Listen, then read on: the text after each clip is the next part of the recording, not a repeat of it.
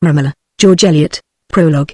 More than 3 centuries and a half ago, in the mid-springtime of 1492, we are sure that the Angel of the Dawn, as he travelled with broad slow wing from the Levant to the Pillars of Hercules, and from the summits of the Caucasus across all the snowy alpine ridges to the dark nakedness of the Western Isles, saw nearly the same outline of firm land and unstable sea, saw the same great mountain shadows on the same valleys as he has seen today, saw olive mounts, and pine forests, and the broad plains green with young corn or rain-freshened grass, saw the domes and spires of cities rising by the riversides or mingled with the sedge-like masts on the many-curved sea coast, in the same spots where they rise today.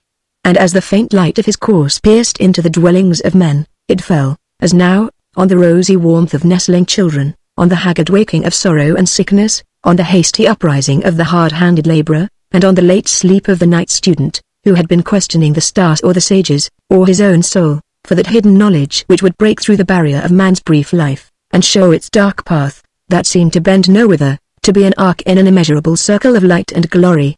The great river courses which have shaped the lives of men have hardly changed, and those other streams, the life currents that ebb and flow in human hearts, pulsate to the same great needs, the same great loves and terrors.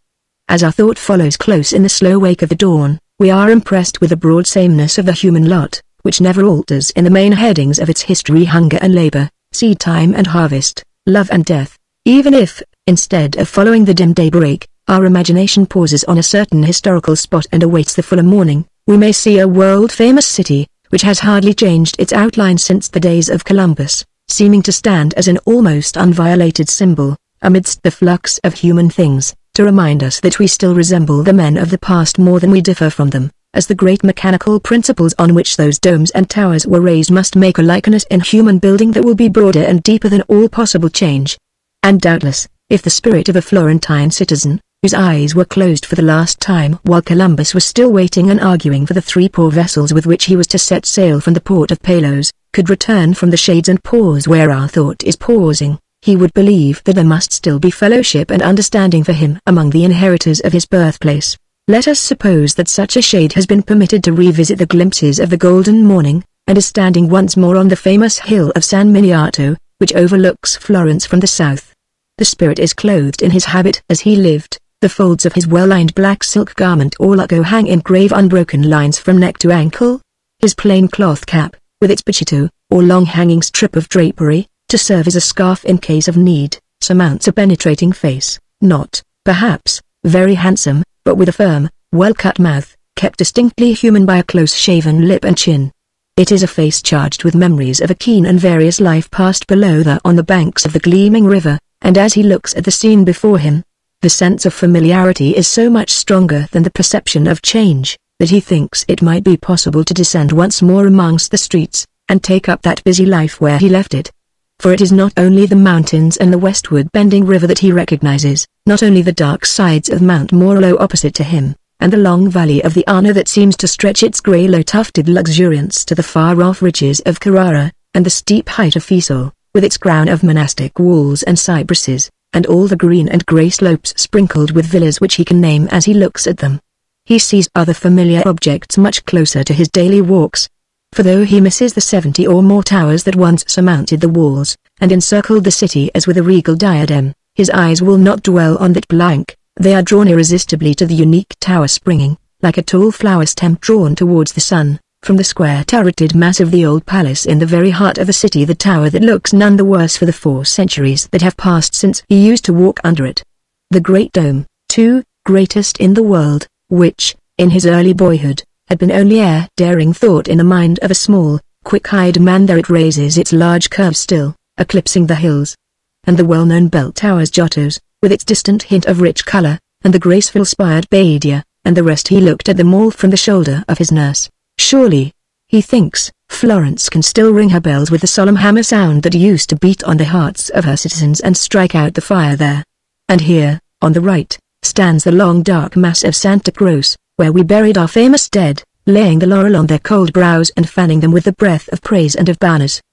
But Santa Croce had no spire then. We Florentines were too full of great building projects to carry them all out in stone and marble. We had our frescoes and our shrines to pay for, not to speak of rapacious condottieri, bribed royalty, and purchased territories, and our facades and spires must needs wait.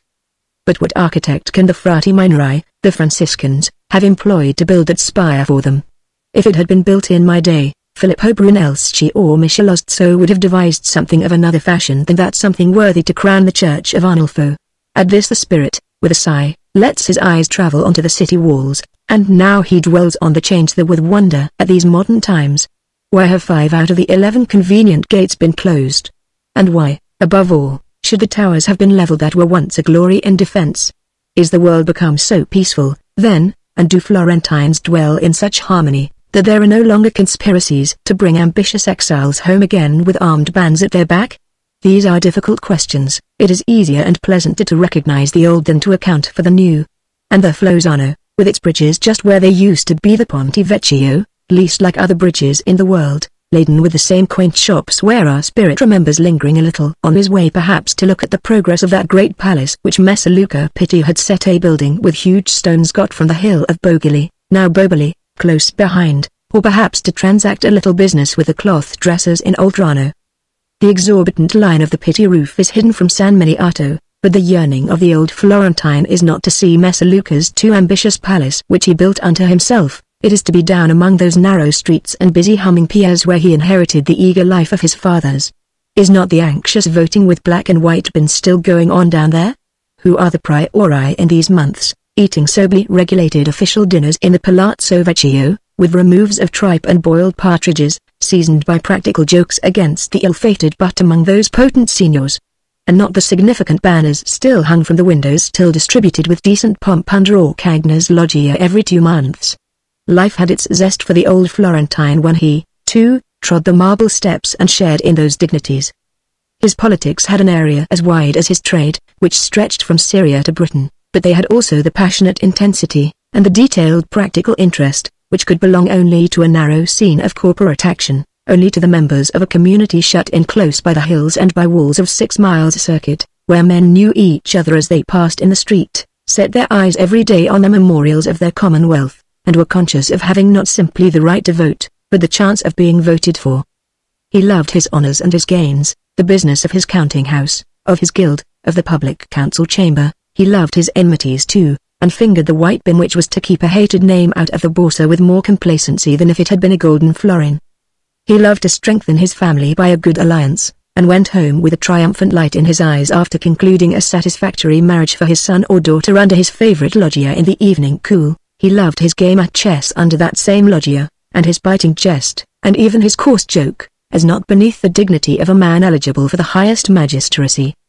He had gained an insight into all sorts of affairs at home and abroad. He had been of the 10 who managed the War Department, of the 8 who attended to home discipline, of the priori or signori who were the heads of the executive government. He had even risen to the supreme office of Gonfalonier. He had made one in embassies to the Pope and to the Venetians, and he had been commissary to the hired army of the Republic, directing the inglorious bloodless battles in which no man died of brave breast wounds virtuosi colpi but only of casual falls and tramplings. And in this way he had learned to distrust men without bitterness, looking on life mainly as a game of skill, but not dead to traditions of heroism and clean-handed honor. For the human soul is hospitable, and will entertain conflicting sentiments and contradictory opinions with much impartiality.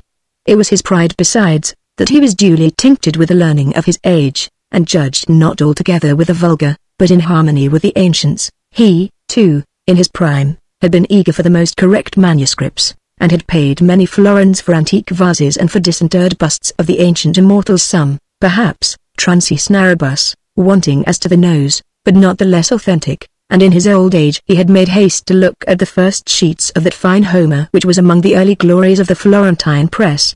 But he had not, for all that, neglected to hang up a waxen image or double of himself under the protection of the Madonna Annunziata, or to do penance for his sins in large gifts to the shrines of saints whose lives had not been modelled on the study of the classics. He had not even neglected making liberal bequests towards buildings for the Frati, against whom he had levelled many a jest. For the unseen powers were mighty. Who knew, who was sure that there was any name given to them behind which there was no angry force to be appeased, no intercessory pity to be won? Were not gems medicinal, though they only pressed the finger? Were not all things charged with occult virtues? Lucretius might be right, he was an ancient, and a great poet. Luigi Pulci, too, who was suspected of not believing anything from the roof upward, dulceto in su, had very much the air of being right over the supper table, when the wine and jests were circulating fast, though he was only a poet in the vulgar tongue. There were even learned personages who maintained that Aristotle, wisest of men, unless, indeed, Plato were wiser, was a thoroughly irreligious philosopher, and a liberal scholar must entertain all speculations. But the negatives might, after all, prove false, nay, seemed manifestly false, as the circling hours swept past him, and turned round with graver faces. For had not the world become Christian? Had he not been baptized in San Giovanni, where the dome is awful with me symbols of coming judgment, and where the altar bears a crucified image disturbing to perfect complacency in oneself and the world? Our resuscitated spirit was not a pagan philosopher, nor a philosophizing pagan poet, but a man of the 15th century, inheriting its strange web of belief and unbelief, of Epicurean levity and fetishistic dread, of pedantic impossible ethics uttered by rote, and crude passions acted out with childish impulsiveness, of inclination towards a self-indulgent paganism, an inevitable subjection to that human conscience which, in the unrest of a new growth, was rilling the air with strange prophecies and presentiments. He had smiled, perhaps, and shaken his head dubiously, as he heard simple folk talk of a Pope Angelico, who was to come by and bring in a new order of things, to purify the church from simony, and the lives of the clergy from scandal, a state of affairs too different from what existed under Innocent VIII for a shrewd merchant and politician to regard the prospect as worthy of entering into his calculations. But he felt the evils of the time, nevertheless, for he was a man of public spirit, and public spirit can never be wholly immoral, since its essence is care for a common good. That very Quaresima or Lent of 1492 in which he died, still in his erect old age, he had listened in San Lorenzo, not without a mixture of satisfaction, to the preaching of a Dominican friar, named Girolamo Savonarola, who denounced with a rare boldness the worldliness and vicious habits of the clergy, and insisted on the duty of Christian men not to live for their own ease when wrong was triumphing in high places, and not to spend their wealth in outward pomp even in the churches, when their fellow citizens were suffering from want and sickness. The freight carried his doctrine rather too far for elderly ears, yet it was a memorable thing to see a preacher move his audience to such a pitch that the women even took off their ornaments, and delivered them up to be sold for the benefit of the needy. He was a noteworthy man, that prior of San Marco, thinks our spirit, somewhat arrogant and extreme, perhaps, especially in his denunciations of speedy vengeance. Ah, Dio non paga il sabatol, God does not pay on a Saturday. The wages of men's sins often linger in their payment, and I myself saw much established wickedness of long-standing prosperity. But a freight predicator who wanted to move the people, how could he be moderate? He might have been a little less defiant and curt, though, to Lorenzo de' Medici, whose family had been the very makers of San Marco, was that quarrel ever made up? And Lorenzo himself, with the dim outward eyes and the subtle inward vision, did he get over that illness at Keggi? It was but a sad, uneasy-looking face that he would carry out of the world which had given him so much, and there were strong suspicions that his handsome son would play the part of Rehoboam. How has it all turned out? Which party is likely to be banished and have its houses sacked just now? Is there any successor of the incomparable Lorenzo, to whom the great Turk is so gracious as to send over presents of rare animals, rare relics, rare manuscripts, or fugitive enemies, suited to the tastes of a Christian Magnifico who is at once lettered and devout and also slightly vindictive? And what famous scholar is dictating the Latin letters of the Republic? What fiery philosopher is lecturing on Dante in the Duomo, and going home to write bitter invectives against the father and mother of the bad critic who may have found fault with his classical spelling? Are our wiser heads leaning towards alliance with the Pope and the Regno, the name given to Naples by way of distinction among the Italian states? Or are they rather inclining their ears to the orators of France and of Milan? There is knowledge of these things to be had in the streets below, on the beloved Marmi in front of the churches, and under the sheltering loggie, where surely our citizens have still their gossip and debates, their bitter and merry jests as of old. For are not the well-remembered buildings all there? The changes have not been so great in those uncounted years. I will go down, and here I will tread the familiar pavement, and hear once again the speech of Florentines. Go not down, good spirit.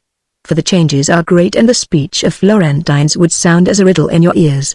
Or, if you go, mingle with no politicians on the Marmi, or elsewhere, ask no questions about trade in the Climara, confuse yourself with no inquiries into scholarship, official or monastic.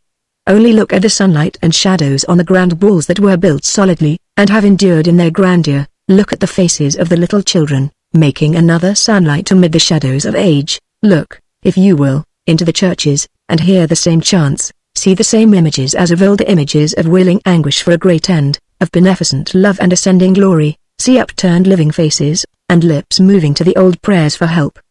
These things have not changed. The sunlight and shadows bring their old beauty and waken the old heartstrings at morning, noon, and eventide. The little children are still the symbol of the eternal marriage between love and duty, and men still yearn for the reign of peace, and righteousness still own that life to be the highest, which is a conscious voluntary sacrifice. For the Pope Angelico is not come yet. Chapter 1. The Shipwrecked Stranger. The Loggia de Cerchi stood in the heart of old Florence, within a labyrinth of narrow streets behind the Badia, now rarely threaded by the stranger, unless in a dubious search for a certain severely simple doorplace, bearing this inscription: Chi nunc il divino poeta. To the ear of Dante, the same streets rang with the shout and clash of fierce battle between rival families, but in the 15th century, they were only noisy with the unhistorical quarrels and broad jests of woolcarders in the cloth-producing quarters of San Martino and Garbo. Under this loggia, in the early morning of the 9th of April 1492, two men had their eyes fixed on each other. One was stooping slightly, and looking downward with the scrutiny of curiosity. The other, lying on the pavement, was looking upward with the startled gaze of a suddenly awakened dreamer. The standing figure was the first to speak. He was a grey-haired, broad-shouldered man, of the type which, in Tuscan phrase, is moulded with the fist and polished with a pickaxe, but the self-important gravity which had written itself out in the deep lines about his brow and mouth seemed intended to correct any contemptuous inferences from the hasty workmanship which nature had bestowed on his exterior. He had deposited a large well-filled bag, made of skins, on the pavement, and before him hung a peddler's basket, garnished partly with small woman's wear, such as thread and pins, and partly with fragments of glass, which had probably been taken in exchange for those commodities. "Young man," he said, pointing to a ring on the finger of the reclining figure, "when your chin has got a stiffer crop on it, you'll know better than to take your nap in street corners with a ring like that on your forefinger. By the holy evangels! If it had been anybody but me standing over you 2 minutes ago, but Bratti Ferravecchi is not the man to steal. The cat couldn't eat her mouse if she didn't catch it alive, and Bratti couldn't relish gain if it had no taste of a bargain. Why, young man, one San Giovanni, 3 years ago, the saint sent a dead body in my way, a blind beggar, with his cap well lined with pieces, but, if you'll believe me, my stomach turned against the money I'd never bargained for, till it came into my head that San Giovanni owed me the pieces for what I spend yearly at the festa. Besides, I buried the body and paid for a mass, and so I saw it was a fair bargain. But how comes a young man like you, with the face of Messer San Michele, to be sleeping on a stone bed with the wind for a curtain?" The deep guttural sounds of the speaker were scarcely intelligible to the newly waked, bewildered listener, but he understood the action of pointing to his ring. He looked down at it, and, with a half-automatic obedience to the warning, took it off and thrust it within his doublet, rising at the same time and stretching himself. "Your tunic and hose match ill with that jewel, young man," said Bratti, deliberately. "Anybody might say the saints had sent you a dead body. But if you took the jewels, I hope you buried him, and you can afford a mass or two for him into the bargain." Something like a painful thrill appeared to dart through the frame of the listener, and arrest the careless stretching of his arms and chest. For an instant he turned on Bratti with a sharp frown, but he immediately recovered an air of indifference, took off the red Levantine cap which hung like a great purse over his left ear, pushed back his long dark brown curls, and glancing at his dress, said, smilingly, "You speak truth, friend, my garments are as weather-stained as an old sail, and they are not old either, only, like an old sail, they have had a sprinkling of the sea as well as the rain. The fact is, I'm a stranger in Florence, and when I came in footsore last night I preferred flinging myself in a corner of this hospitable porch to hunting any longer for a chance hostelry, which might turn out to be a nest of bloodsuckers of more sorts than one." "A stranger, in good sooth," said Bratti, "for the words come all melting out of your throat, so that a Christian and a Florentine can't tell a hook from a hanger. But you're not from Genoa? More likely from Venice, by the cut of your clothes." "At this present moment," said the stranger, smiling, "it is of less importance where I come from than where I can go to for a mouthful of breakfast. This city of yours turns a grim look on me just here. Can you show me the way to a more lively quarter, where I can get a meal and a lodging?" "That I can," said Bratti, "and it is your good fortune, young man, that I have happened to be walking in from Rovesano this morning, and turned out of my way to Mercato Vecchio to say an Ave at the Badia.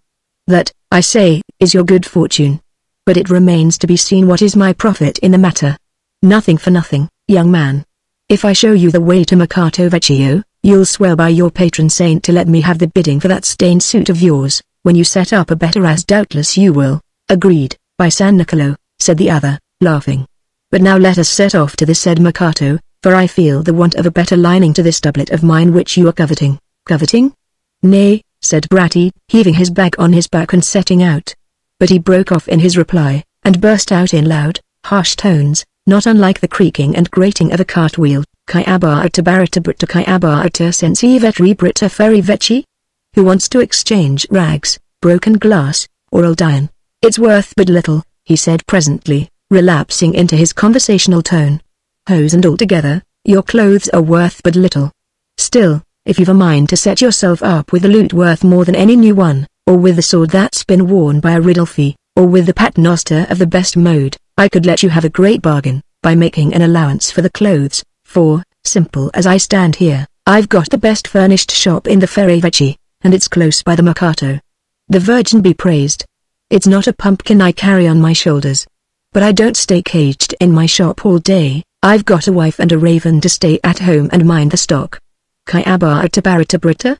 And now, young man, where do you come from, and what's your business in Florence? I thought you liked nothing that came to you without a bargain, said the stranger. You've offered me nothing yet in exchange for that information. Well, a Florentine doesn't mind bidding a fair price for news. It stays the stomach a little, though he may win no hose by it. If I take you to the prettiest damsel in the Mercato to get a cup of milk, that will be a fair bargain. Nay, I can find her myself, if she be really in the Mercato, for pretty heads are apartment to look forth of doors and windows. No.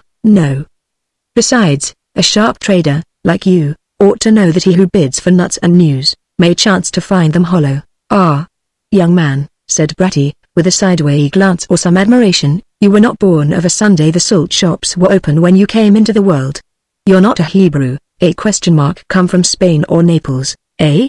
Let me tell you, the frati minori are trying to make Florence as hot as Spain for those dogs of hell that want to get all the profit of usury to themselves and leave none for Christians, and when you walk the Climara with a piece of yellow cloth in your cap, it will spoil your beauty more than a sword cut across that smooth olive cheek of yours. Abarata, barata chi abarata ? I tell you, young man, grey cloth is against yellow cloth, and there's as much grey cloth in Florence as would make a gown and cowl for the Duomo, and there's not so much yellow cloth as would make hose for Saint Christopher, blessed be his name, and send me a sight of him this day! Abarata, barata, brata chi abarata. All that is very amusing information you are parting with for nothing, said the stranger, rather scornfully, but it happens not to concern me. I am no Hebrew. See, now, said Bratti, triumphantly, I've made a good bargain with mere words. I've made you tell me something, young man, though you're as hard to hold as a lamprey. San Giovanni be praised. A blind Florentine is a match for two one-eyed men. But here we are in the Mercato. They had now emerged from the narrow streets into a broad piazza, known to the elder Florentine writers as the Mercato Vecchio, or the Old Market. This piazza, though it had been the scene of a provision market from time immemorial, and may, perhaps, says fond imagination, be the very spot to which the Fisulian ancestors of the Florentines descended from their high fastness to traffic with the rustic population of the valley, had not been shunned as a place of residence by Florentine wealth. In the early decades of the 15th century, which was now near its end, the Medici and other powerful families of the Popolani Grassi, or commercial nobility, had their houses there, not perhaps finding their ears much offended by the loud roar of mingled dialects, or their eyes much shocked by the butcher's stalls, which the old poet Antonio Pucci accounts a chief glory, or dignita, of a market that, in his esteem, eclipsed the markets of all the earth beside. But the glory of mutton and veal, well attested to be the flesh of the right animals, for were not the skins, with the heads attached, duly displayed, according to the decree of the Signoria, was just now wanting to the Mercato, the time of Lent not being yet over. The proud corporation, or art, of butchers was in abeyance, and it was the great harvest time of the market gardeners, the cheesemongers, the vendors of macaroni, corn, eggs, milk, and dried fruits, a change which was apartment to make the women's voices predominant in the chorus.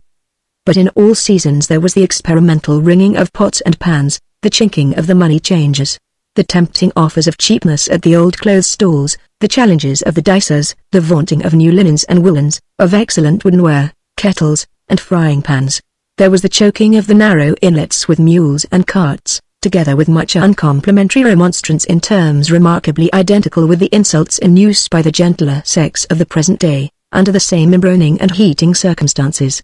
Ladies and gentlemen, who came to market, looked on at a larger amount of amateur fighting than could easily be seen in these later times, and beheld more revolting rags, beggary, and rascaldom, than modern householders could well picture to themselves. As the day wore on, the hideous drama of the gaming house might be seen here by any chance open-air spectator: the quivering eagerness, the blank despair, the sobs, the blasphemy, and the blows colon, e vedesi caiperd con gran soffi, e bestemia calamina oalia marcella, e riceveri dardi molti ingoffi. But still there was the relief of prettier sights. There were brood rabbits, not less innocent and astonished than those of our own period. There were doves and singing birds to be bought as presents for the children. There were even kittens for sale, and here and there a handsome gattuccio, or tom, with the highest character for mousing, and, better than all, there were young, softly rounded cheeks and bright eyes, freshened by the start from the far-off Castello, walled village, at daybreak, not to speak of older faces with the unfading charm of honest goodwill in them, such as are never quite wanting in scenes of human industry. And high on a pillar in the centre of the place, a venerable pillar, fetched from the church of San Giovanni, stood Donatello's stone statue of Plenty, with a fountain near it, where, said old Parsi, the good wives of the market freshened their utensils, and their throats also, not because they were unable to buy wine, but because they wished to save the money for their husbands.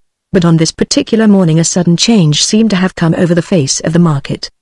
The disci, or stalls, were indeed partly dressed with their various commodities, and already there were purchasers assembled, on the alert to secure the finest, freshest vegetables and the most unexceptionable butter. But when Bratti and his companion entered the piazza, it appeared that some common preoccupation had for the moment distracted the attention both of buyers and sellers from their proper business. Most of the traders had turned their backs on their goods, and had joined the knots of talkers who were concentrating themselves at different points in the piazza. A vendor of old clothes, in the act of hanging out a pair of long hose, had distractedly hung them round his neck in his eagerness to join the nearest group. An oratorical cheesemonger, with a piece of cheese in one hand and a knife in the other, was incautiously making notes of his emphatic pauses on that excellent specimen of Marzolino, and elderly market women, with their reg baskets in a dangerously oblique position, contributed a wailing fugue of invocation. In this general distraction, the Florentine boys, who were never wanting in any street scene, and were of an especially mischievous sort, as who should say, very sour crabs indeed, saw a great opportunity.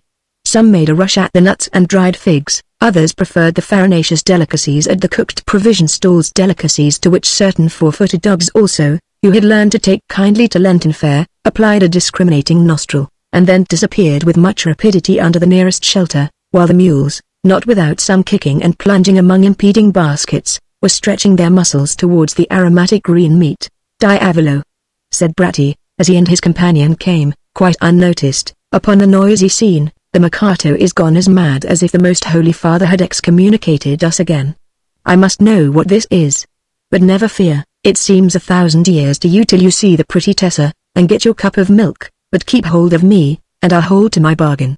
Remember, I'm to have the first bid for your suit, specially for the hose, which, with all their stains, are the best panno di garbo, as good as ruined, though, with mud and weather stains. Oh la, Munitreca," Bratti proceeded, turning towards an old woman on the outside of the nearest group, who for the moment had suspended her wail to listen, and shouting close in her ear, "Here are the mules upsetting all your bunches of parsley. Is the world coming to an end, then?" Munitreca, equivalent to Dame Greengrocer, turned round at this unexpected trumpeting in her right ear, with a half-fierce, half-bewildered look, first at the speaker, then at her disarranged commodities, and then at the speaker again. "A bad Easter and a bad year to you, and may you die by the sword," she burst out, rushing towards her stall, but directing this first volley of her wrath against Bratti, who, without heeding the malediction, quietly slipped into her place, within hearing of the narrative which had been absorbing her attention, making a sign at the same time to the younger stranger to keep near him. "I tell you I saw it myself," said a fat man, with a bunch of newly purchased leeks in his hand. "I was in Santa Maria Novella, and saw it myself." The woman started up and threw out her arms, and cried out and said she saw a big bull with fiery horns coming down on the church to crush it. "I saw it myself." "Saw what, Gora?" said a man of slim figure, whose eye twinkled rather roguishly. "He wore a close jerkin, a skull cap lodged carelessly over his left ear as if it had fallen there by chance, a delicate linen apron tucked up on one side, and a razor stuck in his belt. Saw the bull, or only the woman? Why, the woman, to be sure, but it's all one, Miles Bear, it doesn't alter the meaning answered the fat man, with some contempt. Meaning? No, that's clear enough, said several voices at once, and then followed a confusion of tongues, in which lights shooting over San Lorenzo for 3 nights together, thunder in the clear starlight, lantern of the Duomo struck with the sword of Saint Michael, Pal, arms of the Medici, all smashed, lions tearing each other to pieces, and they might well, Boto, a votive image of Lorenzo, in wax, hung up in the church of the Annunziata, supposed to have fallen at the time of his death. Boto is popular Tuscan for voto, caduto in Santissima Annunziata, died like the best of Christians, God will have pardoned him. Were repeated phrases, which shot across each other like storm-driven hailstones, each speaker feeling rather the necessity of utterance than of finding a listener. Perhaps the only silent members of the group were Bratty, who, as a newcomer, was busy in mentally piecing together the flying fragments of information, the man of the razor, and a thin-lipped, eager-looking personage in spectacles, wearing a pen and ink case at his belt. Eberbean, Nello, said Bratty, skirting the group till he was within hearing of the barber. It appears the Magnifico is dead. Rest his soul! And the price of wax will rise? Even as you say, answered Nello, and then added, with an air of extra gravity, but with marvelous rapidity, and his waxen image in the Nunziata fell at the same moment, they say, or at some other time, whenever it pleases the Frati Serviti, who know best. And several cows and women have had stillborn calves this summer, and for the bad eggs that have been broken since the carnival, nobody has counted them. A great man, a great politician, a greater poet than Dante. And yet the cupola didn't fall, only the lantern. Che miracolo! A sharp and lengthened PST was suddenly heard darting across the pelting storm of gutturals. It came from the pale man in spectacles, and had the effect he intended, for the noise ceased, and all eyes in the group were fixed on him with a look of expectation. "'Tis well said, you Florentines are blind," he began, in an incisive high voice. "It appears to me, you need nothing but a diet of hay to make cattle of you. What? Do you think the death of Lorenzo is the scourge God has prepared for Florence? Go. You are sparrows chattering praise over the dead hawk. What? A man who was trying to slip a noose over every neck in the Republic that he might tighten it at his pleasure. You like that, you like to have the election of your magistrates turned into closet work, and no man to use the rights of a citizen unless he is a Medicean. That is what is meant by qualification now, netto di specchio, the phrase used to express the absence of disqualification, that is, the not being entered as a debtor in the public books. Specchio no longer means that a man pays his dues to the Republic, it means that he'll wink at robbery of the people's money, at robbery of their daughters' dowries, that he'll play the chamber and the philosopher by turns, listen to bawdy songs at the carnival and cry Bissami! And listen to sacred lords and cry again Bissami! But this is what you love, you grumble and raise a riot over your quattrini bianchi, white farthings, but you take no notice when the public treasury has got a hole in the bottom for the gold to run into Lorenzo's drains. You like to pay for footmen to walk before and behind one of your citizens, that he may be affable and condescending to you.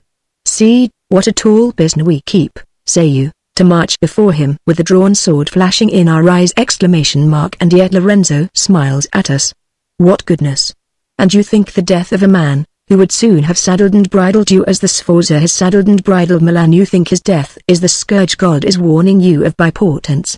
I tell you there is another sort of scourge in the air. Nay, Sir Shiny, keep astride your politics, and never mount your prophecy. Politics is the better horse, said Nello. But if you talk of portents, what portent can be greater than a pious notary? Balaam's ass was nothing to it, but a notary out of work, with his ink bottle dry, said another bystander, very much out at elbows. Better don a cowl at once, Sir Shiny, everybody will believe in your fasting. The notary turned and left the group with a look of indignant contempt, disclosing, as he did so, the sallow but mild face of a short man who had been standing behind him, and whose bent shoulders told of some sedentary occupation. By San Giovanni, though, said the fat purchaser of leeks, with the air of a person rather shaken in his theories, I am not sure there isn't some truth in what Sir Shiny says. For I know I have good reason to find fault with the quattrini bianchi myself. Grumble, did he say? Suffocation. I should think we do grumble, and, let anybody say the word, I'll turn out into the piazza with the readiest, sooner than have our money altered in our hands as if the magistracy were so many necromancers. And it's true Lorenzo might have hindered such work if he wouldn't for the bull with the flaming horns. Why, as Sir Shiny says, there may be many meanings to it. For the matter of that, it may have more to do with the taxes than we think. For when God above sends a sign, it's not to be supposed he'd have only one meaning. Spoken like an oracle, Gora, said the barber. Why, when we poor mortals can pack 2 or 3 meanings into one sentence, it were mere blasphemy not to believe that your miraculous bull means everything that any man in Florence likes it to mean. Thou art pleased to scoff, Nello, said the sallow, round-shouldered man, no longer eclipsed by the notary, but it is not the less true that every revelation, whether by visions, dreams, portents, or the written word, has many meanings, which it is given to the illuminated only to unfold. Assuredly, answered Nello. Haven't I been to hear the freight in San Lorenzo? But then, I've been to hear Francis Monaco in the Duomo too, and according to him, your Francis Girolamo, with his visions and interpretations, is running after the wind of Mongibello, and those who follow him are like to have the fate of certain swine that ran headlong into the sea or some hotter place. With San Domenico roaring Evro in one ear, and San Francisco screaming E falso in the other, what is a poor barber to do unless he were illuminated? But it's plain our Gora here is beginning to be illuminated, for he already sees that the bull with the flaming horns means first himself, and secondly all the other aggrieved taxpayers of Florence, who are determined to gore the magistracy on the first opportunity. Gora is a fool, said a bass voice, with a note that dropped like the sound of a great bell in the midst of much tinkling. Let him carry home his leeks and shake his flanks over his wool beating. He'll mend matters more that way than by showing his ton-shaped body in the piazza, as if everybody might measure his grievances by the size of his paunch. The burdens that harm him most are his heavy carcass and his idleness. The speaker had joined the group only in time to hear the conclusion of Nello's speech, but he was one of those figures for whom all the world instinctively makes way, as it would for a battering ram. He was not much above the middle height, but the impression of enormous force which was conveyed by his capacious chest and brawny arms bared to the shoulder, was deepened by the keen sense and quiet resolution expressed in his glance and in every furrow of his cheek and brow. He had often been an unconscious model to Domenico Ghirlandaio, when that great painter was making the walls of the churches reflect the life of Florence, and translating pale Ariel traditions into the deep color and strong lines of the faces he knew. The naturally dark tint of his skin was additionally bronzed by the same powdery deposit that gave a polished black surface to his leathern apron, a deposit which habit had probably made a necessary condition of perfect ease, for it was not washed off with punctilious regularity. Gora turned his fat cheek and glassy eye on the frank speaker with a look of deprecation rather than of resentment. Why, Niccolo, he said, in an injured tone, I've heard you sing to another tune than that, often enough, when you've been laying down the law at San Gallo on a festa. I've heard you say yourself, that a man wasn't a mill wheel, to be on the grind, as long as he was driven, and then stick in his place without stirring when the water was low.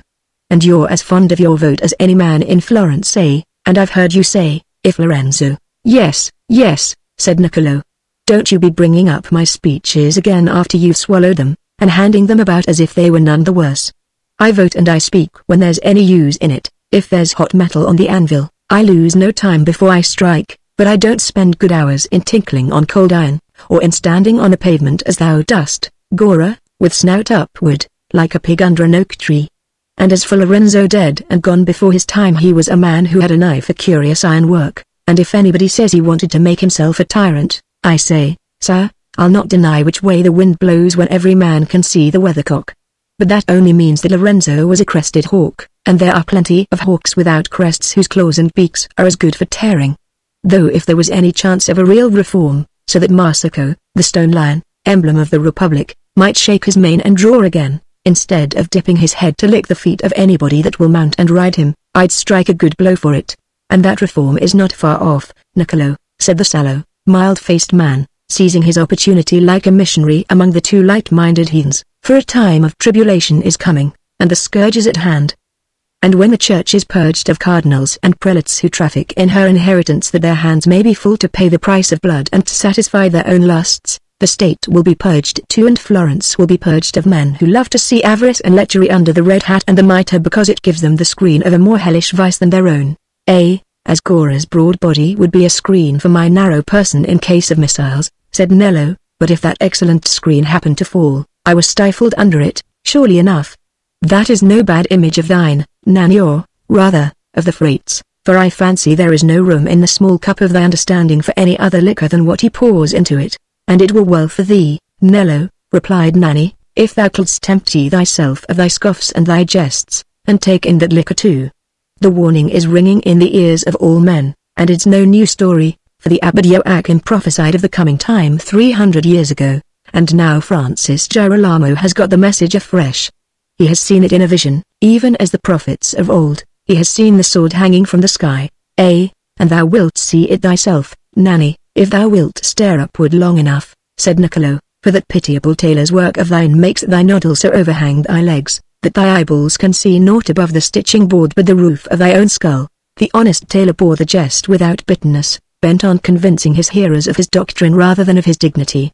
But Niccolo gave him no opportunity for replying, for he turned away to the pursuit of his market business, probably considering further dialogue as a tinkling on cold iron. Eberbean, said the man with the hose round his neck, who had lately migrated from another knot of talkers, they are safest who cross themselves and jest at nobody. Do you knows that the Magnifico sent for the Frate at the last, and couldn't die without his blessing? Was it so in truth? Said several voices. Yes, yes, God will have pardoned him. He died like the best of Christians. Never took his eyes from the holy crucifix. And the Frate will have given him his blessing? Well, I know no more, said he of the hosen, only Gussio the meta-footman going back to Keji, and he told him the Frate had been sent for yesternight, after the Magnifico had confessed and had the holy sacraments. It's likely enough the Frate will tell the people something about it in his sermon this morning, is it not true, Nanny? Said Cora. What do you think? But Nanny had already turned his back on Cora, and the group was rapidly thinning, some being stirred by the impulse to go and hear new things from the Frate. New things were the nectar of Florentines, others by the sense that it was time to attend to their private business.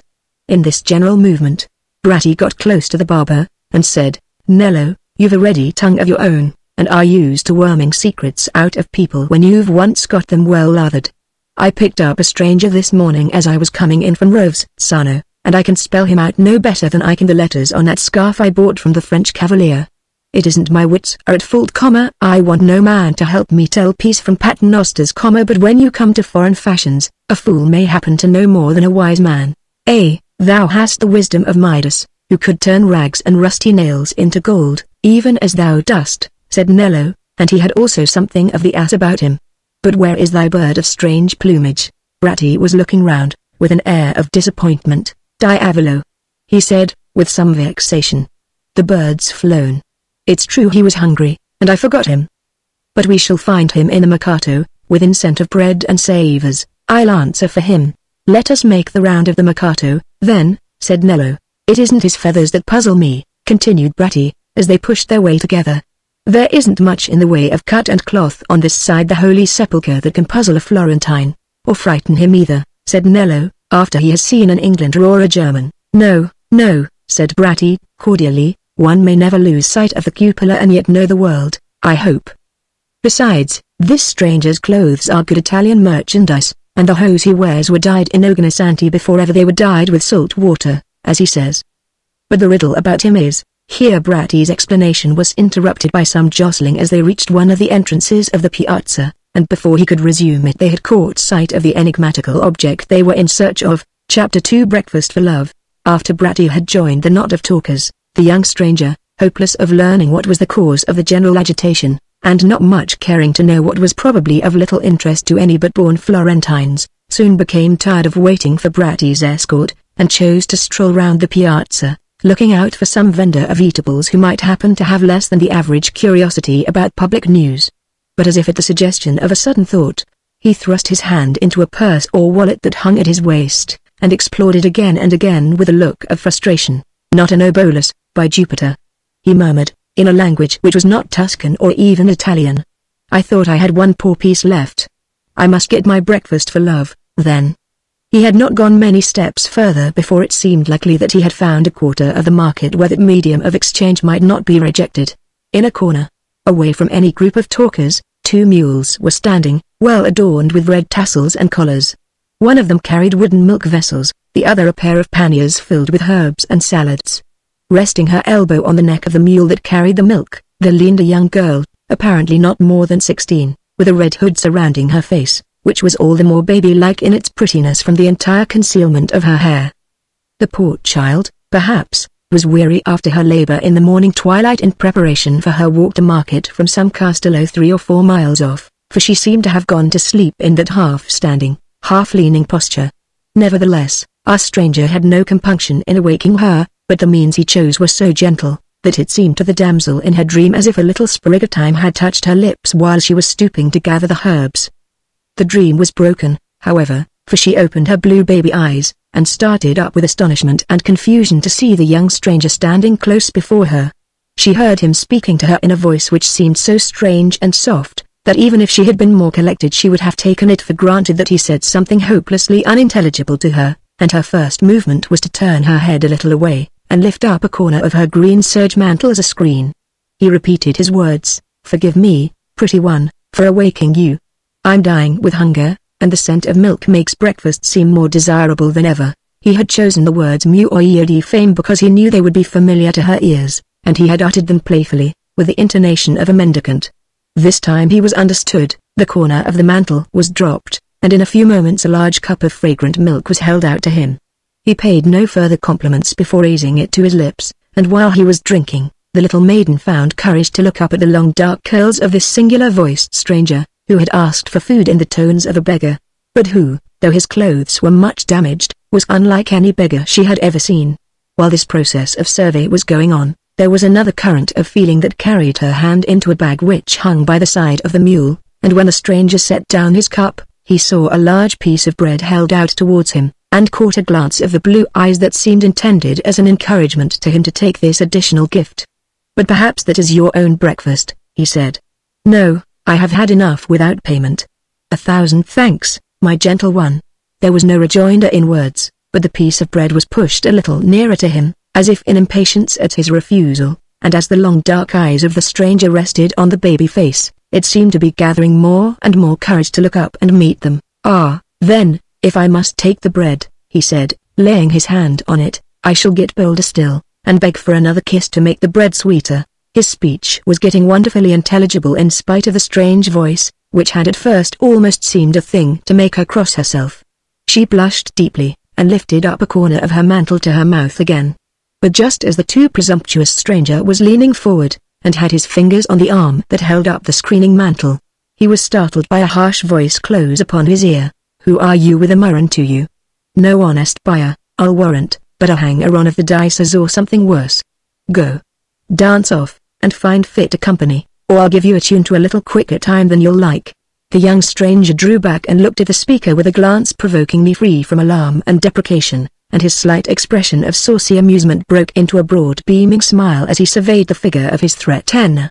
She was a stout but brawny woman, with a man's jerkin slipped over her green serge gamara or gown, and the peaked hood of some departed mantle fastened round her sunburnt face, which, under all its coarseness and premature wrinkles, showed a half-sad, half-ludicrous maternal resemblance to the tender baby face of the little maiden, the sort of resemblance which often seems a more croaking, shudder-creating prophecy than that of the death's head. There was something irresistibly propitiating in that bright young smile, but Margita was not a woman to betray any weakness, and she went on speaking, apparently with heightened exasperation. "Yes, yes, you can grin as well as other monkeys in cap and jerkin.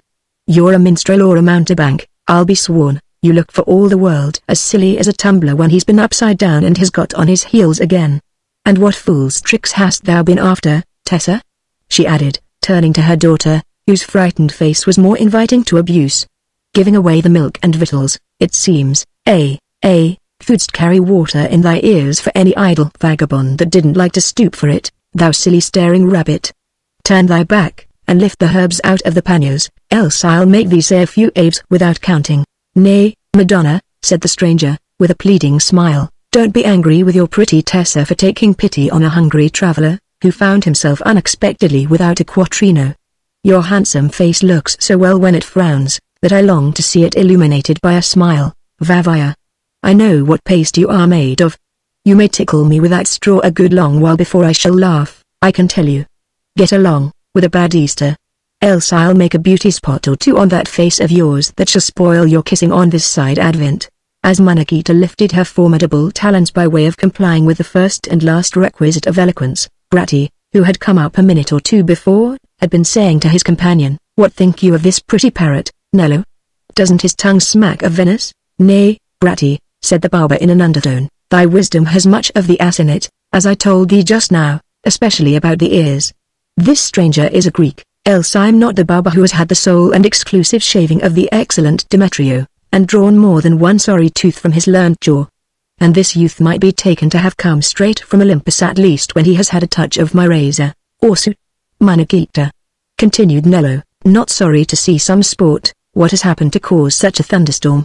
Has this young stranger been misbehaving himself, by San Giovanni?" said the cautious Bratti, who had not shaken off his original suspicions concerning the shabbily clad possessor of jewels. "He did right to run away from me, if he meant to get into mischief. I can swear that I found him under the Loggia de Cerci, with a ring on his finger such as I've seen worn by Bernardo Rucellai himself.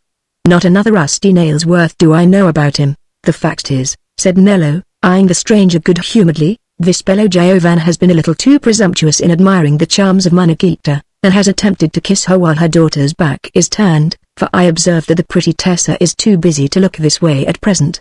Was it not so, Messer?" Nello concluded, in a tone of courtesy. "You have divined the offence like a soothsayer," said the stranger, laughingly. "Only that I had not the good fortune to find Managita here at first. I begged a cup of milk from her daughter, and had accepted this gift of bread, for which I was making a humble offering of gratitude, before I had the higher pleasure of being face to face with these riper charms which I was perhaps too bold in admiring. Va, va. Be off, every one of you, and stay in purgatory till I pay to get you out, will you?" said Managita, fiercely, elbowing Nello, and leading forward her mule so as to compel the stranger to jump aside. "Tessa, thou simpleton, bring forward thy mule a bit. The cart will be upon us." As Tessa turned to take the mule's bridle, she cast one timid glance at the stranger, who was now moving with Nello out of the way of an approaching market cart, and the glance was just long enough to seize the beckoning movement of his hand, which indicated that he had been watching for this opportunity of an adieu. "Eberbeen," said Bratti, raising his voice to speak across the cart, "I leave you with Nello, young man, for there's no pushing my bag and basket any farther, and I have business at home. But you'll remember our bargain, because if you found Tessa without me, it was not my fault.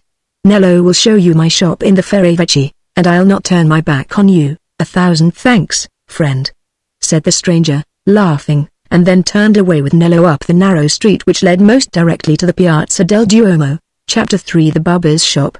"To tell you the truth," said the young stranger to Nello, as they got a little clearer of the entangled vehicles and mules, "I am not sorry to be handed over by that patron of mine to one who has a less barbarous accent, and a less enigmatical business. Is it a common thing among you Florentines for an itinerant trafficker in broken glass and rags to talk of a shop where he sells lutes and swords? Common?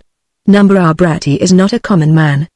He has a theory, and lives up to it, which is more than I can say for any philosopher I have the honor of shaving," answered Nello, whose loquacity, like an over-full bottle, could never pour forth a small dose.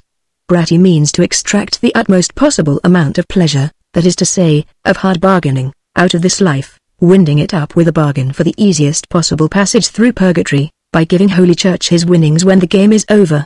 He has had his will made to that effect on the cheapest terms a notary could be got for. But I have often said to him, 'Bratti, thy bargain is a limping one, and thou art on the lame side of it.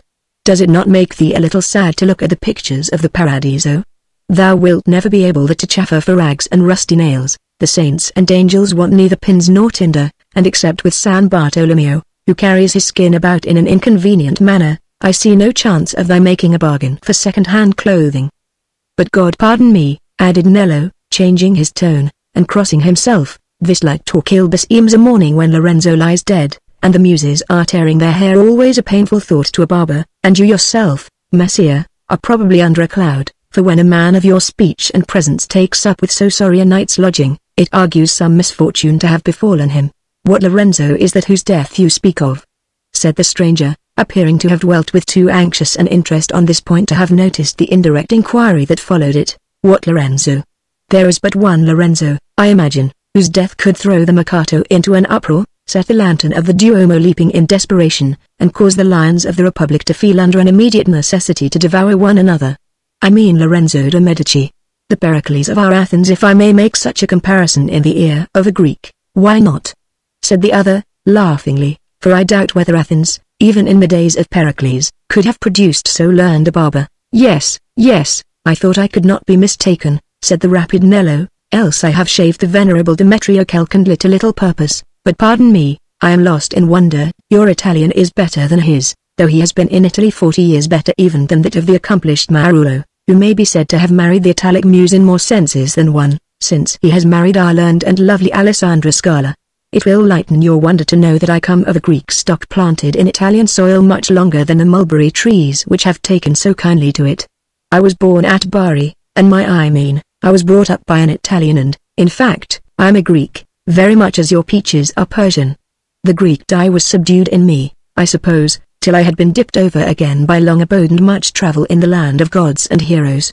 And, to confess something of my private affairs to you, this same Greek dye, with a few ancient gems I have about me, is the only fortune shipwreck has left me. But when the towers fall, you know it is an ill business for the small nest builders. The death of your Pericles makes me wish I had rather turned my steps towards Rome, as I should have done but for a fallacious Minerva in the shape of an Augustinian monk. At Rome, he said, you will be lost in a crowd of hungry scholars, but at Florence, every corner is penetrated by the sunshine of Lorenzo's patronage. Florence is the best market in Italy for such commodities as yours. Gnaf, and so it will remain, I hope, said Nello. Lorenzo was not the only patron and judge of learning in our city, heaven forbid. Because he was a large melon, every other Florentine is not a pumpkin, I suppose. Have we not Bernardo Russelli, and Alamanno Rinarsini, and plenty more? And if you want to be informed on such matters, I, Nello, am your man. It seems to me 1,000 years till I can be of service to a bel erudito like yourself. And, first of all, in the matter of your hair. That beard, my fine young man, must be parted with, for it is dear to you as the nymph of your dreams. Here at Florence, we love not to see a man with his nose projecting over a cascade of hair.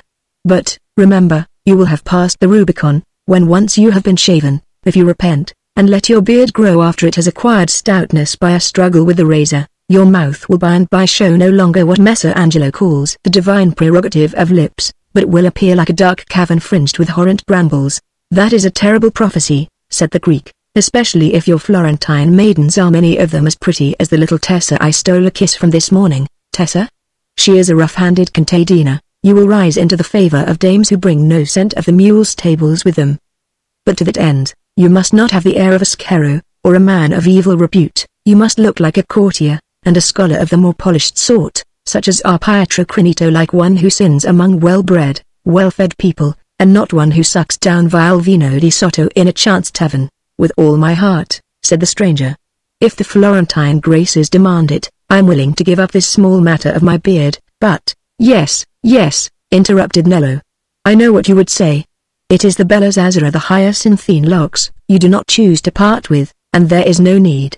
Just a little pruning and you will look not unlike the illustrious Prince Pico di Mirandola in his prime. And here we are in good time in the Piazza San Giovanni, and at the door of my shop. But you are pausing, I see. Naturally, you want to look at our wonder of the world, our Duomo, our Santa Maria del Foro. Well, a mere glance, but I beseech you to leave a closer survey till you have been shaved. I am quivering with the inspiration of my art even to the very edge of my razor. Ah, then, come round this way. The mercurial barber seized the arm of the stranger, and led him to a point, on the south side of the piazza, from which he could see at once the huge stark shell of the cupola, the slender soaring grace of Giotto's campanile, and the quaint octagon of San Giovanni in front of them, showing its unique gates of storied bronze, which still bore the somewhat dimmed glory of their original gilding. The inlaid marbles were then fresher in their pink, and white, and purple, than they are now, when the winters of 4 centuries have turned their white to the rich ochre of well-mellowed meerschaum. The façade of the cathedral did not stand ignominious in faded stucco, but had upon it the magnificent promise of the half-completed marble inlaying and statued niches, which Giotto had devised 150 years before, and as the campanile in all its harmonious variety of color and form led the eyes upward, high into the clear air of this April morning, it seemed a prophetic symbol, telling that human life must somehow and sometime shape itself into accord with that pure aspiring beauty. But this was not the impression it appeared to produce on the Greek. His eyes were irresistibly led upward, but as he stood with his arms folded and his curls falling backward, there was a slight touch of scorn on his lip, and when his eyes fell again they glanced round with a scanning coolness which was rather piquing to Nello's Florentine spirit. "Well, my fine young man," he said, with some impatience, "you seem to make as little of our cathedral as if you were the angel Gabriel come straight from paradise. I should like to know if you have ever seen finer work than our Giotto's tower, or any cupola that would not look a mere mushroom by the side of Brunell's cheese there, or any marbles finer or more cunningly wrought than these that our Signoria got from far-off quarries, at a price that would buy a dukedom. Come, now, have you ever seen anything to equal them? If you asked me that question with a scimitar at my throat, after the Turkish fashion, or even your own razor," said the young Greek, smiling gaily, and moving on towards the gates of the baptistry, "I dare say you might get a confession of the true faith from me. But with my throat free from peril, I venture to tell you that your buildings smack too much of Christian barbarism for my taste. I have a shuddering sense of what there is inside hideous smoked Madonnas, fleshless saints in mosaic, staring down idiotic astonishment and rebuke from the apse, skin-clad skeletons hanging on crosses, or stuck all over with arrows, or stretched on gridirons, women and monks with heads aside in perpetual lamentation. I have seen enough of those wry-necked favorites of heaven at Constantinople. But what is this bronze door-off with imagery? These women's figures seem molded in a different spirit from those starved and staring saints I spoke of. These heads in high relief speak of a human mind within them, instead of looking like an index to perpetual spasms and colic." "Yes, yes," said Nello, with some triumph. "I think we shall show you by and by that our Florentine art is not in a state of barbarism. These gates, my fine young man, were molded half a century ago, by our Lorenzo Ghiberti, when he counted hardly so many years as you do." "Ah, I remember," said the stranger, turning away, like one whose appetite for contemplation was soon satisfied. "I have heard that your Tuscan sculptors and painters have been studying the antique a little. But with monks for models, and the legends of mad hermits and martyrs for subjects, the vision of Olympus itself would be of small use to them." "I understand," said Nello, with a significant shrug, as they walked along. "You are of the same mind as Michel Marullo, and as Angelo Poliziano himself, in spite of his canonicate, when he relaxes himself a little in my shop after his lectures, and talks of the gods awaking from their long sleep and making the woods and streams vital once more. But he rails against the Roman scholars who want to make us all talk Latin again. My ears, he says, are sufficiently flayed by the barbarisms of the learned, and if the vulgar are to talk Latin I would as soon have been in Florence the day they took to beating all the kettles in the city because the bells were not enough to stay the wrath of the saints. Ah, Messer Greco, if you want to know the flavor of our scholarship, you must frequent my shop. It is the focus of Florentine intellect, and in that sense the navel of the earth, as my great predecessor, Burchiello, said of his shop, on the more frivolous pretension that his street of the Climara was the center of our city. And here we are at the sign of Apollo and the razor. Apollo, you see, is bestowing the razor on the Triptolemus of our craft, the first reaper of beards, the sublime Anonimo, whose mysterious identity is indicated by a shadowy hand. I see thou hast had custom already, Sandro, continued Nello, addressing a solemn-looking dark-eyed youth, who made way for them on the threshold. And now make all clear for this signor to sit down, and prepare the finest scented lather, for he has a learned and a handsome chin. You have a pleasant little adytum there, I see, said the stranger, looking through a latticed screen which divided the shop from a room of about equal size, opening into a still smaller walled enclosure, where a few bays and laurels surrounded a stone Hermes. I suppose your conclave of eruditi meets there, and not less in my shop, said Nello, leading the way into the inner room, in which were some benches, a table, with one book in manuscript and one printed in capitals lying open upon it, a lute, a few oil sketches, and a model or two of hands and ancient masks. For my shop is a no less fitting haunt of the muses, as you will acknowledge when you feel the sudden illumination of understanding and the serene vigor of inspiration that will come to you with a clear chin. Ah! You can make that lute discourse, I perceive. I, too, have some skill that way, though the serenata is useless when daylight discloses a visage like mine, looking no fresher than an apple that has stood the winter. But look at that sketch, it is a fancy of Piero di Cosimo's, a strange freakish painter, who says he saw it by long looking at a mouldy wall. The sketch Nello pointed to represented three masks, one a drunken laughing satyr, another a sorrowing Magdalene, and the third, which lay between them, the rigid, cold face of a stoic. The masks rested obliquely on the lap of a little child, whose cherub features rose above them with something of the supernal promise in the gaze which painters had by that time learned to give to the divine infant. A symbolical picture, I see, said the young Greek, touching the lute while he spoke, so as to bring out a slight musical murmur. The child, perhaps, is the golden age, wanting neither worship nor philosophy. And the golden age can always come back as long as men are born in the form of babies, and don't come into the world in cassock or furred mantle. Or, the child may mean the wise philosophy of Epicurus, removed alike from the gross, the sad, and the severe. Everybody has his own interpretation for that picture, said Nello, and if you ask Piero himself what he meant by it, he says his pictures are an appendix which Messer Dominio has been pleased to make to the universe, and if any man is in doubt what they mean, he had better inquire of Holy Church. He has been asked to paint a picture after the sketch, but he puts his fingers to his ears and shakes his head at that. The fancy is past, he says. A strange animal, Piero. But now all is ready for your initiation into the mysteries of the razor. Mysteries they may well be called, continued the barber, with rising spirits at the prospect of a long monologue, as he imprisoned the young Greek in the shroud-like shaving cloth, mysteries of Minerva and the Graces. I get the flower of men's thoughts, because I seize them in the first moment after shaving. You wince a little at the lather, it tickles the outlying limits of the nose, I admit, and that is what makes the peculiar fitness of a barber's shop to become a resort of wit and learning. For, look now at a druggist's shop, there is a dull conclave at the sign of the Moor, that pretends to rival mine. But what sort of inspiration, I beseech you, can be got from the scent of nauseous vegetable decoctions? To say nothing of the fact that you no sooner pass the threshold than you see a doctor of physic, like a gigantic spider disguised in fur and scarlet, waiting for his prey, or even see him blocking up the doorway seated on a bony hack, inspecting saliva. Your chin a little elevated, if it please you, contemplate that angel who is blowing the trumpet at you from the ceiling. I had it painted expressly for the regulation of my clients' chins. Besides, your druggist, who herborizes and decocts, is a man of prejudices. He has poisoned people according to a system, and is obliged to stand up for his system to justify the consequences. Now a barber can be dispassionate, the only thing he necessarily stands by is the razor, always providing he is not an author. That was the flaw in my great predecessor Burchello. He was a poet, and had consequently a prejudice about his own poetry. I have escaped that. I saw very early that authorship is a narrowing business, in conflict with the liberal art of the razor, which demands an impartial affection for all men's chins. Ecco, Messer.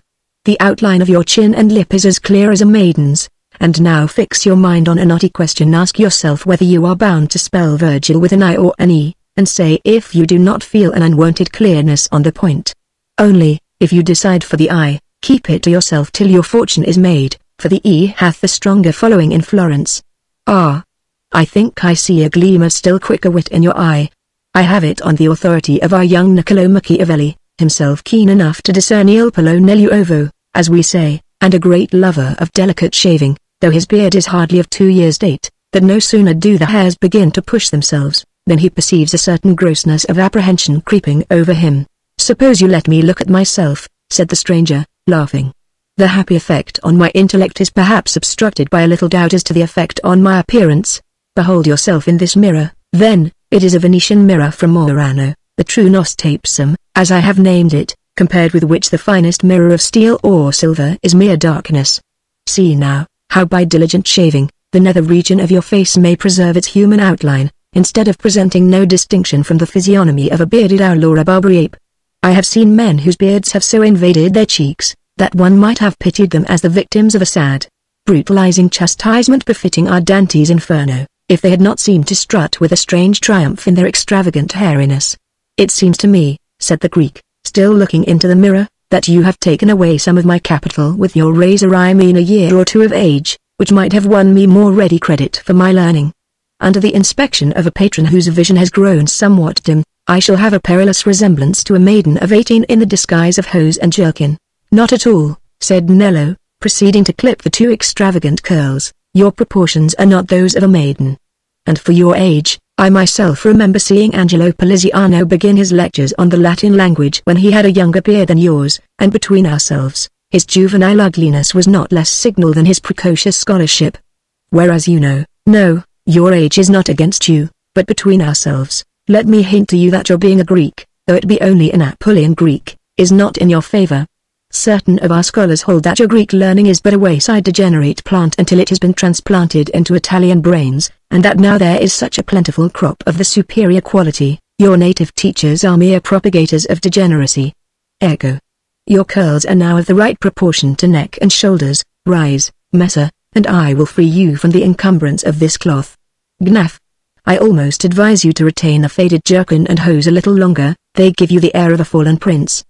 But the question is, said the young Greek, leaning against the high back of a chair, and returning Nello's contemplative admiration with a look of inquiring anxiety, the question is, in what quarter I am to carry my princely air, so as to rise from the said fallen condition. If your Florentine patrons of learning share this scholarly hostility to the Greeks, I see not how your city can be a hospitable refuge for me, as you seem to say just now. Piano not so fast, said Nello, sticking his thumbs into his belt and nodding to Sandro to restore order. I will not conceal from you that there is a prejudice against Greeks among us, and though, as a barber unsnared by authorship, I share no prejudices, I must admit that the Greeks are not always such pretty youngsters as yourself. Their erudition is often of an uncombed, unmannerly aspect, and encrusted with a barbarous utterance of Italian, that makes their converse hardly more euphonious than that of a Tedesco in a state of vinous loquacity. And then, again, excuse me, we Florentines have liberal ideas about speech, and consider that an instrument which can flatter and promise so cleverly as the tongue, must have been partly made for those purposes, and that truth is a riddle for eyes and wit to discover, which it were a mere spoiling of sport for the tongue to betray. Still we have our limits beyond which we call dissimulation treachery. But it is said of the Greeks that their honesty begins at what is the hanging point with us, and that since the old Furies went to sleep, your Christian Greek is of so easy a conscience that he would make a stepping stone of his father's corpse. The flush on the stranger's face indicated what seemed so natural a movement of resentment, that the good-natured Nello hastened to atone for his want of reticence. Be not offended, bel Giovan, I am but repeating what I hear in my shop, as you may perceive, my eloquence is simply the cream which I skim off my client's talk. Heaven forbid I should fetter my impartiality by entertaining an opinion. And for that same scholarly objection to the Greeks, added Nello, in a more mocking tone, and with a significant grimace, the fact is, you are heretics, Messer, jealousy has nothing to do with it. If you would just change your opinion about leaven, and alter your doxology a little, our Italian scholars would think it 1,000 years till they could give up their chairs to you. Yes, it is chiefly religious scruple, and partly also the authority of a great classic comma Juvenal, is it not? He, I gather, had his bile as much stirred by the swarm of Greeks as our Messer Angelo, who is fond of quoting some passage about their incorrigible impudence or de sapidita. Pooh! The passage is a compliment, said the Greek, who had recovered himself, and seemed wise enough to take the matter gaily. Ingenium velox, or de sapidita, sermo, promptus, et isaeo terentia. A rapid intellect and ready eloquence may carry off a little impudence. Assuredly, said Nello. And since, as I see, you know Latin literature as well as Greek, you will not fall into the mistake of Giovanni Argiropulo, who ran full tilt against Cicero, and pronounced him all but a pumpkin-head. For, let me give you one bit of advice, young man, trust a barber who has shaved the best chins, and kept his eyes and ears open for 20 years. Oil your tongue well when you talk of the ancient Latin writers, and give it an extra dip when you talk of the modern. A wise Greek may win favor among us, witness our excellent Demetrio, who is loved by many, and not hated immoderately even by the most renowned scholars.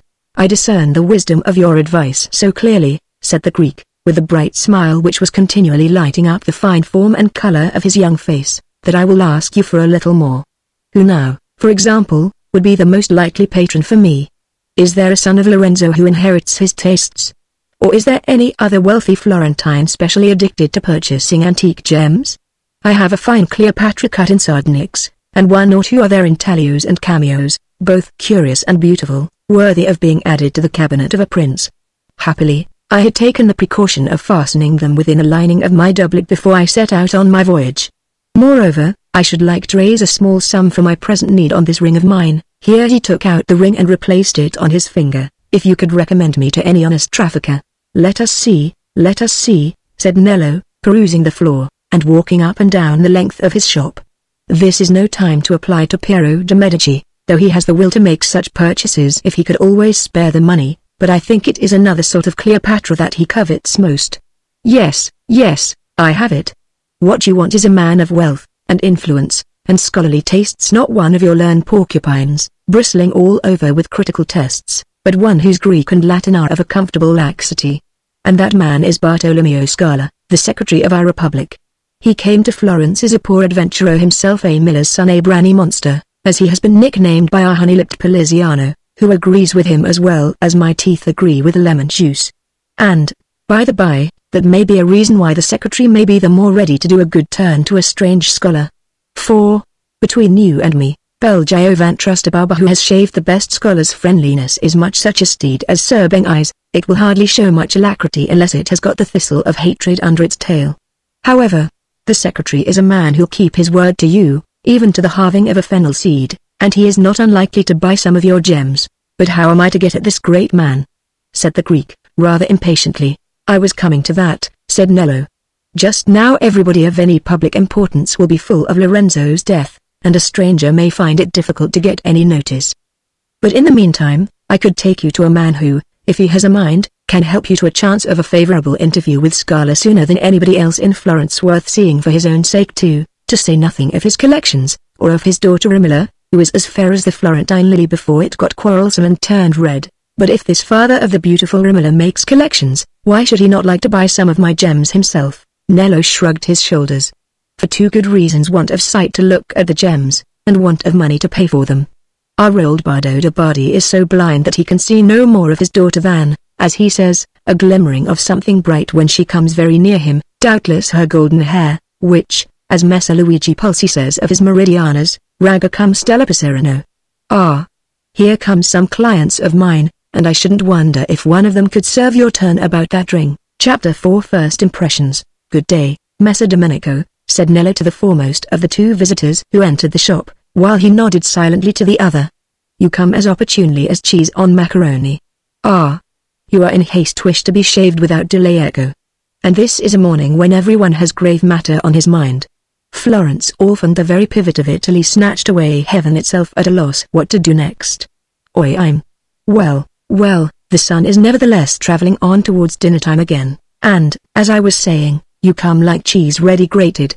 For this young stranger was wishing for an honourable trader who would advance him a sum on a certain ring of value, and if I had counted every goldsmith and the moneylender in Florence on my fingers, I couldn't have found a better name than Monaco Sanini. Besides, he hath other ware in which you deal Greek learning, and young eyes a double implement which you printers are always in need of. The grave elderly man, son of that Bernardo Sanini, who, 20 years before, having heard of the new process of printing carried on by Germans, had cast his own types in Florence, remained necessarily in lathered silence and passivity while Nello showered this talk in his ears, but turned a slow sideway gaze on the stranger. This fine young man has unlimited Greek, Latin, or Italian at your service, continued Nello, fond of interpreting by very ample paraphrase. He is as great a wonder of juvenile learning as Francesco Filolfo or our own incomparable Poliziano.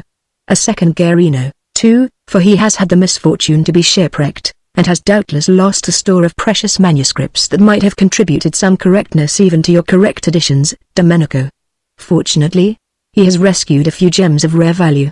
His name is, you said your name, Messer, was? Tito Melema, said the stranger, slipping the ring from his finger, and presenting it to Sanini, whom Nello, not less rapid with his razor than with his tongue, had now released from the shaving cloth. Meanwhile the man who had entered the shop in company with the goldsmith, a tall figure, about 50, with a short trimmed beard, wearing an old felt hat and a threadbare mantle, had kept his eye fixed on the Greek, and now said abruptly, Young man, I am painting a picture of Sinon deceiving old Priam, and I should be glad of your face for my Sinon, if you'd give me a sitting. Tito Melema started and looked round with a pale astonishment in his face as if at a sudden accusation, but Nello left him no time to feel at a loss for an answer. Piero, said the barber, thou art the most extraordinary compound of humours and fancies ever packed into a human skin.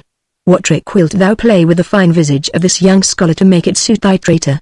Ask him rather to turn his eyes upward, and thou mayst make a Saint Sebastian of him that will draw troops of devout women, or, if thou art in a classical vein, put myrtle about his curls and make him a young Bacchus, or say rather a Phoebus Apollo, for his face is as warm and bright as a summer morning. It made me his friend in the space of a credo. Nello, said the painter, speaking with abrupt pauses, and if thy tongue can leave off its everlasting chirping long enough for thy understanding to consider the matter, thou mayst see that thou hast just shown the reason why the face of Messiah will suit my traitor. A perfect traitor should have a face which vice can write, no marks on lips that will lie, with a dimpled smile, eyes of such agate-like brightness and depth that no infamy can dull them, cheeks that will rise from a murder and not look haggard. I say not this young man is a traitor, I mean, he has a face that would make him the more perfect traitor if he had the heart of one, which is saying neither more nor less than that he has a beautiful face, informed with rich young blood, that will be nourished enough by food, and keep its color without much help of virtue. He may have the heart of a hero along with it, I aver nothing to the contrary. Ask Domenico there if the lapidaries can always tell a gem by the sight alone. And now I'm going to put the toe in my ears, for thy chatter and the bells together are more than I can endure, so say no more to me, but trim my beard." With these last words Piero, called Di Cosimo, from his master, Cosimo Rosselli, drew out 2 bits of tow, stuffed them in his ears, and placed himself in the chair before Nello, who shrugged his shoulders and cast a grimacing look of intelligence at the Greek, as much as to say, "A whimsical fellow, you perceive. Everybody holds his speeches as mere jokes." Tito, who had stood transfixed, with his long dark eyes resting on the unknown man who had addressed him so equivocally, seemed recalled to his self-command by Piero's change of position, and apparently satisfied with his explanation, was again giving his attention to Cennini, who presently said, "This is a curious and valuable ring, young man. This intaglio of the fish with the crested serpent above it, in the black stratum of the onyx, or rather nicolo, is well shown by the surrounding blue of the upper stratum. The ring has, doubtless, a history?"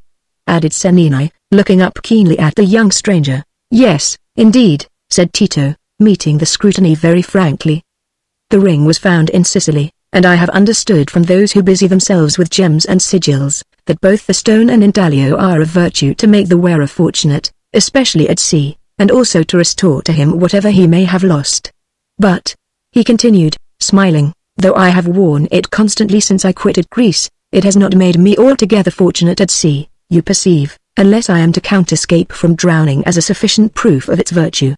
It remains to be seen whether my lost chests will come to light, but to lose no chance of such a result, Messer, I will pray you only to hold the ring for a short space as pledge for a small sum far beneath its value, and I will redeem it as soon as I can dispose of certain other gems which are secured within my doublet, or indeed as soon as I can earn something by any scholarly employment, if I may be so fortunate as to meet with such. That may be seen, young man, if you will come with me," said Cennini.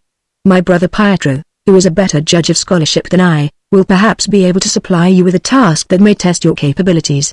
Meanwhile, take back your ring until I can hand you the necessary florins, and, if it please you, come along with me." "Yes, yes," said Nello, "go with Messer Domenico, you cannot go in better company. He was born under the constellation that gives a man skill, riches, and integrity, whatever that constellation may be, which is of the less consequence because babies can't choose their own horoscopes, and, indeed, if they could, there might be an inconvenient rush of babies at particular epochs. Besides, our Phoenix, the incomparable Pico, has shown that your horoscopes are all a nonsensical dream, which is the less troublesome opinion. Addio. Bel Giovan. Don't forget to come back to me." "No fear of that," said Tito, beckoning a farewell, as he turned round his bright face at the door. "You are to do me a great service, that is the most positive security for your seeing me again." "Say what thou wilt, Piero," said Nello, as the young stranger disappeared. "I shall never look at such an outside as that without taking it as a sign of a lovable nature. Why, thou wilt say next that Leonardo, whom thou art always raving about, ought to have made his Judas as beautiful as St. John.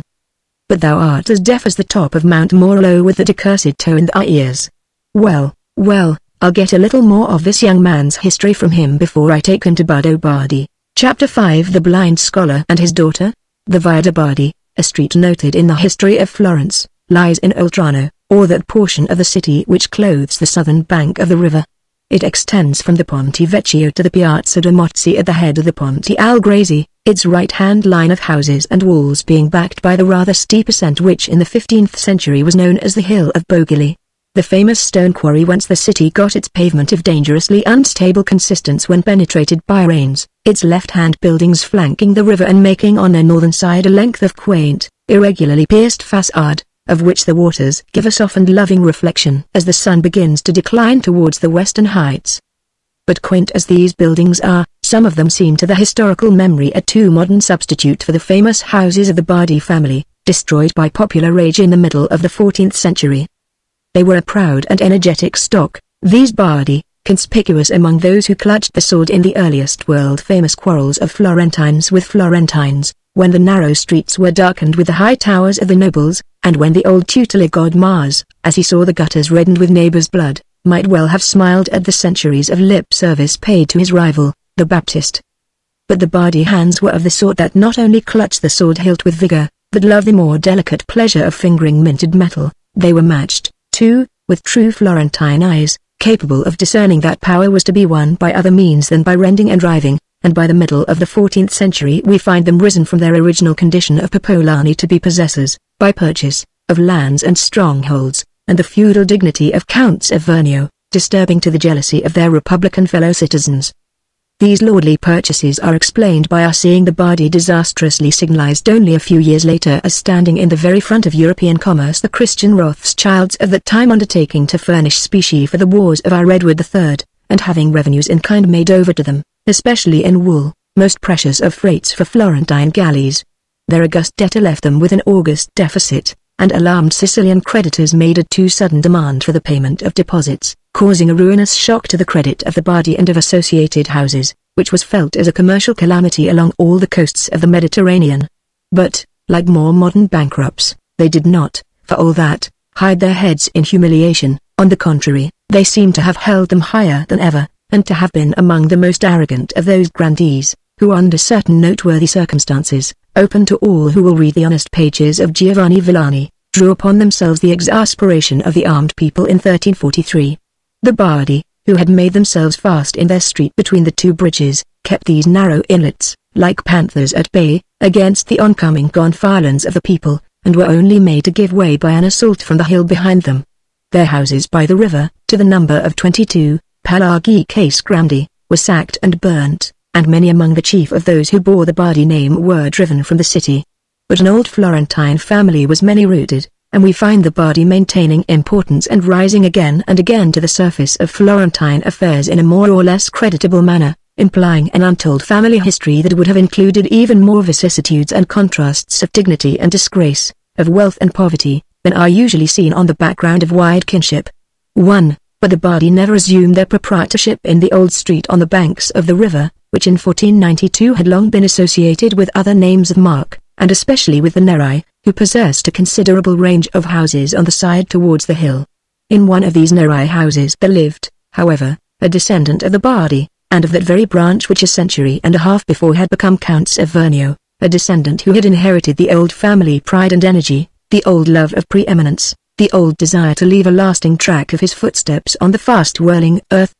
But the family passions lived on in him under altered conditions. This descendant of the Bardi was not a man swift in street warfare, or one who loved to play the signor, fortifying strongholds and asserting the right to hang vassals, or a merchant and usurer of keen daring, who delighted in the generalship of wide commercial schemes. He was a man with a deep-veined hand cramped by much copying of manuscripts, who ate sparing dinners, and wore threadbare clothes, at first from choice and at last from necessity, who sat among his books and his marble fragments of the past, and saw them only by the light of those far-off younger days which still shone in his memory. He was a moneyless, blind old scholar, the Bardo de Bardi, to whom Nello, the barber, had promised to introduce the young Greek, Tito Melema.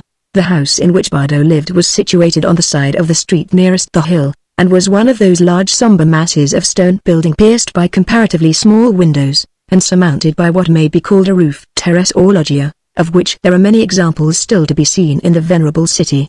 Grim doors, with conspicuous scrolled hinges, having high up on each side of them a small window defended by iron bars, opened on a groined entrance court, empty of everything but a massive lamp iron suspended from the center of the groin. A smaller grim door on the left hand admitted to the stone staircase, and the rooms on the ground floor. These last were used as a warehouse by the proprietor, so was the first floor, and both were filled with precious stores, destined to be carried, some perhaps to the banks of the Scheldt, some to the shores of Africa, some to the isles of the Aegean, or to the banks of the Euxine. Masso, the old serving man, when he returned from the mercato with the stock of cheap vegetables, had to make his slow way up to the second story before he reached the door of his master, Bardo, through which we are about to enter only a few mornings after Nello's conversation with the Greek. We follow Masso across the antechamber to the door on the left hand, through which we pass as he opens it. He merely looks in and nods, while a clear young voice says, "Ah, You are come back, Maso. It is well. We have wanted nothing. The voice came from the further end of a long, spacious room, surrounded with shelves, on which books and antiquities were arranged in scrupulous order. Here and there, on separate stands in front of the shelves, were placed a beautiful feminine torso, a headless statue, with an uplifted muscular arm wielding a bladeless sword, rounded, dimpled, infantine limbs severed from the trunk, inviting the lips to kiss the cold marble, some well-preserved Roman busts, and 2 or 3 vases from Magna Graecia. A large table in the center was covered with antique bronze lamps and small vessels in dark pottery.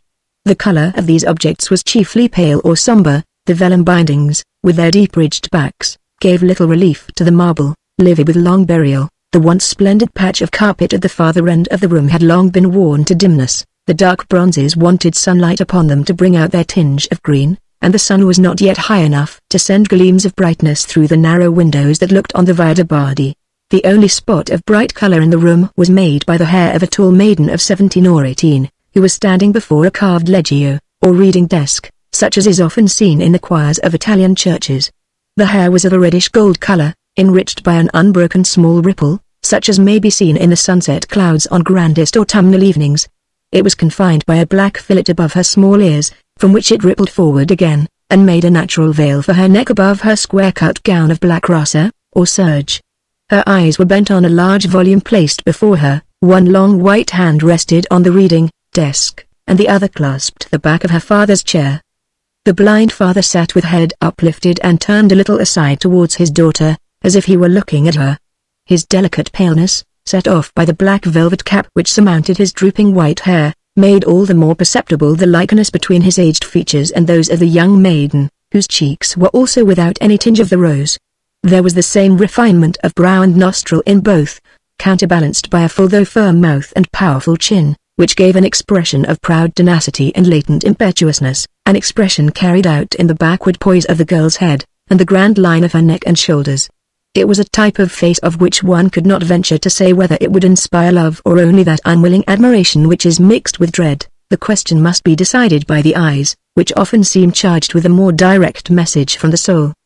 But the eyes of the father had long been silent, and the eyes of the daughter were bent on the Latin pages of Politian's Miscellanea, from which she was reading aloud at the 80th chapter, to the following effect: There was a certain nymph of Thebes named Chariclo, especially dear to Pallas, and this nymph was the mother of Chias. But once when in the heat of summer, Pallas, in company with Chariclo, was bathing her disrobed limbs in the Heliconian Hippocene. It happened that Chias, coming as a hunter to quench his thirst at the same fountain, inadvertently beheld Minerva unveiled, and immediately became blind. For it is declared in the Saturnian laws, that he who beholds the gods against their will, shall atone for it by a heavy penalty. When Chias had fallen into this calamity, Pallas, moved by the tears of Chariclo, endowed him with prophecy and length of days, and even caused his prudence and wisdom to continue after he had entered among the shades, so that an oracle spake from his tomb, and she gave him a staff, wherewith, as by a guide, he might walk without stumbling. And hence, Nonnus, in the 5th book of the Dionysiaca, introduces Actaeon exclaiming that he calls Chias happy, since, without dying, and with the loss of his eyesight merely, he had beheld Minerva unveiled, and thus, though blind, could forevermore carry her image in his soul.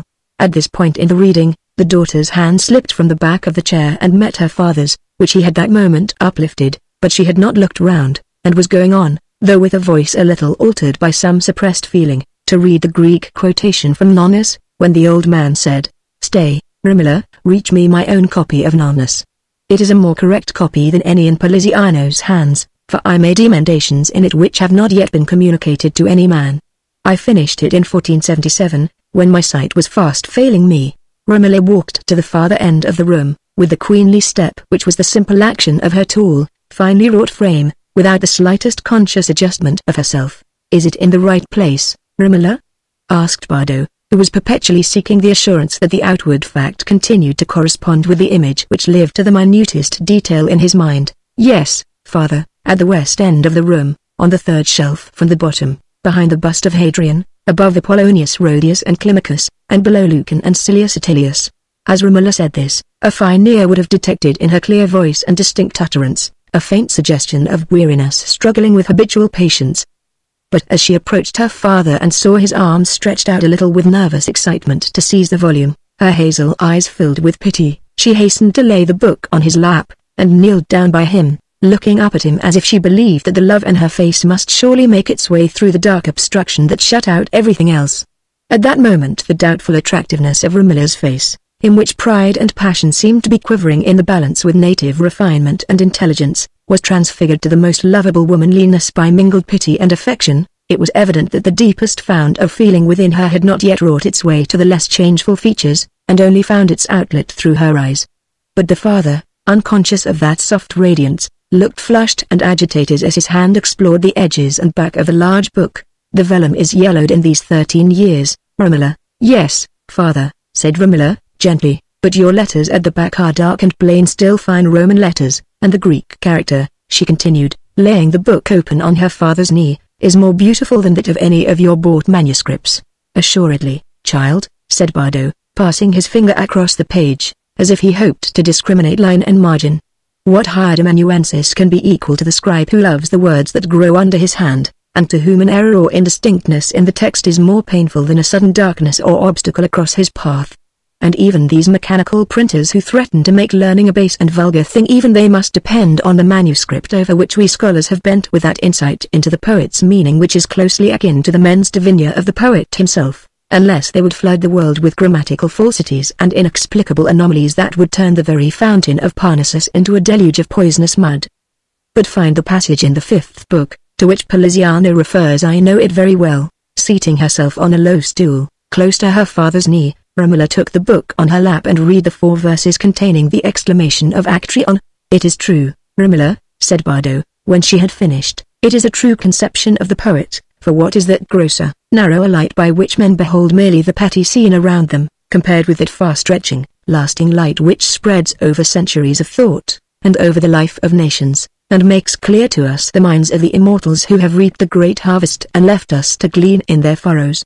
For me, Romola, even when I could see, it was with the great dead that I lived, while the living often seemed to me mere spectres, shadows dispossessed of true feeling and intelligence, and unlike those lame, to whom Poliziano, with that superficial ingenuity which I do not deny to him, compares our inquisitive Florentines, because they put on their eyes when they went abroad, and took them off when they got home again. I have returned from the converse of the streets as from a forgotten dream, and have sat down among my books, saying with Petrarca, the modern who is least unworthy to be named after the ancients, libri majolitas delectant, colloquuntia, consulant, et viva quodam nobis atqui agata familiaritate junguntia.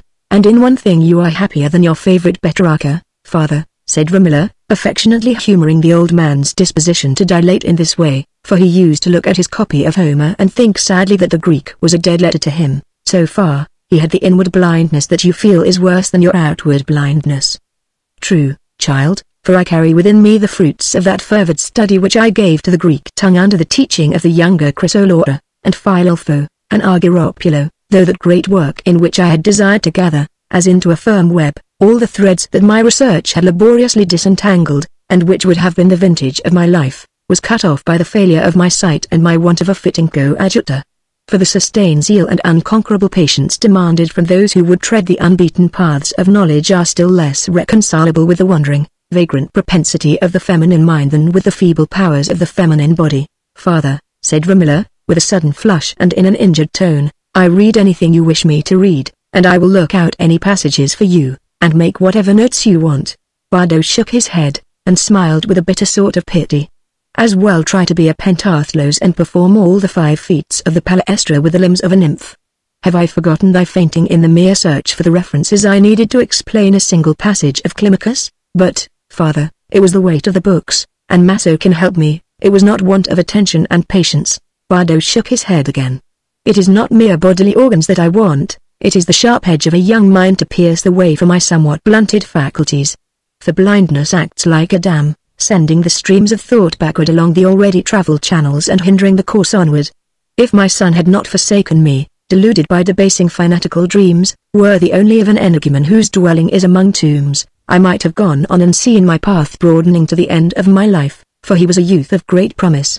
But it has closed in now," the old man continued, after a short pause, "it has closed in now all but the narrow track he has left me to tread alone in my blindness."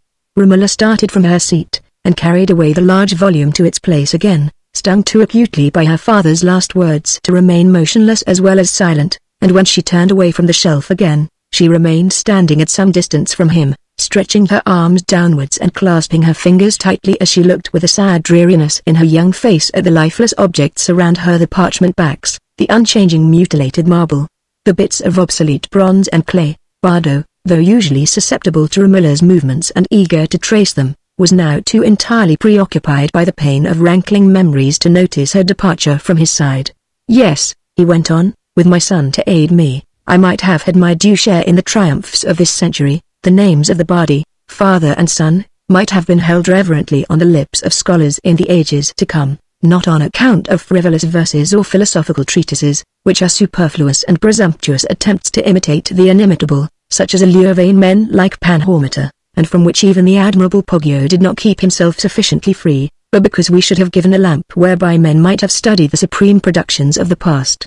For why is a young man like Poliziano, who was not yet born when I was already held worthy to maintain a discussion with Thomas of Sarzana, to have a glorious memory as a commentator on the Pandects? Why is Ficino, whose Latin is an offence to me, and who wanders purblind among the superstitious fancies that marked the decline at once of art, literature, and philosophy, to descend to posterity as the very high priest of Platonism, while I, who am more than their equal, have not effected anything but scattered work, which will be appropriated by other men?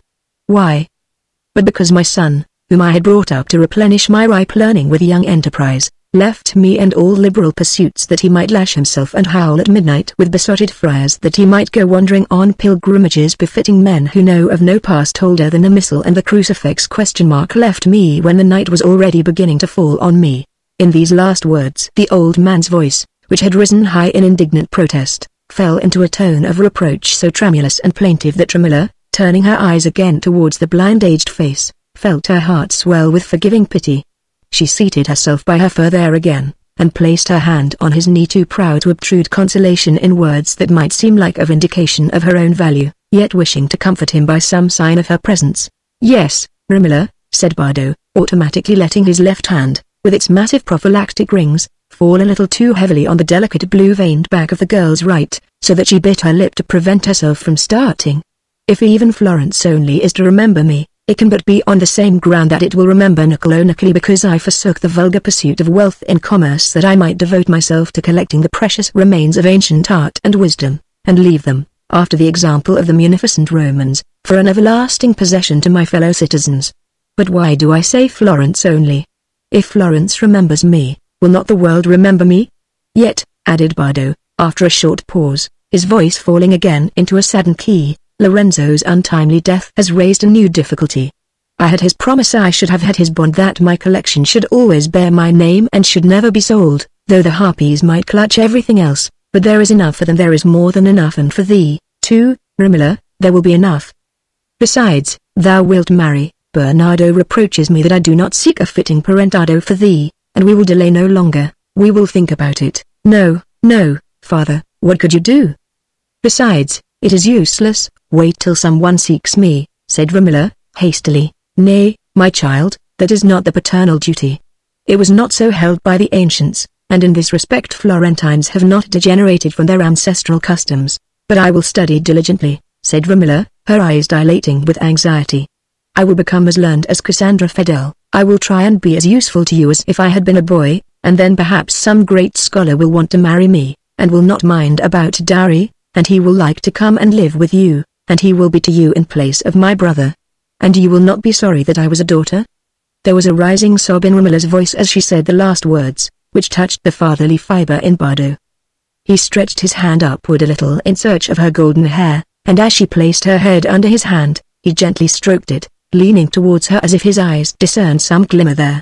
"Nay, Romola mia, I said not so. If I have pronounced an anathema on a degenerate and ungrateful son, I said not that I could wish thee other than the sweet daughter thou hast been to me. For what son could have tended me so gently in the frequent sickness I have had of late? And even in learning thou art not, according to thy measure, contemptible. Something perhaps were to be wished in thy capacity of attention and memory, not incompatible even with a feminine mind.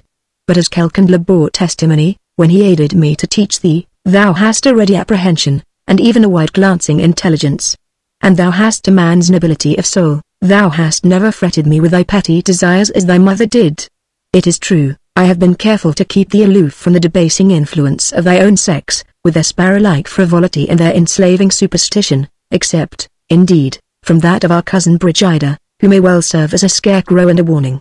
And though since I agree with the divine Petrarca, when he declares, quoting the Aurularia of Plautus, who again was indebted for the truth to the supreme Greek intellect, optimum fmenam nulla messi, alia licet alia pagisit, I cannot boast that thou art entirely lifted out of that lower category to which nature assigned thee, nor even that in addition thou art on a par with the more learned women of this age. Thou art, nevertheless. Yes, Romola mia, said the old man, his pedantry again melting into tenderness, thou art my sweet daughter, and thy voice is as the lower notes of the flute, dulcis, durabilis, clara, pura, secansera et oribus sedens, according to the choice words of Quintilian. And Bernardo tells me thou art fair, and thy hair is like the brightness of the morning, and indeed it seems to me that I discern some radiance from thee. Ah! I know how all else looks in this room, but thy form I only guess at. Thou art no longer the little woman 6 years old, that faded for me into darkness, thou art tall, and thy arm is but little below mine. Let us walk together. The old man rose, and Romola, soothed by these beams of tenderness, looked happy again as she drew his arm within hers, and placed in his right hand the stick which rested at the side of his chair. While Bardo had been sitting, he had seemed hardly more than 60, his face, though pale, had that refined texture in which wrinkles and lines are never deep, but now that he began to walk he looked as old as he really was, rather more than 70, for his tall spare frame had the student's stoop of the shoulders, and he stepped with the undecided gait of the blind. No, Romola, he said, pausing against the bust of Hadrian, and passing his stick from the right to the left that he might explore the familiar outline with a seeing hand. There will be nothing else to preserve my memory and carry down my name as a member of the great republic of letters, nothing but my library and my collection of antiquities. And they are choice, continued Bardo, pressing the bust and speaking in a tone of insistence. The collections of Niccolo I know were larger, but take any collection which is the work of a single man, that of the great Boccaccio, even mine will surpass it. That of Poggio was contemptible compared with mine. It will be a great gift to unborn scholars. And there is nothing else. For even if I were to yield to the wish of Aldo Manuzio when he sets up his press at Venice, and give him the aid of my annotated manuscripts, I know well what would be the result. Some other scholar's name would stand on the title page of the edition, some scholar who would have fed on my honey, and then declared in his preface that he had gathered it all himself fresh from Hymettus. Else, why have I refused the loan of many an annotated codex? Why have I refused to make public any of my translations? Why? But because scholarship is a system of licensed robbery, and your man in scarlet and furred robe who sits in judgment on thieves, is himself a thief of the thoughts and the fame that belong to his fellows. But against that robbery Bardo de Bardi shall struggle, though blind and forsaken, he shall struggle. I too have a right to be remembered, as great a right as Pontanus or Romola, whose names will be foremost on the lips of posterity, because they sought patronage and found it, because they had tongues that could flatter, and blood that was used to be nourished from the client's basket. I have a right to be remembered. The old man's voice had become at once loud and tremulous, and a pink flush overspread his proud, delicately cut features, while the habitually raised attitude of his head gave the idea that behind the curtain of his blindness he saw some imaginary high tribunal to which he was appealing against the injustice of fame. Romola was moved with sympathetic indignation, for in her nature too there lay the same large claims, and the same spirit of struggle against their denial. She tried to calm her father by a still prouder word than his. Nevertheless, father, it is a great gift of the gods to be born with a hatred and contempt of all injustice and meanness. Yours is a higher lot, never to have lied and truckled, than to have shared honors won by dishonor. There is strength in scorn, as there was in the martial fury by which men became insensible to wounds. It is well said, Romola. It is a Promethean word thou hast uttered, answered Bardo, after a little interval in which he had begun to lean on his stick again, and to walk on. And I indeed am not to be pierced by the shafts of fortune. My armor is the triplex of a clear conscience, and a mind nourished by the precepts of philosophy. For men, says Epictetus, are disturbed not by things themselves, but by their opinions or thoughts concerning those things. And again, whosoever will be free, let him not desire or dread that which it is in the power of others either to deny or inflict, otherwise, he is a slave. And of all such gifts as are dependent on the caprice of fortune or of men, I have long ago learned to say, with Horace, who, however, is too wavering in his philosophy, vacillating between the precepts of Zeno and the less worthy maxims of Epicurus, and attempting, as we say, duabus celis sedia concerning such accidents, I say, with the pregnant brevity of the poet, sunt qui non habient, est qui non curat habia. He is referring to gems, and purple, and other insignia of wealth, but I may apply his words not less justly to the tributes men pay us with their lips and their pens, which are also matters of purchase, and often with base coin. Yes, Inani's hollow, empty is the epithet justly bestowed on fame. They made the tour of the room in silence after this, but Bardo's lip-born maxims were as powerless over the passion which had been moving him, as if they had been written on parchment and hung round his neck in a sealed bag, and he presently broke forth again in a new tone of insistence. Inani's? Yes, if it is a lying fame, but not if it is the just meed of labor and a great purpose. I claim my right. It is not fair that the work of my brain and my hands should not be a monument to me. It is not just that my labor should bear the name of another man. It is but little to ask, the old man went on, bitterly, that my name should be over the door, that men should own themselves debtors to the Bardi Library in Florence. They will speak coldly of me, perhaps, a diligent collector and transcriber, they will say, and also of some critical ingenuity, but one who could hardly be conspicuous in an age so fruitful in illustrious scholars. Yet he merits our pity, for in the latter years of his life he was blind, and his only son, to whose education he had devoted his best years. Nevertheless, my name will be remembered, and men will honor me, not with the breath of flattery, purchased by mean bribes, but because I have labored, and because my labors will remain. Debts. I know there are debts. And there is thy dowry, Romola, to be paid. But there must be enough for, at least, there can lack but a small sum, such as the Signoria might well provide.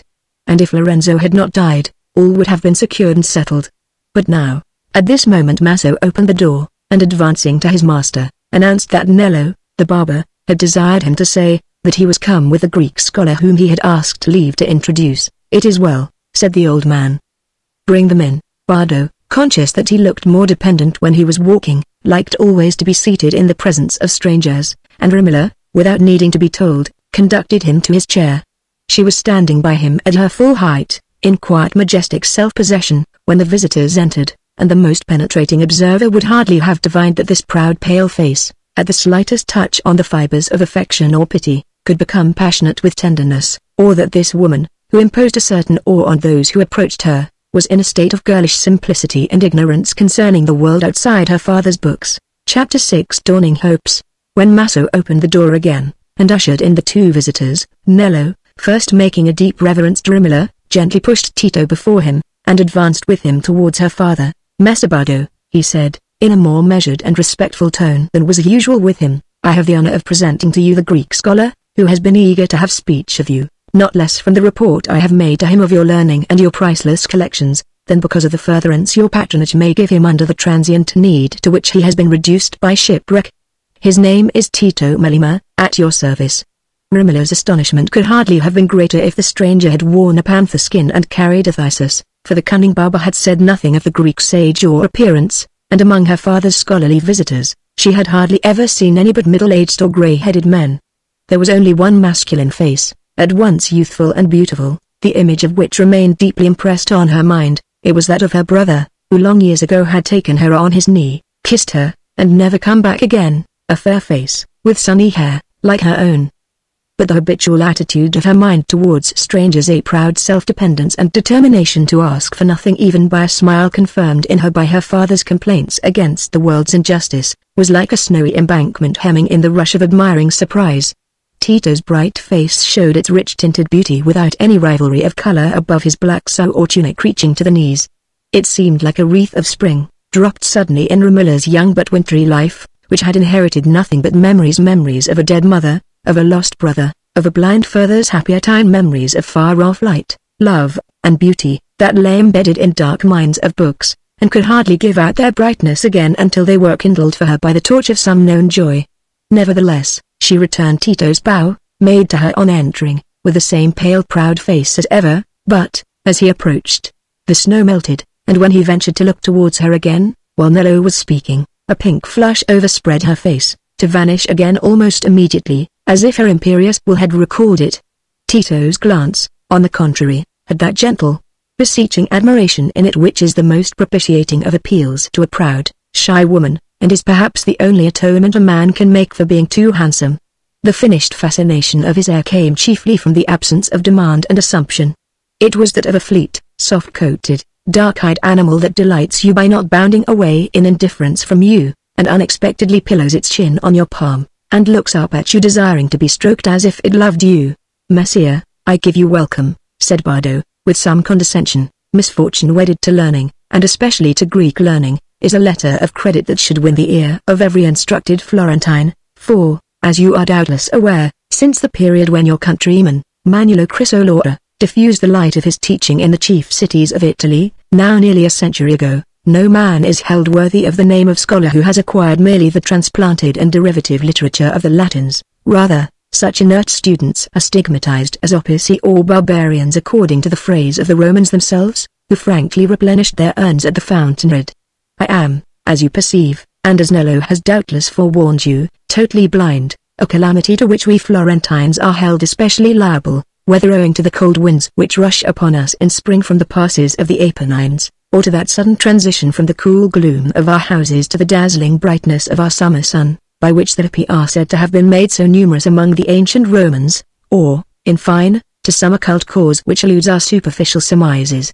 But I pray you be seated, Nello, my friend, be seated." Bardo paused until his fine ear had assured him that the visitors were seating themselves, and that Romola was taking her usual chair at his right hand. Then he said, "From what part of Greece do you come, Messiah?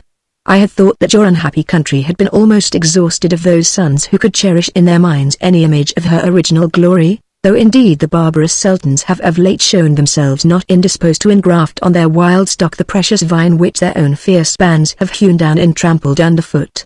From what part of Greece do you come?" "I sailed last from Nauplia," said Tito, "but I have resided both at Constantinople and Thessalonica, and have traveled in various parts little visited by Western Christians since the triumph of the Turkish arms. I should tell you, however, Messiah, that I was not born in Greece, but at Bari. I spent the first 16 years of my life in southern Italy and Sicily." While Tito was speaking, some emotion passed, like a breath on the waters, across Bardo's delicate features. He leaned forward, put out his right hand towards Romola, and turned his head as if about to speak to her. But then, correcting himself, turned away again, and said, in a subdued voice, "Excuse me, is it not true you are young?" "I am 23, said Tito. "Ah," said Bardo, still in a tone of subdued excitement, "and you had, doubtless, a father who cared for your early instruction, who, perhaps, was himself a scholar." There was a slight pause before Tito's answer came to the ear of Bardo, but for Romola and Nello it began with a slight shock that seemed to pass through him, and cause a momentary quivering of the lip, doubtless at the revival of a supremely painful remembrance. "Yes," he replied, "at least a further by adoption." He was a Neapolitan, and of accomplished scholarship, both Latin and Greek. "But," added Tito, after another slight pause, "he is lost to me, was lost on a voyage he too rashly undertook to Delos." Bardo sank backward again, too delicate to ask another question that might probe a sorrow which he divined to be recent. Romola, who knew well what were the fibers that Tito's voice had stirred in her father, felt that this new acquaintance had with wonderful suddenness got within the barrier that lay between them and the alien world.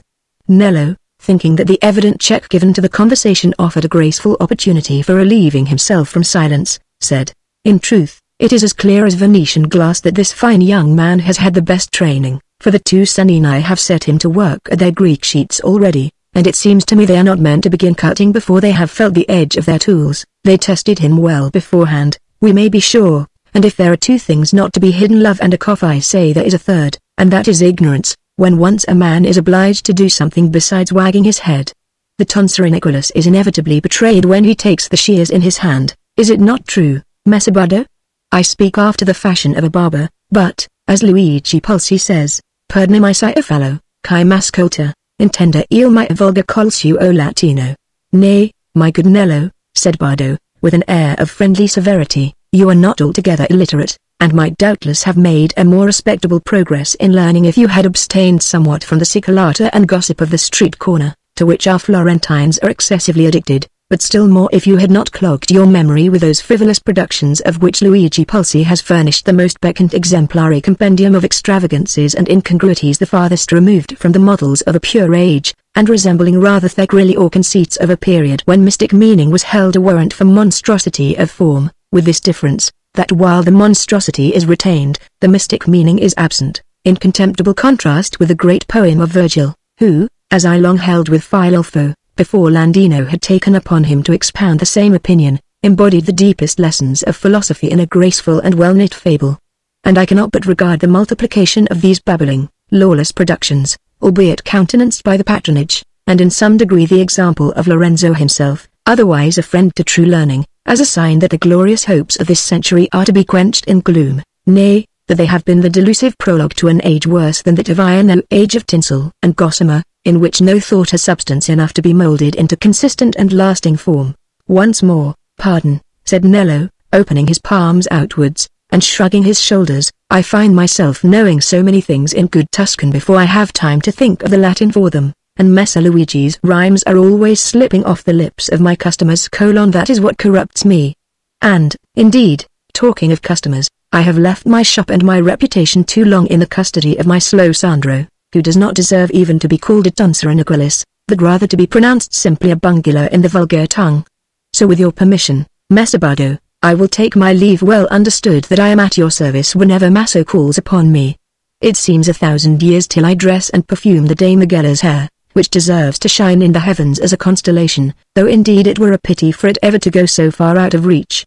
Three voices made a fugue of friendly farewells to Nello, as he retreated with a bow to Romola and a beck to Tito. The acute barber saw that the pretty youngster, who had crept into his liking by some strong magic, was well launched in Bardo's favourable regard, and satisfied that his introduction had not miscarried so far, he felt the propriety of retiring.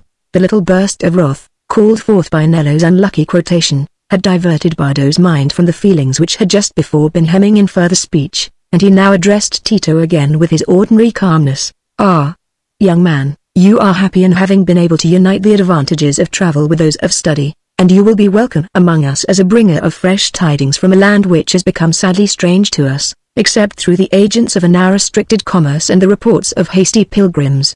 For those days are in the far distance which I myself witnessed, when men like Aurispa and Guerino went out to Greece as to a storehouse, and came back laden with manuscripts which every scholar was eager to borrow and, be it owned with shame, not always willing to restore. Nay, even the days when erudite Greeks flocked to our shores for a refuge, seem far off now, farther off than the oncoming of my blindness. But doubtless, young man, research after the treasures of antiquity was not alien to the purpose of your travels. Assuredly not, said Tito. On the contrary, my companion my father was willing to risk his life in his zeal for the discovery of inscriptions and other traces of ancient civilization, and I trust there is record of his researches and their results, said Bardo, eagerly, since they must be even more precious than those of Siriaco, which I have diligently availed myself of, though they are not always illuminated by adequate learning. There was such a record, said Tito, but it was lost, like everything else, in the shipwreck I suffered below Ancona. The only record left is such as remains in my memory. You must lose no time in committing it to paper, young man, said Bardo, with growing interest. Doubtless you remember much, if you aided in transcription, for when I was your age, words wrought themselves into my mind as if they had been fixed by the tool of the graver, wherefore I constantly marvel at the capriciousness of my daughter's memory, which grasps certain objects with tenacity, and lets fall all those minutiae whereon depends accuracy, the very soul of scholarship. But I apprehend no such danger with you, young man, if your will has seconded the advantages of your training. When Bardo made this reference to his daughter, Tito ventured to turn his eyes towards her, and at the accusation against her memory his face broke into its brightest smile, which was reflected as inevitably as sudden sunbeams in Romola's. Conceive the soothing delight of that smile to her. Romola had never dreamed that there was a scholar in the world who would smile at a deficiency for which she was constantly made to feel herself a culprit. It was like the dawn of a new sense to her, the sense of comradeship. They did not look away from each other immediately, as if the smile had been a stolen one. They looked and smiled with frank enjoyment. She is not really so cold and proud, thought Tito. Does he forget too, I wonder? Thought Romola, yet I hope not, else he will vex my father. But Tito was obliged to turn away, and answer Bardo's question. I have had much practice in transcription, he said, but in the case of inscriptions copied in memorable scenes, rendered doubly impressive by the sense of risk and adventure, it may have happened that my retention of written characters has been weakened. On the plain of the Eurotas, or among the gigantic stones of Mycenae and Tyrans, especially when the fear of the Turk hovers over one like a vulture, the mind wanders, even though the hand writes faithfully what the eye dictates. But something doubtless I have retained, added Tito, with a modesty which was not false, though he was conscious that it was politic, something that might be of service if illustrated and corrected by a wider learning than my own.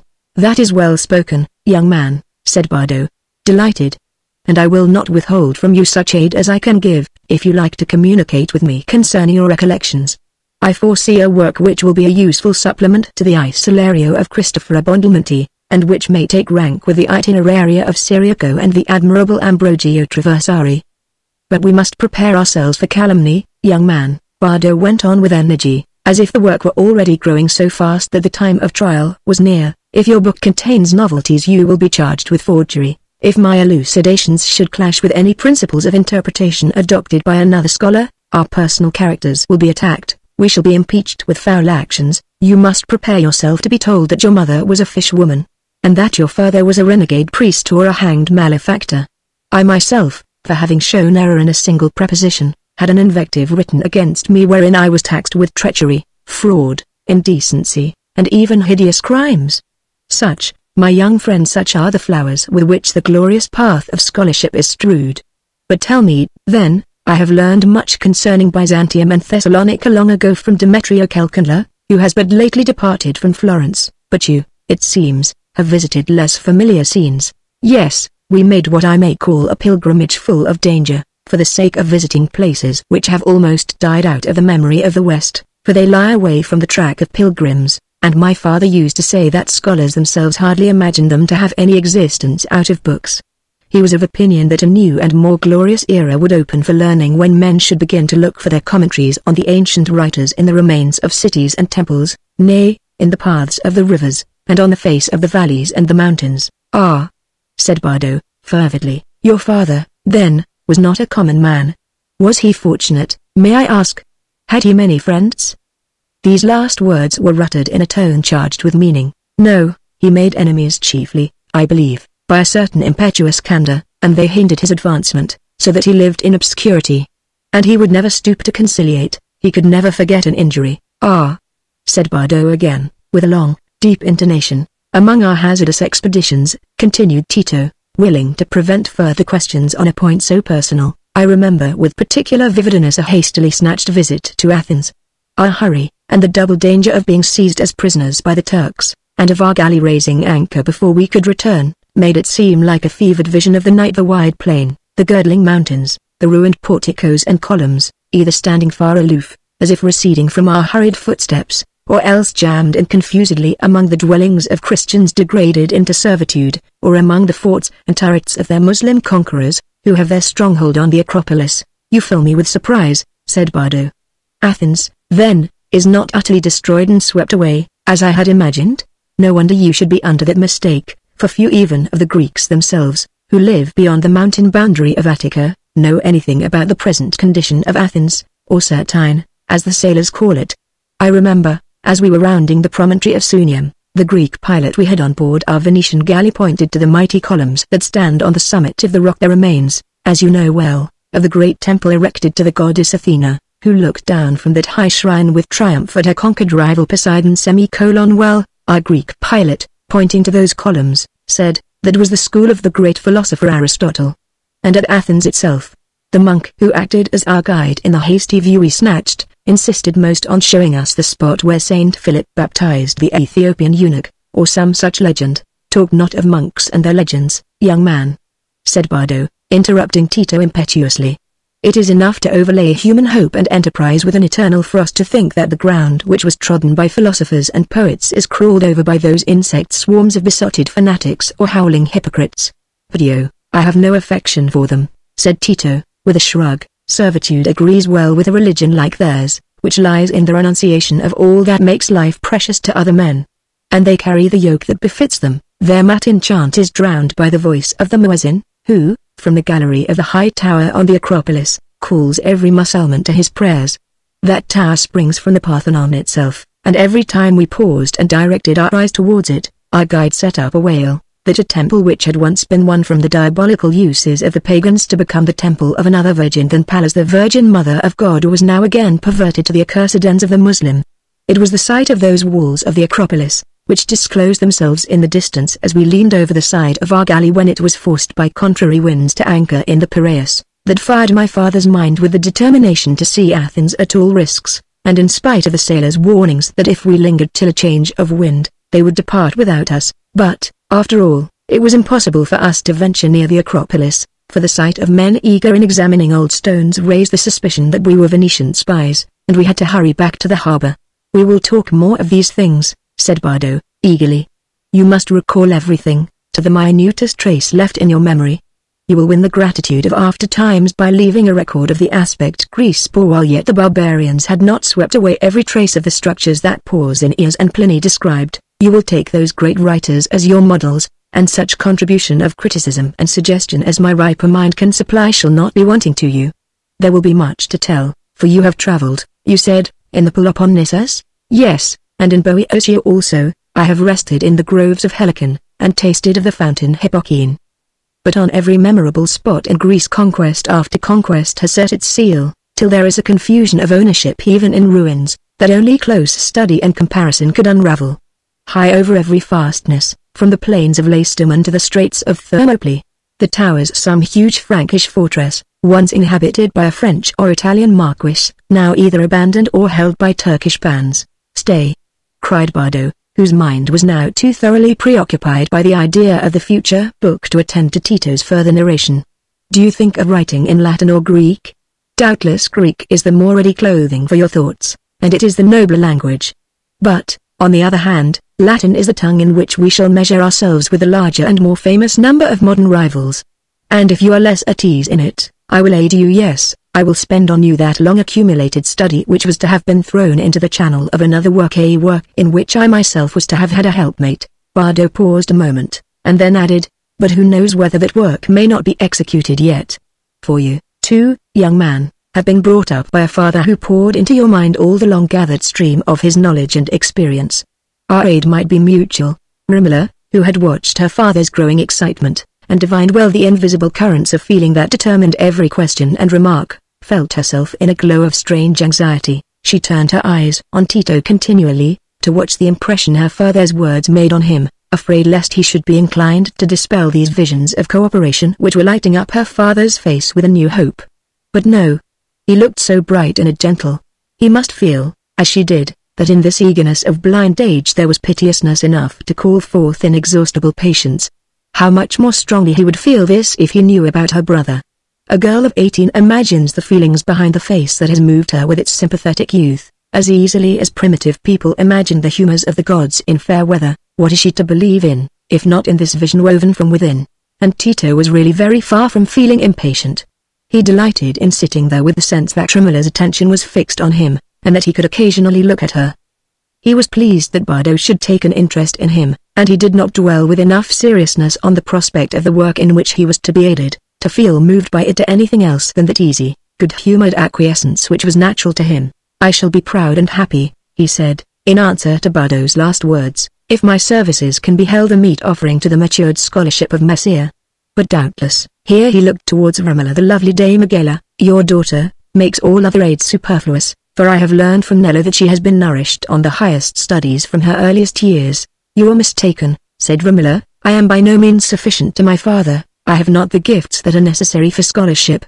Romola did not make this self-depreciatory statement in a tone of anxious humility, but with a proud gravity. "Nay, my Romola," said her father, not willing that the stranger should have too low a conception of his daughter's powers, "thou art not destitute of gifts, rather, thou art endowed beyond the measure of women, but thou hast withal the woman's delicate frame, which ever craves repose and variety, and so begets a wandering imagination. My daughter," turning to Tito, "has been very precious to me, filling up to the best of her power the place of a son. For I had once a son." Bardo checked himself. He did not wish to assume an attitude of complaint in the presence of a stranger, and he remembered that this young man, in whom he had unexpectedly become so much interested, was still a stranger, towards whom it became him rather to keep the position of a patron. His pride was roused to double activity by the fear that he had forgotten his dignity. "But," he resumed, in his original tone of condescension, "we are departing from what I believe is to you the most important business.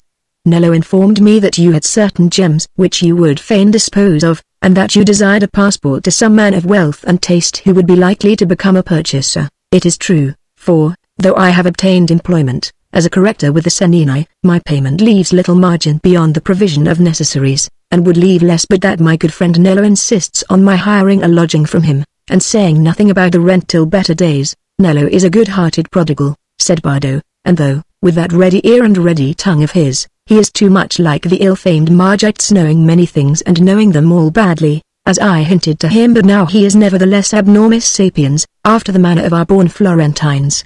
But have you the gems with you? I would willingly know what they are, yet it is useless. No, it might only deepen regret. I cannot add to my store. I have 1 or 2 intaglios of much beauty, said Tito, proceeding to draw from his wallet a small case. But Romola no sooner saw the movement than she looked at him with significant gravity, and placed her finger on her lips. Conviso che te sendo di sia, Tarsi. If Bardo were made aware that the gems were within reach, she knew well he would want a minute description of them, and it would become pain to him that they should go away from him, even if he did not insist on some device for purchasing them in spite of poverty. But she had no sooner made this sign than she felt rather guilty and ashamed at having virtually confessed a weakness of her father's to a stranger. It seemed that she was destined to a sudden confidence and familiarity with this young Greek, strangely at variance with her deep-seated pride and reserve, and this consciousness again brought the unwonted color to her cheeks. Tito understood her look and sign, and immediately withdrew his hand from the case, saying, in a careless tone, so as to make it appear that he was merely following up his last words, but they are usually in the keeping of Messer Domenico Senini, who has strong and safe places for these things. He estimates them as worth at least 500 ducats. Ah, then, they are fine intagli, said Bardo. 500 ducats. Ah, more than a man's ransom. Tito gave a slight, almost imperceptible start, and opened his long dark eyes with questioning surprise at Bardo's blind face, as if his words a mere phrase of common parlance, at a time when men were often being ransomed from slavery or imprisonment, had some special meaning for him. But the next moment he looked towards Romola, as if her eyes must be her father's interpreters. She, intensely preoccupied with what related to her father, imagined that Tito was looking to her again for some guidance, and immediately spoke. Alessandra Scala delights in gems, you know, father. She calls them her winter flowers, and the Segretario would be almost sure to buy any gems that she wished for. Besides, he himself sets great store by rings and sigils, which he wears as a defense against pains in the joints. It is true, said Bardo. Bartolomeo has overmuch confidence in the efficacy of gems, a confidence wider than what is sanctioned by Pliny, who clearly shows that he regards many beliefs of that sort as idle superstitions, though not to the utter denial of medicinal virtues in gems. Wherefore, I myself, as you observe, young man, wear certain rings, which the discreet Camillo Lenardi prescribed to me by letter when 2 years ago I had a certain infirmity of sudden numbness. But thou hast spoken well, Romola. I will dictate a letter to Bartolomeo, which Maso shall carry. But it were well that Messia should notify to thee what the gems are, together with the intagli they bear, as a warrant to Bartolomeo that they will be worthy of his attention. Nay, father, said Romola, whose dread lest a paroxysm of the collector's mania should seize her father, gave her the courage to resist his proposal. Your word will be sufficient that Messia is a scholar and has travelled much.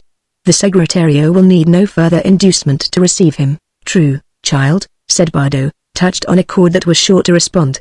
I have no need to add proofs and arguments in confirmation of my word to Bartolomeo. And I doubt not that this young man's presence is in accord with the tones of his voice, so that, the door being once opened, he will be his own best advocate. Bardo paused a few moments, but his silence was evidently charged with some idea that he was hesitating to express, for he once leaned forward a little as if he were going to speak, then turned his head aside towards Romola and sank backward again. At last, as if he had made up his mind, he said in a tone which might have become a prince giving the courteous signal of dismissal, I am somewhat fatigued this morning, and shall prefer seeing you again tomorrow, when I shall be able to give you the secretary's answer, authorizing you to present yourself to him at some given time. But before you go, here the old man, in spite of himself, fell into a more faltering tone. You will perhaps permit me to touch your hand. It is long since I touched the hand of a young man. Bardo had stretched out his aged white hand, and Tito immediately placed his dark but delicate and supple fingers within it. Bardo's cramped fingers closed over them, and he held them for a few minutes in silence. Then he said, Romola, has this young man the same complexion as thy brother, fair and pale? No, father, Romola answered, with determined composure, though her heart began to beat violently with mingled emotions. The hair of Messire is dark, his complexion is dark. Inwardly she said, will he mind it? Will it be disagreeable? No, he looks so gentle and good-natured. Then aloud again, would Messire permit my father to touch his hair and face? Her eyes inevitably made a timid entreating appeal while she asked this, and Tito's met them with soft brightness as he said, assuredly, and, leaning forward, raised Bardo's hand to his curls, with a readiness of assent, which was the greater relief to her, because it was unaccompanied by any sign of embarrassment. Bardo passed his hand again and again over the long curls and grasped them a little, as if their spiral resistance made his inward vision clearer. Then he passed his hand over the brow and cheek, tracing the profile with the edge of his palm and fourth finger, and letting the breadth of his hand repose on the rich oval of the cheek. "Ah," he said, as his hand glided from the face and rested on the young man's shoulder. "He must be very unlike thy brother, Romola, and it is the better.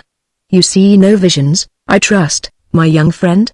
At this moment the door opened, and there entered, unannounced, a tall elderly man in a handsome black silk lucco, who, unwinding his picciotto from his neck and taking off his cap, disclosed a head as white as Bardo's. He cast a keen glance of surprise at the group before him, the young stranger leaning in that filial attitude, while Bardo's hand rested on his shoulder, and Romola sitting near with eyes dilated by anxiety and agitation.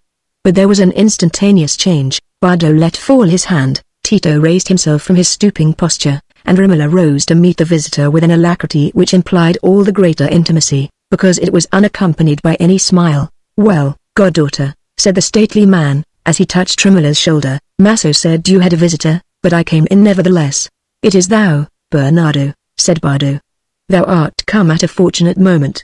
This, young man," he continued, while Tito rose and bowed, "is one of the chief citizens of Florence, Messer Bernardo del Nero, my oldest, I had almost said my only friend, whose good opinion, if you can win it, may carry you far.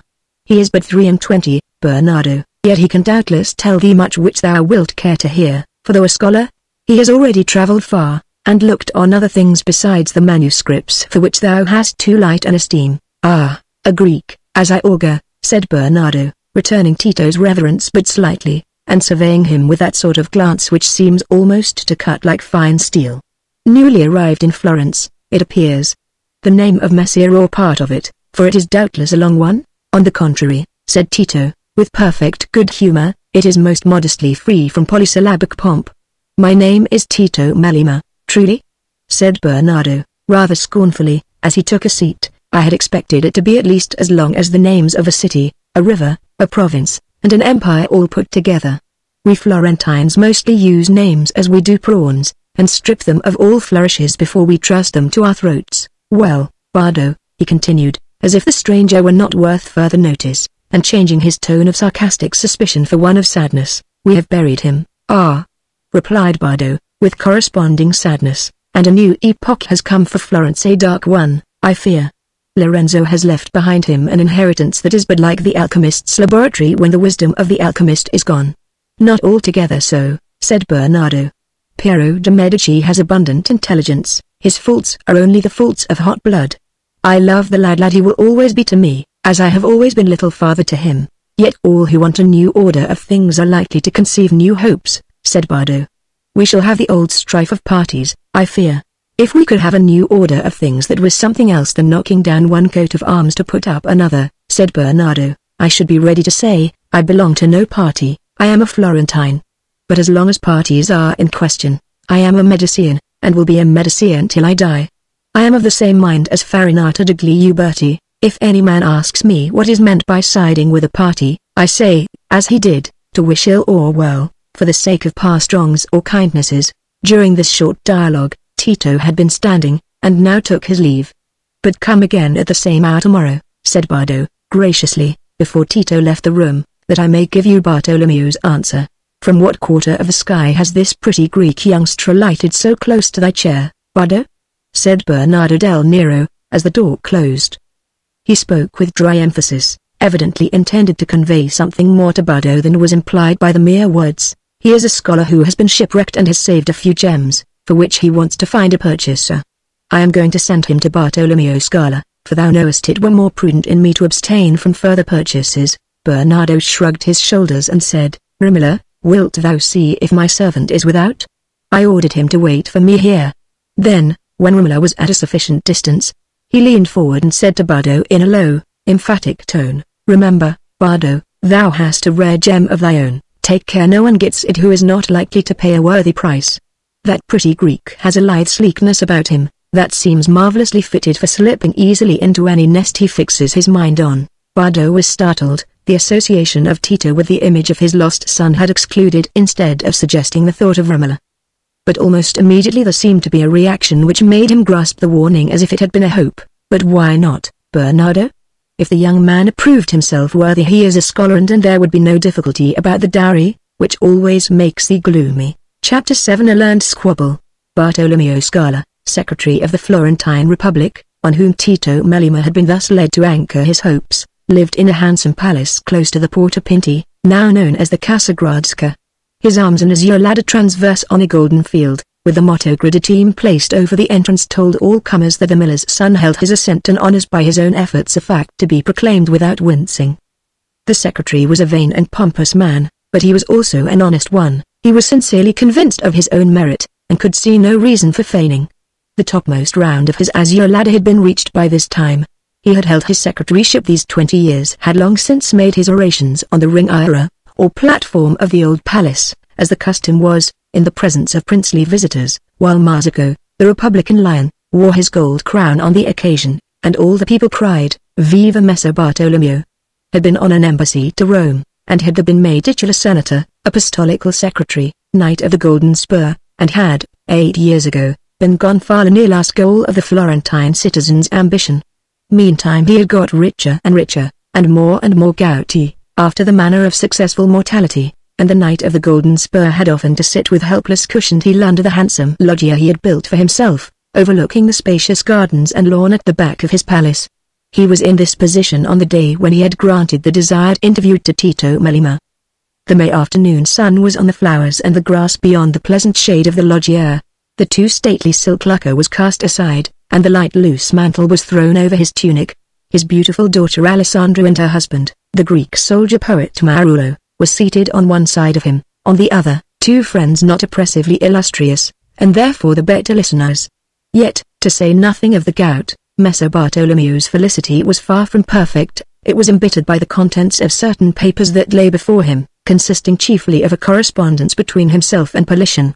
It was a human foible at that period, incredible as it may seem, to recite quarrels, and favour scholarly visitors with the communication of an entire and lengthy correspondence, and this was neither the first nor the second time that Scala had asked the candid opinion of his friends as to the balance of right and wrong in some half-score Latin letters between himself and Politian, all springing out of certain epigrams written in the most playful tone in the world. It was the story of a very typical and pretty quarrel, in which we are interested, because it supplied precisely that thistle of hatred necessary, according to Nello, as a stimulus to the sluggish paces of the cautious steed, friendship. Politian, having been a rejected pretender to the love and the hand of Scala's daughter, kept a very sharp and learned tooth in readiness against the too prosperous and presumptuous secretary, who had declined the greatest scholar of the age for a son-in-law. Scala was a meritorious public servant, and, moreover, a lucky man naturally exasperating to an offended scholar, but there no beautiful balance of things ! He had an itch for authorship, and was a bad writer, one of those excellent people who, sitting in gouty slippers, bend poetical trifles entirely for their own amusement, without any view to an audience, and, consequently, send them to their friends in letters, which were the literary periodicals of the 15th century. Now Scala had abundance of friends who were ready to praise his writings, friends like Ficino and Landino, amiable browsers in the Medicean Park along with himself, who found his Latin prose style elegant and masculine, and the terrible Joseph Scaliger, who was to pronounce him totally ignorant of Latinity, was at a comfortable distance in the next century. But when was the fatal coquetry inherent in superfluous authorship ever quite contented with the ready praise of friends? That critical supercilious Politian fellow browser, who was far from amiable, must be made aware that the solid secretary showed, in his leisure hours, a pleasant fertility in verses, which indicated pretty clearly how much he might do in that way if he were not a man of affairs. Ineffable moment.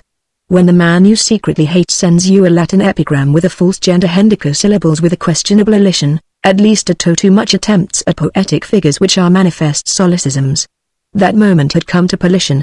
The secretary had put forth his soft head from the official shell, and the terrible lurking crab was down upon him. Politian had used the freedom of a friend, and pleasantly, in the form of a Latin epigram, corrected the mistake of Scala in making the culex, an insect too well known on the banks of the Arno, of the inferior or feminine gender. Scala replied by a bad joke, in suitable Latin verses, referring to Politian's unsuccessful suit. Better and better.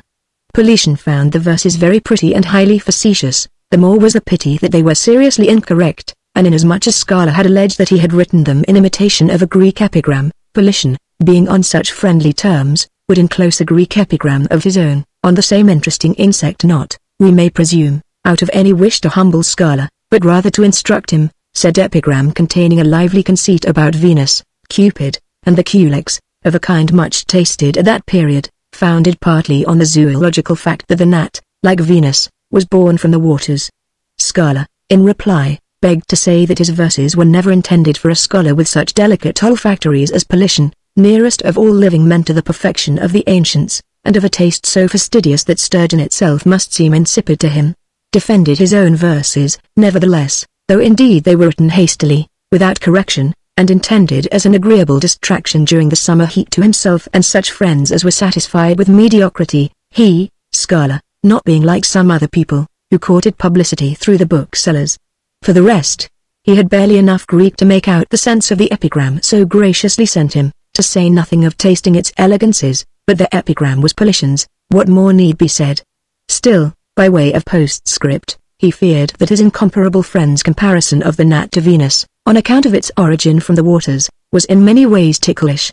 On the one hand, Venus might be offended, and on the other, unless the poet intended an allusion to the doctrine of Thales, that cold and damp origin seemed doubtful to Scala in the case of a creature so fond of warmth, a fish were perhaps the better comparison, or, when the power of flying was in question, an eagle, or indeed, when the darkness was taken into consideration, a bat or an owl were a less obscure and more apposite parallel, etc., etc.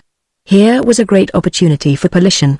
He was not aware, he wrote, that when he had Scala's verses placed before him, there was any question of sturgeon, but rather of frogs and gudgeons, made short work with Scala's defense of his own Latin, and mangled him terribly on the score of the stupid criticisms he had ventured on the Greek epigram kindly forwarded to him as a model.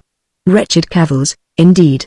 For as to the damp origin of the gnat, there was the authority of Virgil himself, who had called it the alumnus of the waters, and as to what his dear dull friend had to say about the fish, the eagle, and the rest, it was nihil ad rem, for because the eagle could fly higher, it by no means followed that the gnat could not fly at all, etc., etc. He was ashamed, however, to dwell on such trivialities, and thus to swell a gnat into an elephant, but, for his own part, would only add that he had nothing deceitful or double about him, neither was he to be caught when present by the false blandishments of those who slandered him in his absence, agreeing rather with a Homeric sentiment on that head which furnished a Greek quotation to serve as powder to his bullet. The quarrel could not end there.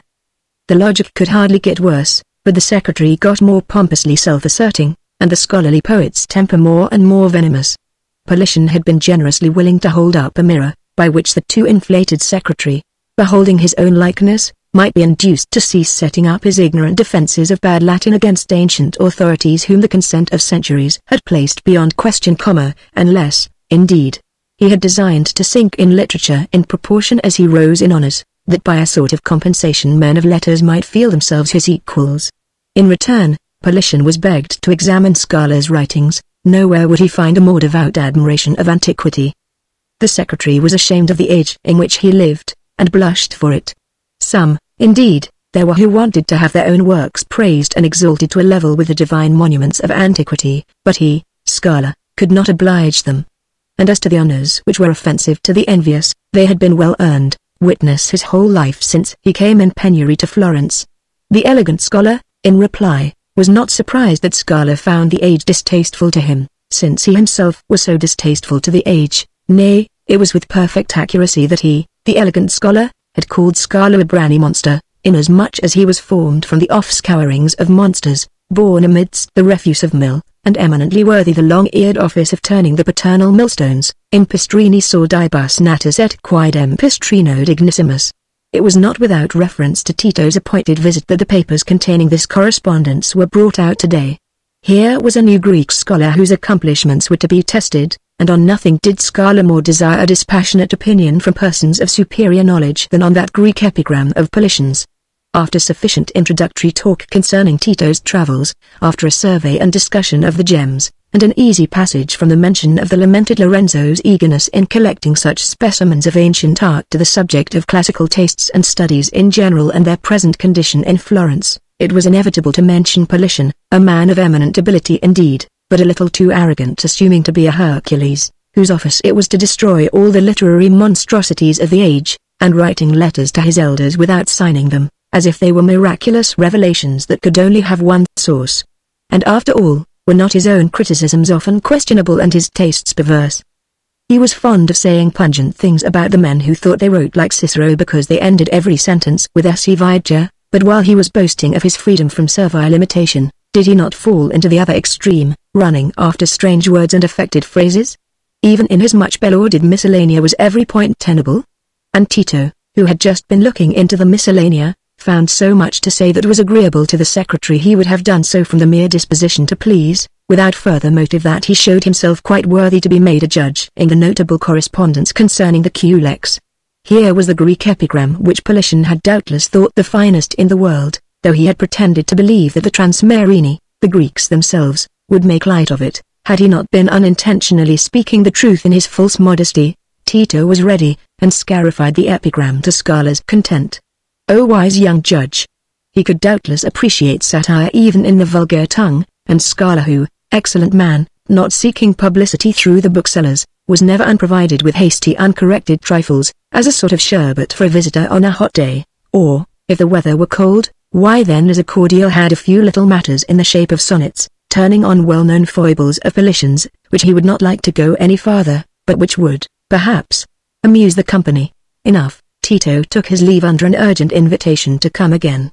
His gems were interesting, especially the agate, with the lasus natura in it a most wonderful semblance of Cupid riding on the lion, and the Jew's stone, with the lion-headed serpent enchased in it, both of which the secretary agreed to buy the latter as a reinforcement of his preventives against the gout, which gave him such severe twinges that it was plain enough how intolerable it would be if he were not well supplied with rings of rare virtue, and with an amulet worn close under the right breast.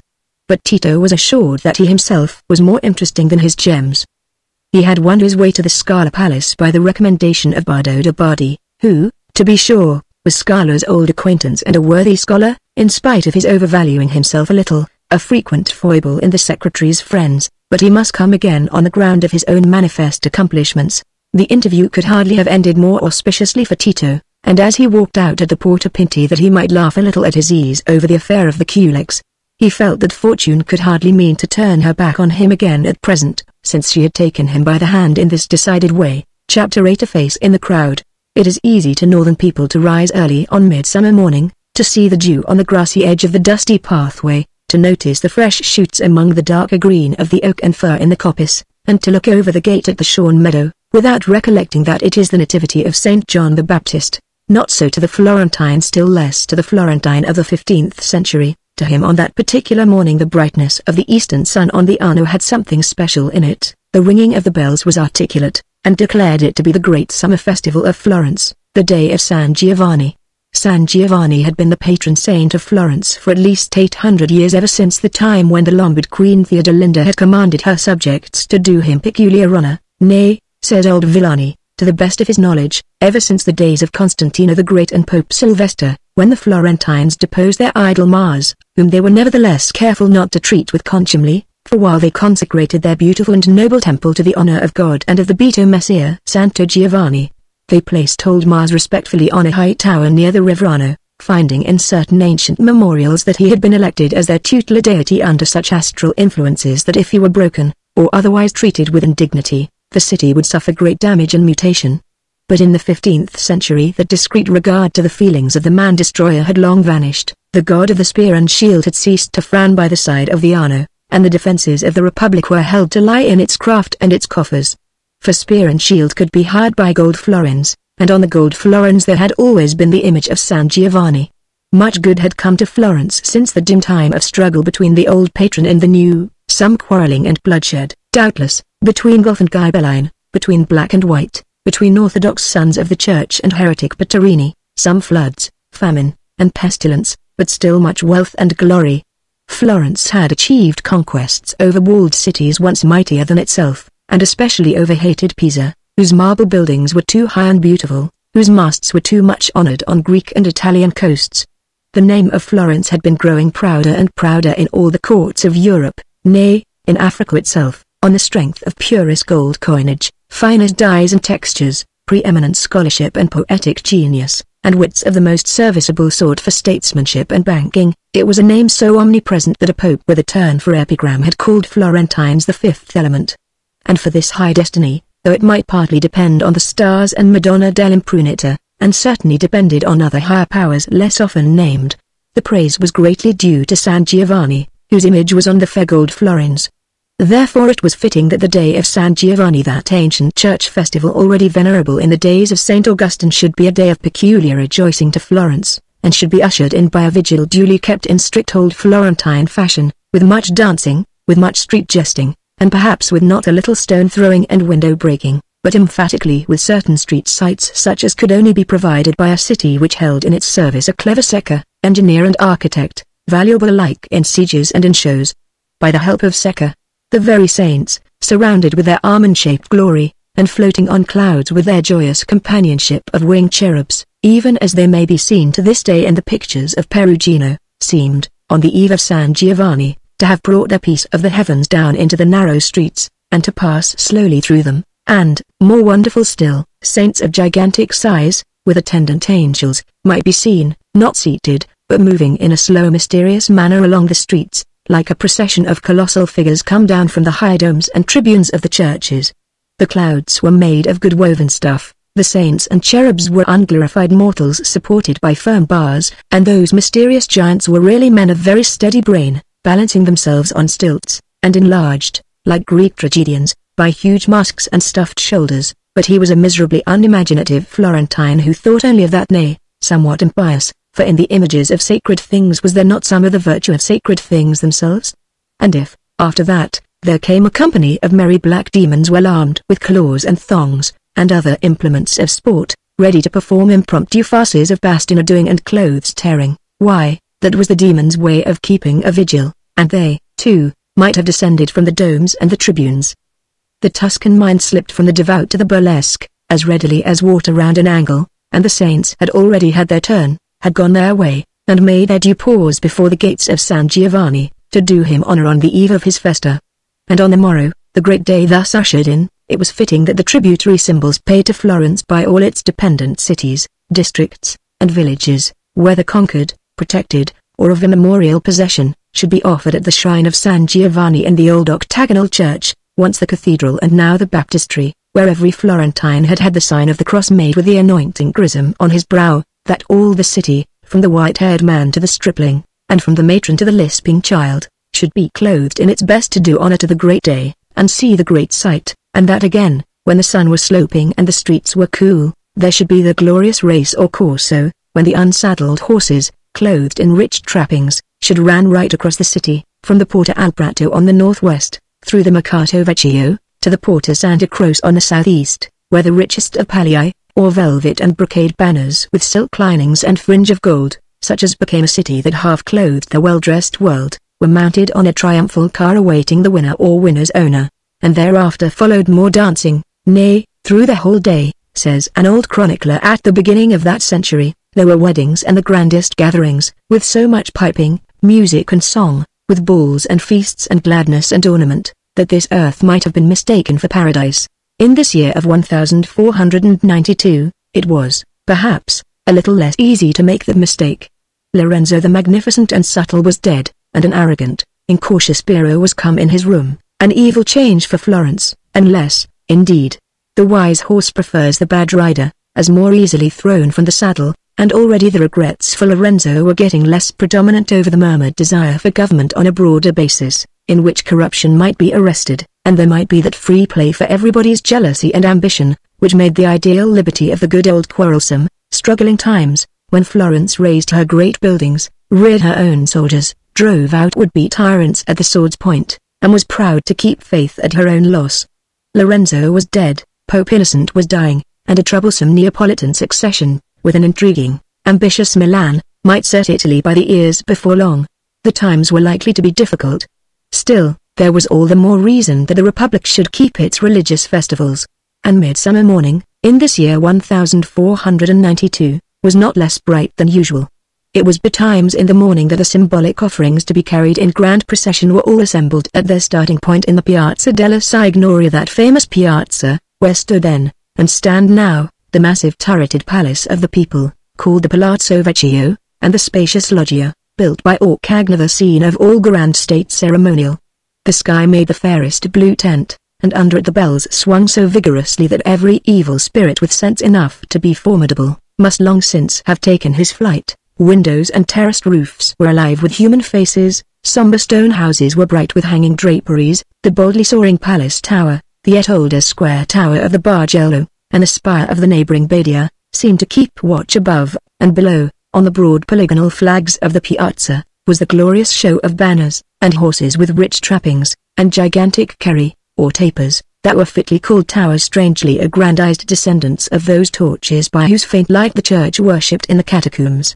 Betimes in the morning all the processions had need to move under the midsummer sky of Florence, where the shelter of the narrow streets must every now and then be exchanged for the glare of wide spaces, and the sun would be high up in the heavens before the long pomp had ended its pilgrimage in the Piazza di San Giovanni. But here, where the procession was to pause, the magnificent city, with its ingenious secca, had provided another tent than the sky, for the whole of the Piazza del Duomo, from the octagonal baptistry in the center to the facade of the cathedral and the walls of the houses on the other sides of the quadrangle, was covered, at the height of 40 feet or more, with blue drapery, adorned with well-stitched yellow lilies and the familiar coats of arms, while sheaves of many-colored banners drooped at fit angles under this superincumbent blue. A gorgeous rainbow lit shelter to the waiting spectators who leaned from the windows, and made a narrow border on the pavement, and wished for the coming of the show. One of these spectators was Tito Melema. Bright, in the midst of brightness, he sat at the window of the room above Nello's shop, his right elbow resting on the red drapery hanging from the windowsill, and his head supported in a backward position by the right hand, which pressed the curls against his ear.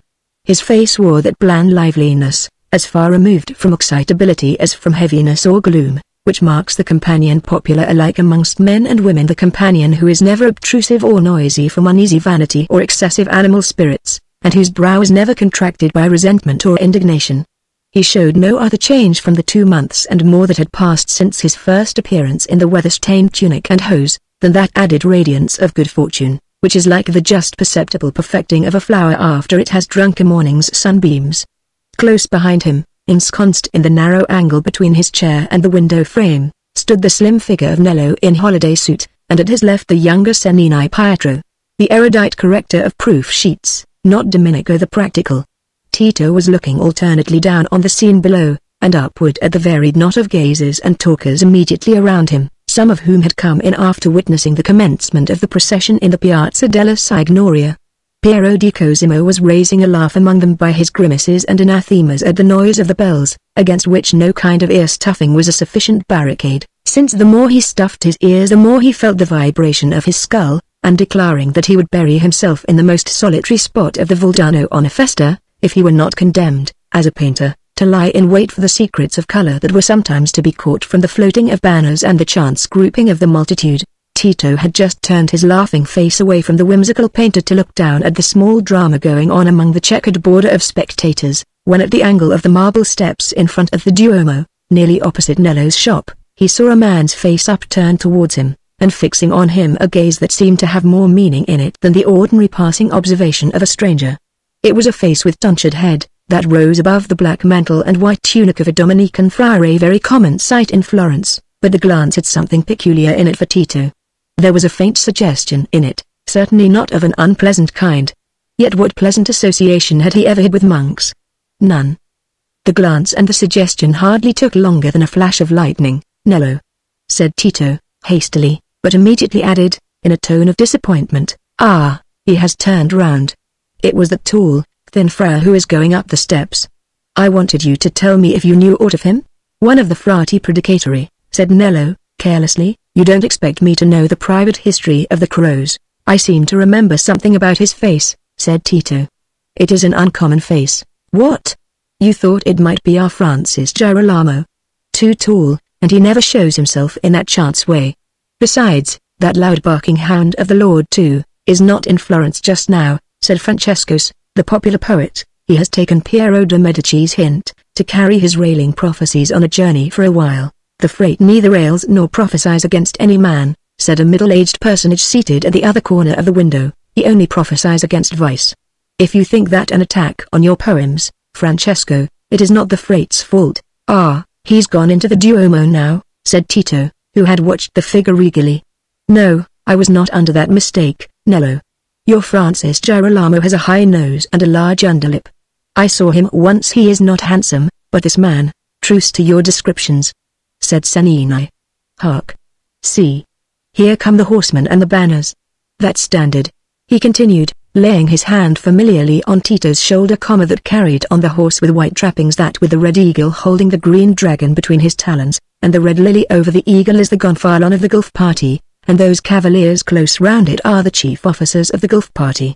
That is one of our proudest banners. Grumble as we may, it means the triumph of the Guelphs, which means the triumph of Florentine will, which means triumph of the Popolani. Nay, go on, Cennini, said the middle-aged man, seated at the window, which means triumph of the fat Popolani over the lean, which again means triumph of the fattest Popolano over those who are less fat. Chronica, you are becoming sententious, said the printer. Francis Girolamo's preaching will spoil you, and make you take life by the wrong handle. Trust me, your cornices will lose half their beauty if you begin to mingle bitterness with them. That is the maniera tedesca which you used to declaim against when you came from Rome. The next palace you build we shall see you trying to put the Frate's doctrine into stone. That is a goodly show of cavaliers, said Tito, who had learned by this time the best way to please Florentines, but are there not strangers among them? I see foreign costumes, assuredly, said Cennini. You see the orators from France, Milan, and Venice, and behind them are English and German nobles, for it is customary that all foreign visitors of distinction pay their tribute to San Giovanni in the train of that gonfalon. For my part, I think our Florentine cavaliers sit their horses as well as any of those cut-and-thrust northerners, whose wits lie in their heels and saddles, and for yon Venetian, I fancy he would feel himself more at ease on the back of a dolphin. We ought to know something of horsemanship, for we excel all Italy in the sports of the giostra, and the money we spend on them. But you will see a finer show of our chief men by and by. Melima, my brother himself, will be among the officers of the Zecca. The banners are the better sight, said Piero di Cosimo, forgetting the noise in his delight at the winding stream of color as the tributary standards advanced round the piazza. The Florentine men are so-so, they make but a sorry show at this distance with their patch of sallow flesh tint above the black garments, but those banners with their velvet, and satin, and minever, and brocade, and their endless play of delicate light and shadow ! Va! Your human talk and doings are a tame jest. The only passionate life is in form and color. Piero, if Satanasso could paint, thou wouldst sell thy soul to learn his secrets, said Nello. But there is little likelihood of it, seeing the blessed angels themselves are such poor hands at chiaroscuro, if one may judge from their Capodopera, the Madonna Nunziata. There go the banners of Pisa and Arezzo, said Cennini. Messapusno, it is no use for you to look sullen, you may as well carry your banner to our San Giovanni with a good grace. Persons fools, Florentines blind. The second half of that proverb will hold no longer. There come the ensigns of our subject towns and signories, Melima, they will all be suspended in San Giovanni until this day next year, when they will give place to new ones. They are a fair sight, said Tito, and San Giovanni will surely be as well satisfied with the produce of Italian looms as Minerva with her peplos, especially as he contents himself with so little drapery. But my eyes are less delighted with those whirling towers, which would soon make me fall from the window in sympathetic vertigo.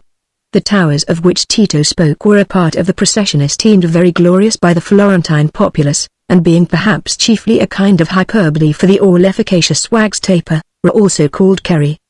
But inasmuch as hyperbole is impracticable in a real and literal fashion, these gigantic Kerry, some of them so large as to be of necessity carried on wheels, were not solid but hollow, and had their surface made not solely of wax, but of wood and pasteboard, gilded, carved, and painted, as real sacred tapers often are, with successive circles of figures, warriors on horseback, foot soldiers with lance and shield, dancing maidens, animals, trees and fruits, and in fine, says the old chronicler, all things that could delight the eye and the heart. the hollowness having the further advantage that men could stand inside these hyperbolic tapers and whirl them continually, so as to produce a phantasmagoric effect, which, considering the towers were numerous, must have been calculated to produce dizziness on a truly magnificent scale. "Pestilenza," said Piero di Cosimo, moving from the window, "those whirling circles one above the other are worse than the jangling of all the bells. Let me know when the last taper has passed." "Nay, you will surely like to be called when the contadini come carrying their torches," said Nello. "You would not miss the country folk of the Mugello and the Casentino, of whom your favorite Leonardo would make 100 grotesque sketches." "No," said Piero, resolutely, "I will see nothing till the car of the Zecca comes. I have seen clowns enough holding tapers aslant, both with and without cowls, to last me for my life. Here it comes." "Then, Piero, the car of the Zecca," called out Nello, after an interval during which towers and tapers in a descending scale of size had been making their slow transit. "Fididio," exclaimed Francesco's, "that is a well-tanned San Giovanni.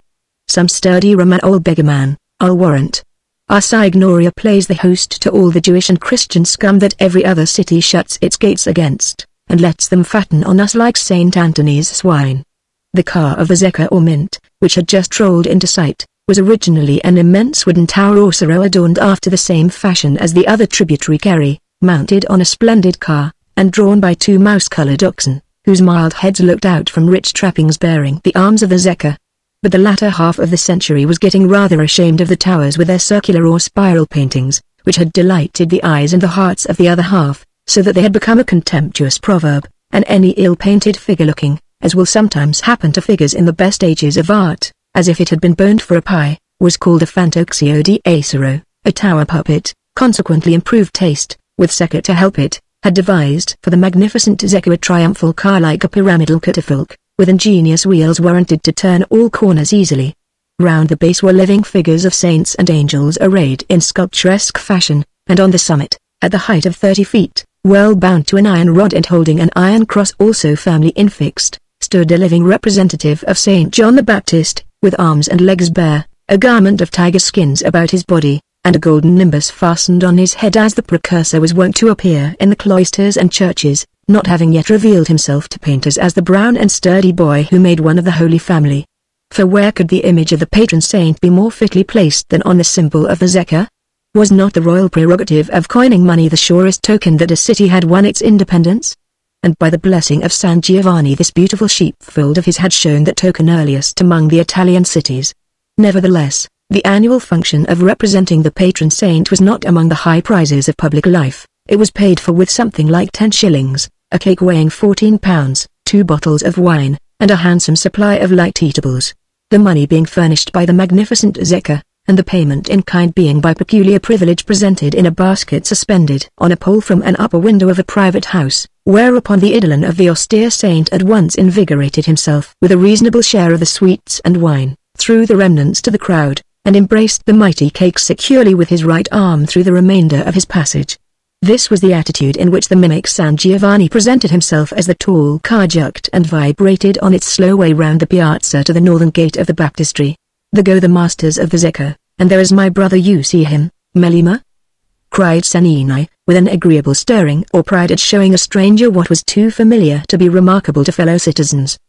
Behind come the members of the Corporation of Climara, 3, the dealers in foreign cloth, to which we have given our Florentine finish, men of ripe years, you see, who were matriculated before you were born, and then comes the famous art of money changers. Many of them matriculated also to the noble art of usury before you were born, interrupted Francesco's, as you may discern by a certain fitful glare of the iron-sharp curve of the nose which manifest their descent from the ancient harpies, whose portraits you saw supporting the arms of the Zecca. Shaking off old prejudices now, such a procession as that of some 400 passably ugly men carrying their tapers in open daylight, Diogenes fashion, as if they were looking for a lost quattrino, would make a merry spectacle for the feast of fools. "Blaspheme not against the usages of our city," said Pietro Sanini, much offended. "There are new wits who think they see things more truly because they stand on their heads to look at them, like tumblers and mountebanks, instead of keeping the attitude of rational men. Doubtless it makes little difference to Maestro Viano's monkeys whether they see our Donatello's statue of Judith with their heads or their tails uppermost. Your solemnity will allow some quarter to playful fancy, I hope," said S, with a shrug, Else what becomes of the ancients, whose example you scholars are bound to revere? Messer Pietro. Life was never anything but a perpetual seesaw between gravity and jest. Keep your jest then till your end of the pole is uppermost, said Senini, still angry, and that is not when the great bond of our republic is expressing itself in ancient symbols, without which the vulgar would be conscious of nothing beyond their own petty wants of back and stomach, and never rise to the sense of community in religion and law. There has been no great people without processions, and the man who thinks himself too wise to be moved by them to anything but contempt, is like the puddle that was proud of standing alone while the river rushed by. No one said anything after this indignant burst of Senini's till he himself spoke again. Hark! The trumpets of the Signoria. Now comes the last stage of the show, Melima. That is our gonfalonier in the middle, in the starred mantle, with the sword carried before him. 20 years ago we used to see our foreign podster, who was our judge in civil causes, walking on his right hand, but our republic has been over-doctored by clever Medici. That is the proposto, spokesman or moderator, of the priori on the left, then come the other 7 priori, then all the other magistracies and officials of our republic. You see your patron the Segretario? There is Messer Bernardo del Nero also, said Tito. His visage is a fine and venerable one, though it has worn rather a petrifying look towards me. Ah, said Nello. He is the dragon that guards the remnant of old Bardo's gold, which, I fancy, is chiefly that virgin gold that falls about the fair Romola's head and shoulders. My Apollino. He added, patting Tito's head. Tito had the youthful grace of blushing, but he had also the adroit and ready speech that prevents a blush from looking like embarrassment. He replied at once, and a very pictolus it is, a stream with golden ripples. If I were an alchemist. He was saved from the need for further speech by the sudden fortissimo of drums and trumpets and fifes, bursting into the breadth of the piazza in a grand storm of sound, a roar, a blast, and a whistling, well befitting a city famous for its musical instruments, and reducing the members of the closest group to a state of deaf isolation. During this interval Nello observed Tito's fingers moving in recognition of someone in the crowd below, but not seeing the direction of his glance he failed to detect the object of this greeting. The sweet round blue-eyed face under a white hood immediately lost in the narrow border of heads, where there was a continual eclipse of round contadina cheeks by the harsh lined features or bent shoulders of an old spadesman, and where profiles turned as sharply from north to south as weathercocks under a shifting wind. But when it was felt that the show was ended, when the 12 prisoners released in honor of the day, and the very Barbari or race horses, with the arms of their owners embroidered on their cloths, had followed up the Signoria, and been duly consecrated to San Giovanni, and every one was moving from the window, Nello, whose Florentine curiosity was of that lively canine sort which thinks no trifle too despicable for investigation, put his hand on Tito's shoulder and said, "What acquaintance was that you were making signals to?" Giovanni, some little contadina who probably mistook me for an acquaintance, for she had honored me with a greeting. Or who wished to begin an acquaintance, said Nello. But you are bound for the Via de' Bardi and the Feast of the Muses. There is no counting on you for a frolic, else we might have gone in search of adventures together in the crowd, and had some pleasant fooling in honor of San Giovanni. But your high fortune has come on you too soon. I don't mean the professor's mantle that is roomy enough to hide a few stolen chickens, but Messer Endymion minded his manners after that singular good fortune of his, and what says our Luigi Pulci, Diego giorno in que come maxis, pulsan fatto e gentili cortis, Nello, amico mio, thou hast an intolerable trick of making life stale by forestalling it with thy talk, said Tito, shrugging his shoulders, with a look of patient resignation, which was his nearest approach to anger, not to mention that such ill-founded babbling would be held a great offense by that same goddess whose humble worshipper you are always professing yourself. I will be mute, said Nello, laying his finger on his lips, with a responding shrug. But it is only under our 4 eyes that I talk any folly about her. Pardon. You were on the verge of it just now in the hearing of others. If you want to ruin me in the minds of Bardo and his daughter, enough, said Nello. I am an absurd old barber. It all comes from that abstinence of mine, in not making bad verses in my youth, for want of letting my folly run out that way when I was 18, it runs out at my tongues and now I'm at the unseemly age of 50. But Nello has not got his head muffled for all that. He can see a buffalo in the snow. Addio, Giovanni. Chapter 9. A Man's Ransom. Tito was soon down among the crowd, and, notwithstanding his indifferent reply to Nello's question about his chance acquaintance, he was not without a passing wish, as he made his way round the piazza to the Corso degli Adimari, that he might encounter the pair of blue eyes which had looked up towards him from under the square bit of white linen drapery that formed the ordinary hood of the contadina at festa time. He was perfectly well aware that that face was Tessa's, but he had not chosen to say so. What had Nello to do with the matter? Tito had an innate love of reticence, let us say a talent for it which acted as other impulses do, without any conscious motive, and, like all people to whom concealment is easy, he would now and then conceal something which had as little the nature of a secret as the fact that he had seen the flight of crows. But the passing wish about pretty Tessa was almost immediately eclipsed by the recurrent recollection of that friar whose face had some irrecoverable association for him. Why should a sickly fanatic, worn with fasting, have looked at him in particular, and where in all his travels could he remember encountering that face before? Folly. Such vague memories hang about the mind like cobwebs, with tickling importunity best to sweep them away at a dash, and Tito had pleasanter occupation for his thoughts. By the time he was turning out of the Corso degli Adimari into a side street he was caring only that the sun was high, and that the procession had kept him longer than he had intended from his visit to that room in the Via de' Bardi, where his coming, he knew, was anxiously awaited. He felt the scene of his entrance beforehand, the joy beaming diffusedly in the blind face like the light in a semi-transparent lamp, the transient pink flush on Romola's face and neck, which subtracted nothing from her majesty, but only gave it the exquisite charm of womanly sensitiveness, heightened still more by what seemed the paradoxical boy-like frankness of her look and smile. They were the best comrades in the world during the hours they passed together round the blind man's chair. She was constantly appealing to Tito, and he was informing her, yet he felt himself strangely in subjection to Romola with its simplicity of hers. He felt for the first time, without defining it to himself, that loving awe in the presence of noble womanhood, which is perhaps something like the worship paid of old to a great nature goddess, who was not all-knowing, but whose life and power were something deeper and more primordial than knowledge. They had never been alone together, and he could frame to himself no probable image of love scenes between them. He could only fancy and wish wildly what he knew was impossible, that Romola would some day tell him that she loved him. One day in Greece, as he was leaning over a wall in the sunshine, a little black-eyed peasant girl, who had rested her water pot on the wall, crept gradually nearer and nearer to him, and at last shyly asked him to kiss her, putting up her round olive cheek very innocently. Tito was used to love that came in this unsought fashion. But Romola's love would never come in that way. Would it ever come at all? And yet it was that topmost apple on which he had set his mind. He was in his fresh youth not passionate, but impressible. It was as inevitable that he should feel lovingly towards Romola as that the white irises should be reflected in the clear sunlit stream, but he had no coxcombry, and he had an intimate sense that Romola was something very much above him. Many men have felt the same before a large-eyed, simple child. Nevertheless, Tito had had the rapid success which would have made some men presuming, or would have warranted him in thinking that there would be no great presumption in entertaining an agreeable confidence that he might one day be the husband of Romolene, that her father himself was not without a vision of such a future for him.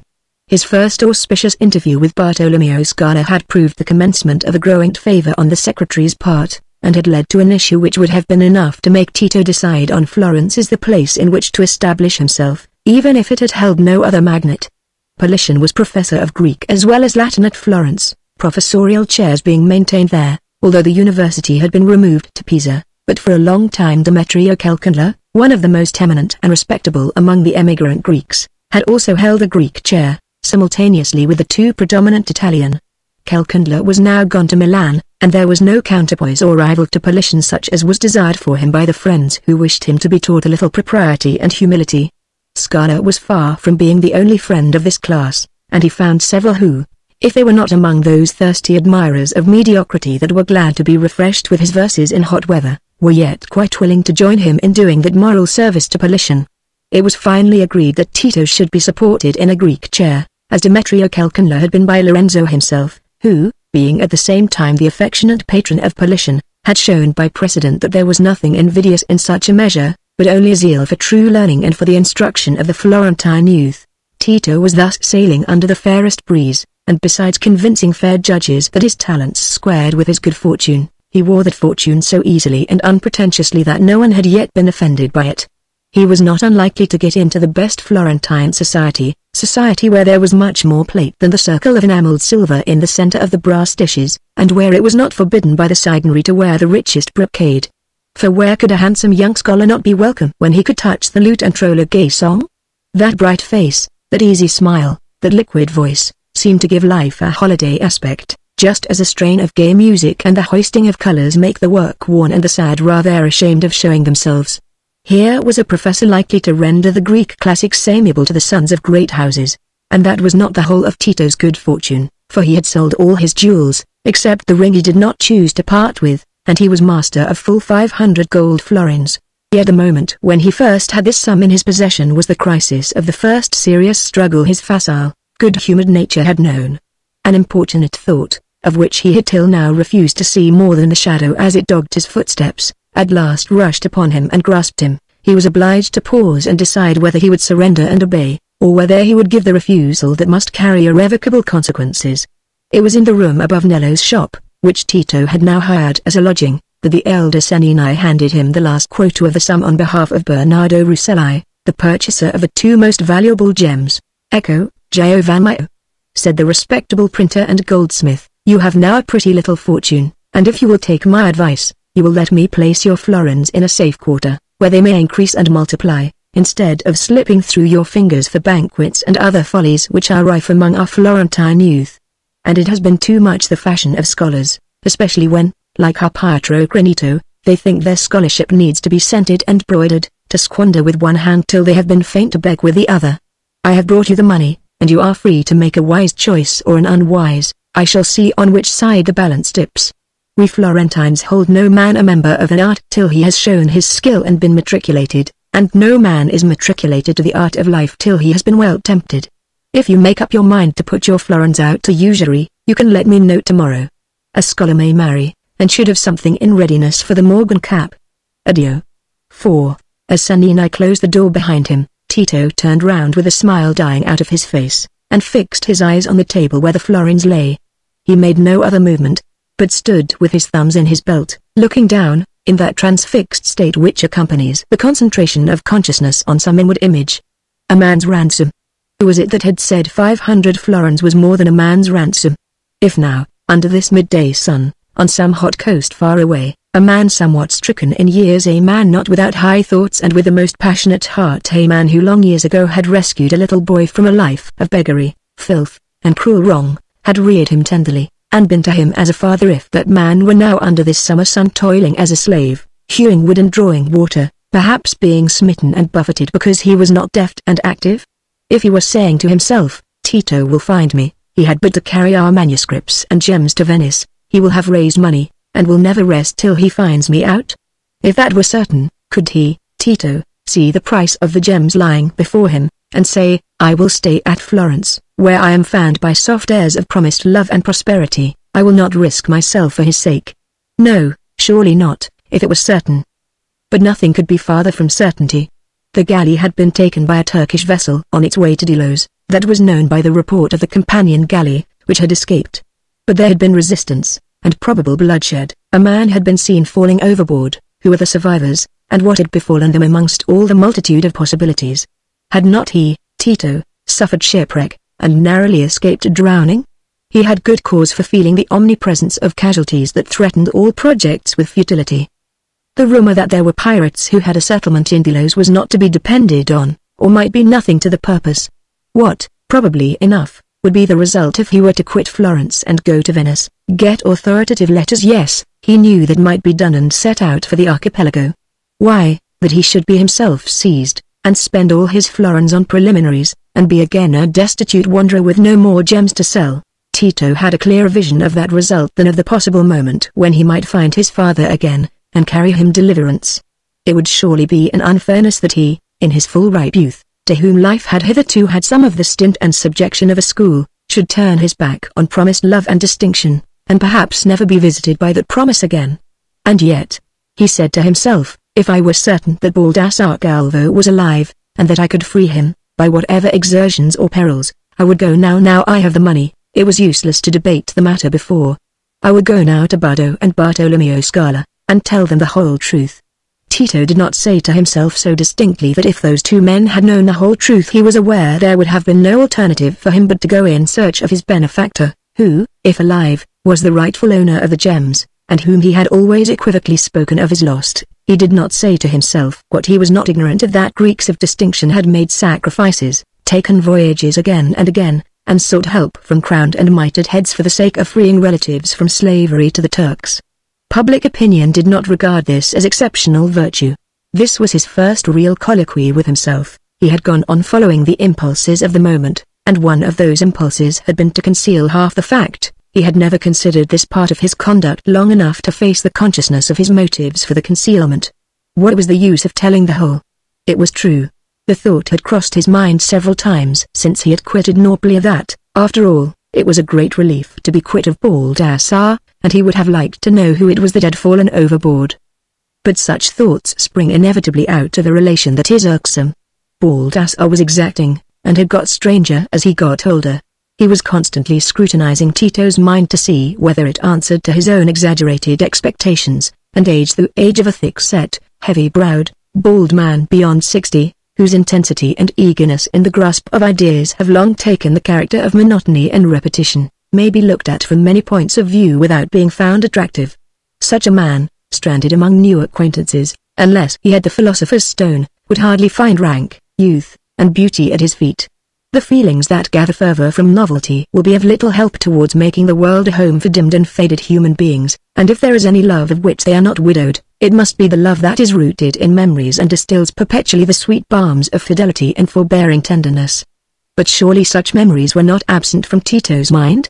Far in the backward vista of his remembered life, when he was only 7 years old, Baldassar had rescued him from blows, had taken him to a home that seemed like opened paradise, where there was sweet food and soothing caresses. All had on Baldassar's knee, and from that time till the hour they had parted, Tito had been the one center of Baldassar's fatherly cares. And he had been docile, pliable, quick of apprehension, ready to acquire, a very bright lovely boy, a youth of even splendid grace, who seemed quite without vices, as if that beautiful form represented a vitality so exquisitely poised and balanced that it could know no uneasy desires, no unrest, a radiant presence for a lonely man to have won for himself. If he was silent when his father expected some response, still he did not look moody. If he declined some labor, why, he flung himself down with such a charming, half-smiling, half-pleading air, that the pleasure of looking at him made amends to one who had watched his growth with a sense of claim and possession. The curves of Tito's mouth had ineffable good humor in them. And then, the quick talent to which everything came readily, from philosophical systems to the rhymes of a street ballad caught up at a hearing. Would anyone have said that Tito had not made a rich return to his benefactor, or that his gratitude and affection would fail on any great demand? He did not admit that his gratitude had failed, but it was not certain that Baldassar was in slavery, not certain that he was living. "Do I not owe something to myself?" said Tito, inwardly, with a slight movement of his shoulders, the first he had made since he had turned to look down at the florins. "Before I quit everything, and incur again all the risks of which I am even now weary, I must at least have a reasonable hope. Am I to spend my life in a wandering search? I believe he is dead. Senina was right about my florins. I will place them in his hands tomorrow." When, the next morning, Tito put this determination into act, he had chosen his color in the game, and had given an inevitable bent to his wishes. He had made it impossible that he should not from henceforth desire it to be the truth that his father was dead, impossible that he should not be tempted to baseness rather than that the precise facts of his conduct should not remain forever concealed. Under every guilty secret there is hidden a brood of guilty wishes, whose unwholesome infecting life is cherished by the darkness. The contaminating effect of deeds often lies less in the commission than in the consequent adjustment of our desires, the enlistment of our self-interest on the side of falsity, as, on the other hand, the purifying influence of public confession springs from the fact that by it the hope in lies is forever swept away, and the soul recovers the noble attitude of simplicity. Besides, in this first distinct colloquy with himself, the ideas which had previously been scattered and interrupted had now concentrated themselves. The little rills of selfishness had united and made a channel, so that they could never again meet with the same resistance. Hitherto Tito had left in vague indecision the question whether, with the means in his power, he would not return, and ascertain his father's fate. He had now made a definite excuse to himself for not taking that course. He had avowed to himself a choice which he would have been ashamed to avow to others, and which would have made him ashamed in the resurgent presence of his father. But the inward shame, the reflex of that outward law which the great heart of mankind makes for every individual man, a reflex which will exist even in the absence of the sympathetic impulses that need no law. but rushed to the deed of fidelity and pity as inevitably as the brute mother shields her young from the attack of the hereditary enemy. That inward shame was showing its blushes in Tito's determined assertion to himself that his father was dead, or that at least search was hopeless. Chapter 10 Under the Plane Tree. On the day of San Giovanni it was already 3 weeks ago that Tito had handed his florins to Cennini, and we have seen that as he set out towards the Via de' Bardi he showed all the outward signs of a mind at ease. How should it be otherwise? He never jarred with what was immediately around him, and his nature was too joyous, too unapprehensive, for the hidden and the distant to grasp him in the shape of a dread. As he turned out of the hot sunshine into the shelter of a narrow street, took off the black cloth beretta, or simple cap with upturned lappet, which just crowned his brown curls, pushing his hair and tossing his head backward to court the cooler air, there was no brand of duplicity on his brow, neither was there any stamp of candor. It was simply a finely formed, square, smooth young brow. And the slow absent glance he cast around at the upper windows of the houses had neither more dissimulation in it, nor more ingenuousness, than belongs to a youthful well-opened eyelid with its unwearied breadth of gaze, to perfectly pellucid lenses, to the undimmed dark of a rich brown iris, and to a pure cerulean-tinted angle of whiteness streaked with the delicate shadows of long eyelashes. Was it that Tito's face attracted or repelled according to the mental attitude of the observer? Was it a cipher with more than one key? The strong, unmistakable expression in his whole air and person was a negative one, and it was perfectly veracious. It declared the absence of any uneasy claim, any restless vanity, and it made the admiration that followed him as he passed among the troop of holiday-makers a thoroughly willing tribute. For by this time the stir of the festa was felt even in the narrowest side streets. The throng which had at one time been concentrated in the lines through which the procession had to pass, was now streaming out in all directions in pursuit of a new object. Such intervals of a festa are precisely the moments when the vaguely active animal spirits of a crowd are likely to be the most petulant and most ready to sacrifice a stray individual to the greater happiness of the greater number. As Tito entered the neighborhood of San Martino, he found the throng rather denser, and near the hostelry of the Batucks, or baboons, there was evidently some object which was arresting the passengers and forming them into a knot. It needed nothing of great interest to draw aside passengers unfreighted with a purpose, and Tito was preparing to turn aside into an adjoining street, when, amidst the loud laughter, his ear discerned a distressed childish voice crying, "Loose me! Holy Virgin, help me!" which at once determined him to push his way into the knot of gazers.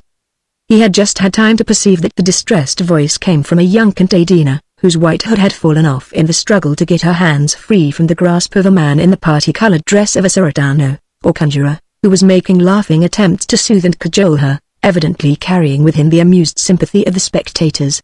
These, by a persuasive variety of words signifying simpleton, for which the Florentine dialect is rich in equivalents, seemed to be arguing with the contadina against her obstinacy. At the first moment the girl's face was turned away, and he saw only her light brown hair plaited and fastened with a long silver pin, but in the next, the struggle brought her face opposite Tito's, and he saw the baby features of Tessa, her blue eyes filled with tears, and her underlip quivering. Tessa, too, saw him, and through the mist of her swelling tears there beamed a sudden hope, like that in the face of a little child, when, held by a stranger against its will, it sees a familiar hand stretched out. In an instant Tito had pushed his way through the barrier of bystanders, whose curiosity made them ready to turn aside at the sudden interference of this handsome young signor, had grasped Tessa's waist, and had said, "Loose this child. What right have you to hold her against her will?" The conjurer, a man with one of those faces in which the angles of the eyes and eyebrows, of the nostrils, mouth, and sharply defined jaw, all tend upward, showed his small regular teeth in an impish but not ill-natured grin, as he let go Tessa's hands, and stretched out his own backward, shrugging his shoulders, and bending them forward a little in a half-apologetic, half-protesting manner. "I mean the ragates are no evil in the world, Messire, ask this respectable company. I was only going to show them a few samples of my skill, in which this little damsel might have helped me the better because of her kitten face, which would have assured them of open dealing, and I had promised her a lapful of confetti as a reward. But what then? Messer has doubtless better confetti at hand, and she knows it." A general laugh among the bystanders accompanied these last words of the conjurer, raised, probably, by the look of relief and confidence with which Tessa clung to Tito's arm, as he drew it from her waist, and placed her hand within it. She only cared about the laugh as she might have cared about the roar of wild beasts from which she was escaping, not attaching any meaning to it. But Tito, who had no sooner got her on his arm than he foresaw some embarrassment in the situation, hastened to get clear of observers who, having been despoiled of unexpected amusement, were sure to re-establish the balance by jests. See, little one. Here is your hood, said the conjurer, throwing the bit of white drapery over Tessa's head. Orsut, bear me no malice, come back to me when Messire can spare you. Ah, Maestro Viano, she'll come back presently, as the toad said to the harrow, called out one of the spectators, seeing how Tessa started and shrank at the action of the conjurer. Tito pushed his way vigorously towards the corner of a side street, a little vexed at this delay in his progress to the Via de' Bardi, and intending to get rid of the poor little contadina as soon as possible. The next street, too, had its passengers inclined to make holiday remarks on so unusual a pair, but they had no sooner entered it than he said, in a kind but hurried manner, "Now, little one, where were you going? Are you come by yourself to the festa?" "Ah, no," said Tessa, looking frightened and distressed again. "I have lost my mother in the crowd, her and my father-in-law. They will be angry, he will beat me. It was in the crowd in San Pulinari, somebody pushed me along and I couldn't stop myself, so I got away from them. Oh, I don't know where they're gone.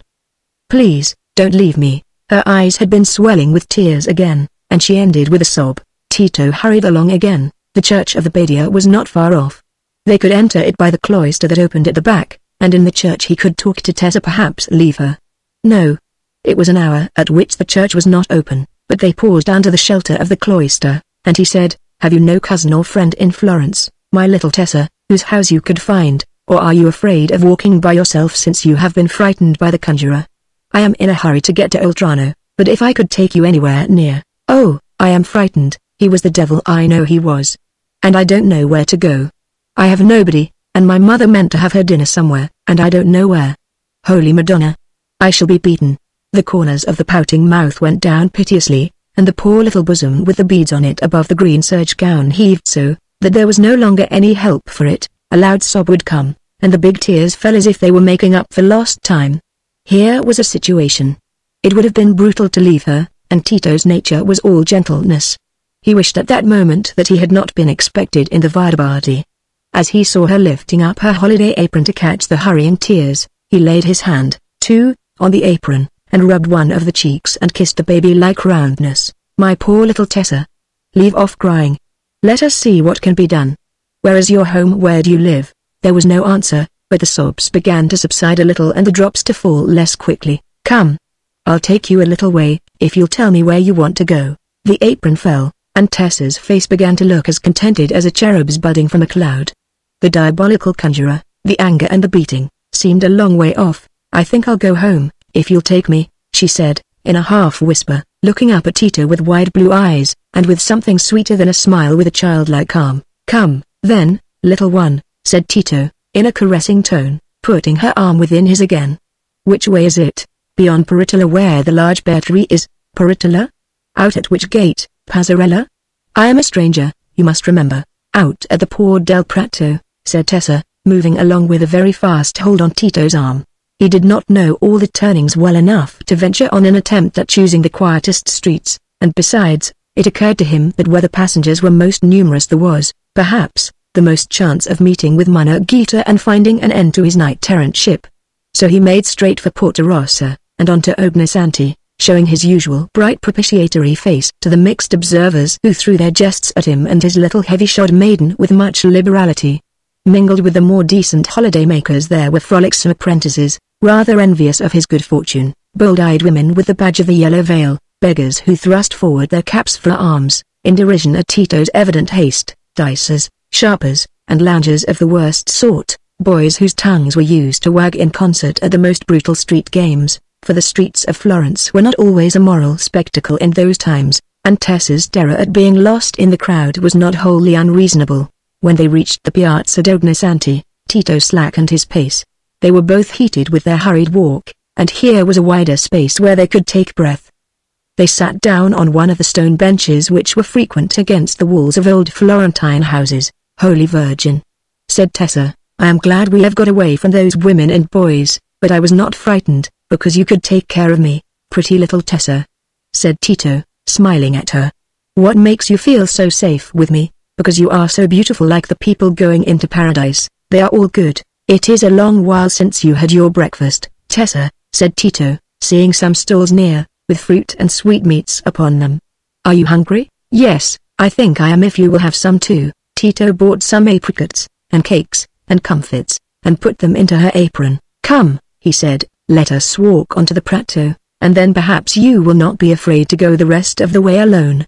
But you will have some of the apricots and things, said Tessa, rising obediently and gathering up her apron as a bag for her store. We will see, said Tito aloud, and to himself he said, here is a little contadina who might inspire a better riddle than Lorenzo de' Medici's Nencia da Barberino, that Nello's friends rave about. If I were only a Theocritus, or had time to cultivate the necessary experience by unseasonable walks of this sort.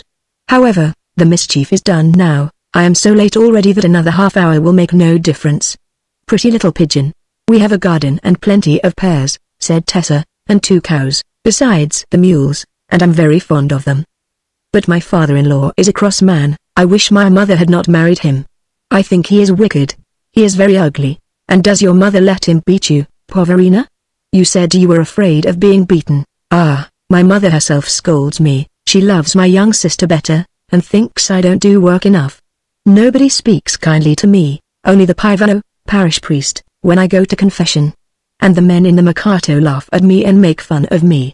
Nobody ever kissed me and spoke to me as you do, just as I talk to my little black-faced kid, because I'm very fond of it. It seemed not to have entered Tessa's mind that there was any change in Tito's appearance since the morning he begged the milk from her, and that he looked now like a personage for whom she must summon her little stock of reverent words and signs. He had impressed her too differently from any human being who had ever come near her before, for her to make any comparison of details. She took no note of his dress. He was simply a voice and a face to her, something come from paradise into a world where most things seemed hard and angry, and she prattled with as little restraint as if he had been an imaginary companion born of her own lovingness and the sunshine. They had now reached the plateau, which at that time was a large open space within the walls, where the Florentine youth played at their favorite calcio, a peculiar kind of football, and otherwise exercised themselves. At this midday time it was forsaken and quiet to the very gates, where a tent had been erected in preparation for the race.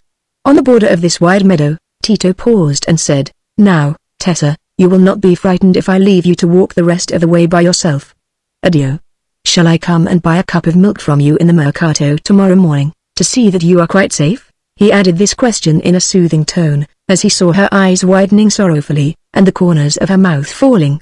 She said nothing at first. She only opened her apron and looked down at her apricots and sweetmeats. Then she looked up at him again and said complainingly, I thought you would have some, and we could sit down under a tree outside the gate, and eat them together. Tessa, Tessa, you little siren, you would ruin me, said Tito, laughing, and kissing both her cheeks.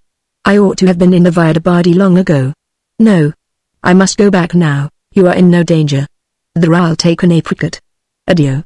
He had already stepped 2 yards from her when he said the last word. Tessa could not have spoken. She was pale, and a great sob was rising, but she turned round as if she felt there was no hope for her, and stepped on, holding her apron so forgetfully that the apricots began to roll out on the grass. Tito could not help looking after her, and seeing her shoulders rise to the bursting sob, and the apricots fall, could not help going after her and picking them up. It was very hard upon him. He was a long way off the Via de' Bardi, and very near to Tessa. See, my silly one, he said, picking up the apricots. Come, leave off crying. I will go with you, and we'll sit down under the tree. Come, I don't like to see you cry, but you know I must go kick some time. So it came to pass that they found a great plane tree not far outside the gates, and they sat down under it, and all the feast was spread out on Tessa's lap, she leaning with her back against the trunk of the tree, and he stretched opposite to her, resting his elbows on the rough green growth cherished by the shade, while the sunlight stole through the boughs and played about him like a winged thing. Tessa's face was all contentment again, and the taste of the apricots and sweetmeats seemed very good. You pretty bird, said Tito, looking at her as she sat eyeing the remains of the feast with an evident mental debate about saving them, since he had said he would not have any more. To think of anyone scolding you. What sins do you tell of at confession, Tessa? Oh, a great many. I am often naughty. I don't like work, and I can't help being idle, though I know I shall be beaten and scolded, and I give the mules the best fodder when nobody sees me, and then when the Madre is angry I say I didn't do it, and that makes me frightened at the devil. I think the conjurer was the devil. I am not so frightened after I've been to confession. And see, I've got a brief here that a good father, who came to Prato preaching this Easter, blessed and gave us all. Here Tessa drew from her bosom a tiny bag carefully fastened up. "And I think the Holy Madonna will take care of me. She looks as if she would, and perhaps if I wasn't idle, she wouldn't let me be beaten. If they are so cruel to you, Tessa, shouldn't you like to leave them, and go and live with a beautiful lady who would be kind to you, if she would have you to wait upon her?" Tessa seemed to hold her breath for a moment or two. Then she said doubtfully, "I don't know." "Then should you like to be my little servant, and live with me?" said Tito, smiling. He meant no more than to see what sort of pretty look and answer she would give. There was a flush of joy immediately. "Will you take me with you now?" "Ah. I shouldn't go home and be beaten then." She paused a little while, and then added more doubtfully, "But I should like to fetch my black-faced kid." "Yes, you must go back to your kid, my Tessa," said Tito, rising, "and I must go the other way. By Jupiter," he added, as he went from under the shade of the tree, "it is not a pleasant time of day to walk from here to the Via de' Bardi. I am more inclined to lie down and sleep in this shade." It ended so. Tito had an unconquerable aversion to anything unpleasant, even when an object very much loved and desired was on the other side of it. He had risen early, had waited, had seen sights, and had been already walking in the sun. He was inclined for a siesta, and inclined all the more because little Tessa was there, and seemed to make the air softer. He lay down on the grass again, putting his cap under his head on a green tuft by the side of Tessa. That was not quite comfortable, so he moved again, and asked Tessa to let him rest his head against her lap, and in that way he soon fell asleep. Tessa sat quiet as a dove on its nest, just venturing, when he was fast asleep, to touch the wonderful dark curls that fell backward from his ear. She was too happy to go to sleep, too happy to think that Tito would wake up, and that then he would leave her, and she must go home. It takes very little water to make a perfect pool for a tiny fish, where it will find its world and paradise all in one, and never have a presentiment of the dry bank. The fretted summer shade, and stillness, and the gentle breathing of some loved life near it would be paradise to us all, if eager thought, the strong angel with the implacable brow, had not long since closed the gates. It really was a long while before the waking came, before the long dark eyes opened at Tessa, first with a little surprise, and then with a smile, which was soon quenched by some preoccupying thought. Tito's deeper sleep had broken into a doze, in which he felt himself in the Via de' Bardi, explaining his failure to appear at the appointed time. The clear images of that doze urged him to start up at once to a sitting posture, and as he stretched his arms and shook his cap, he said, "Tessa, little one, you have let me sleep too long. My hunger and the shadows together tell me that the sun has done much travel since I fell asleep. I must lose no more time. Adieu," he ended, patting her cheek with one hand, and settling his cap with the other. She said nothing, but there were signs in her face which made him speak again in as serious and as chiding a tone as he could command. "Now, Tessa, you must not cry. I shall be angry, I shall not love you if you cry. You must go home to your black-faced kid, or if you like you may go back to the gate and see the horses start. But I can stay with you no longer, and if you cry, I shall think you are troublesome to me." The rising tears were checked by terror at this change in Tito's voice. Tessa turned very pale, and sat in trembling silence, with her blue eyes widened by arrested tears. "Look now," Tito went on, soothingly, opening the wallet that hung at his belt. "Here is a pretty charm that I have had a long while, ever since I was in Sicily, a country a long way off." His wallet had many little matters in it mingled with small coins, and he had the usual difficulty in laying his finger on the right thing. He unhooked his wallet, and turned out the contents on Tessa's lap. Among them was his onyx ring. "Ah, my ring!" he exclaimed, slipping it on the forefinger of his right hand. "I forgot to put it on again this morning. Strange, I never missed it. See, Tessa," he added, as he spread out the smaller articles, and selected the one he was in search of. "See this pretty little pointed bit of red coral like your goat's horn, is it not ? And here is a hole in it, so you can put it on the cord round your neck along with your breve, and then the evil spirits can't hurt you. If you ever see them coming in the shadow round the corner, point this little coral horn at them, and they will run away. It is a bona fortuna, and will keep you from harm when I am not with you. Come, undo the cord." Tessa obeyed with a tranquilizing sense that life was going to be something quite new, and that Tito would be with her often. All who remember their childhood remember the strange vague sense, when some new experience came, that everything else was going to be changed, and that there would be no lapse into the old monotony. So the bit of coral was hung beside the tiny bag with the scrap of scrawled parchment in it, and Tessa felt braver. "And now you will give me a kiss," said Tito, economizing time by speaking while he swept in the contents of the wallet and hung it at his waist again. and look happy, like a good girl, and then, but Tessa had obediently put forward her lips in a moment, and kissed his cheek as he hung down his head. "Oh, you pretty pigeon!" cried Tito, laughing, pressing her round cheeks with his hands and crushing her features together so as to give them a general impartial kiss. Then he started up and walked away, not looking round till he was 10 yards from her, when he just turned and gave a parting beck. Tessa was looking after him, but he could see that she was making no signs of distress. It was enough for Tito if she did not cry while he was present. The softness of his nature required that all sorrow should be hidden away from him. "I wonder when Romola will kiss my cheek in that way?" thought Tito, as he walked along. It seemed a tiresome distance now, and he almost wished he had not been so soft-hearted, or so tempted to linger in the shade. No other excuse was needed to Bado and Romola than saying simply that he had been unexpectedly hindered. He felt confident their proud delicacy would inquire no farther. He lost no time in getting to Ognissanti, and hastily taking some food there, he crossed the Arno by the Ponte alla Carua, and made his way as directly as possible towards the Via de' Bardi. But it was the hour when all the world who meant to be in particularly good time to see the Corso were returning from the borghi, or villages just outside the gates, where they had dined and reposed themselves, and the thoroughfares leading to the bridges were of course the issues towards which the stream of sightseers tended. Just as Tito reached the Ponte Vecchio and the entrance of the Via de' Bardi, he was suddenly urged back towards the angle of the intersecting streets. A company on horseback, coming from the Via Guicciardini, and turning up the Via de' Bardi, had compelled the foot passengers to recede hurriedly. Tito had been walking, as his manner was, with the thumb of his right hand resting in his belt, and as he was thus forced to pause, and was looking carelessly at the passing cavaliers, he felt a very thin cold hand laid on his. He started round, and saw the Dominican friar whose upturned face had so struck him in the morning.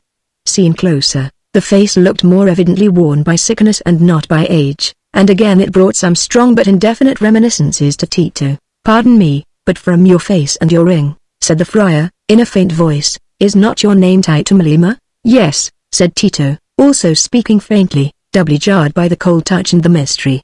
He was not apprehensive or timid through his imagination, but through his sensations and perceptions he could easily be made to shrink and turn pale like a maiden. "Then I shall fulfill my commission." The friar put his hand under his scapulary, and drawing out a small linen bag which hung round his neck, took from it a bit of parchment, doubled and stuck firmly together with some black adhesive substance, and placed it in Tito's hand.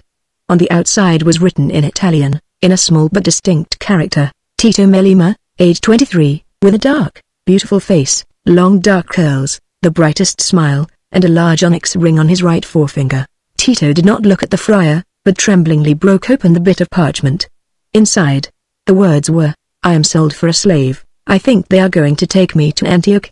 The gems alone will serve to ransom me." Tito looked round at the friar, but could only ask a question with his eyes. "I had it at Corinth," the friar said, speaking with difficulty, like one whose small strength had been overtaxed. "I had it from a man who was dying." "He is dead, then?"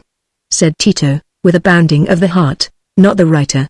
The man who gave it me was a pilgrim, like myself, to whom the writer had entrusted it, because he was journeying to Italy." "You know the contents?" "I do not know them, but I conjecture them. Your friend is in slavery, you will go and release him." "But I am unable to talk now." The friar, whose voice has become feebler and feebler, sank down on the stone bench against the wall from which he had risen to touch Tito's hand, adding, "I am at San Marco, my name is Francis Luca." Chapter 11 Tito's Dilemma. When Francis Luca had ceased to speak, Tito still stood by him in irresolution, and it was not till, the pressure of the passengers being removed, the friar rose and walked slowly into the church of Santa Felicita, that Tito also went on his way along the Via de' Bardi. "If this monk is a Florentine," he said to himself, "if he is going to remain at Florence, everything must be disclosed." He felt that a new crisis had come, but he was not, for all that, too evidently agitated to pay his visit to Bado, and apologize for his previous non-appearance. Tito's talent for concealment was being fast developed into something less neutral. It was still possible, perhaps it might be inevitable for him to accept frankly the altered conditions, and avow Baldassar's existence, but hardly without casting an unpleasant light backward on his original reticence as studied equivocation in order to avoid the fulfillment of a secretly recognized claim, to say nothing of his quiet settlement of himself and investment of his florins, when, it would be clear, his benefactor's fate had not been certified. It was at least provisionally wise to act as if nothing had happened, and for the present he would suspend decisive thought. There was all the night for meditation, and no one would know the precise moment at which he had received the letter. So he entered the room on the second story where Romola and her father sat among the parchment and the marble, aloof from the life of the streets on holidays as well as on common days, with a face only a little less bright than usual, from regret at appearing so late, a regret which wanted no testimony, since he had given up the sight of the Corso in order to express it, and then set himself to throw extra animation into the evening, though all the while his consciousness was at work like a machine with complex action, leaving deposits quite distinct from the line of talk, and by the time he descended the stone stairs and issued from the grim door in the starlight, his mind had really reached a new stage in its formation of a purpose. And when, the next day, after he was free from his professorial work, he turned up the Via del Cocamero towards the convent of San Marco, his purpose was fully shaped. He was going to ascertain from Francis Luca precisely how much he conjectured of the truth, and on what grounds he conjectured it, and, further, how long he was to remain at San Marco. And on that fuller knowledge he hoped to mould a statement which would in any case save him from the necessity of quitting Florence. Tito had never had occasion to fabricate an ingenious lie before. The occasion was come now, the occasion which circumstance never fails to beget on tacit falsity, and his ingenuity was ready. For he had convinced himself that he was not bound to go in search of Baldassar. He had once said that on a fair assurance of his father's existence and whereabout, he would unhesitatingly go after him. But, after all, why was he bound to go? What, looked at closely, was the end of all life, but to extract the utmost sum of pleasure? And was not his own blooming life a promise of incomparably more pleasure, not for himself only, but for others, than the withered wintry life of a man who was past the time of keen enjoyment, and whose ideas had stiffened into barren rigidity? Those ideas had all been sown in the fresh soil of Tito's mind, and were lively germs there. That was the proper order of things, the order of nature, which treats all maturity as a mere nidus for youth. Baldassar had done his work, had had his draught of life. Tito said it was his turn now. And the prospect was so vague. I think they are going to take me to Antioch. Here was a vista. After a long voyage, to spend months, perhaps years, in a search for which even now there was no guarantee that it would not prove vain, and to leave behind at starting a life of distinction and love, and to find, if he found anything, the old exacting companionship which was known by rote beforehand. Certainly the gems and therefore the florins were, in a sense, Baldassar's, in the narrow sense by which the right of possession is determined in ordinary affairs, but in that large and more radically natural view by which the world belongs to youth and strength, they were rather his who could extract the most pleasure out of them. That, he was conscious, was not the sentiment which the complicated play of human feelings had engendered in society. The men around him would expect that he should immediately apply those florins to his benefactor's rescue. But what was the sentiment of society? A mere tangle of anomalous traditions and opinions, which no wise man would take as a guide, except so far as his own comfort was concerned. Not that he cared for the florins save perhaps for Romola's sake. He would give up the florins readily enough. It was the joy that was due to him and was close to his lips, which he felt he was not bound to thrust away from him and so travel on, thirsting. Any maxims that required a man to fling away the good that was needed to make existence sweet, were only the lining of human selfishness turned outward. They were made by men who wanted others to sacrifice themselves for their sake.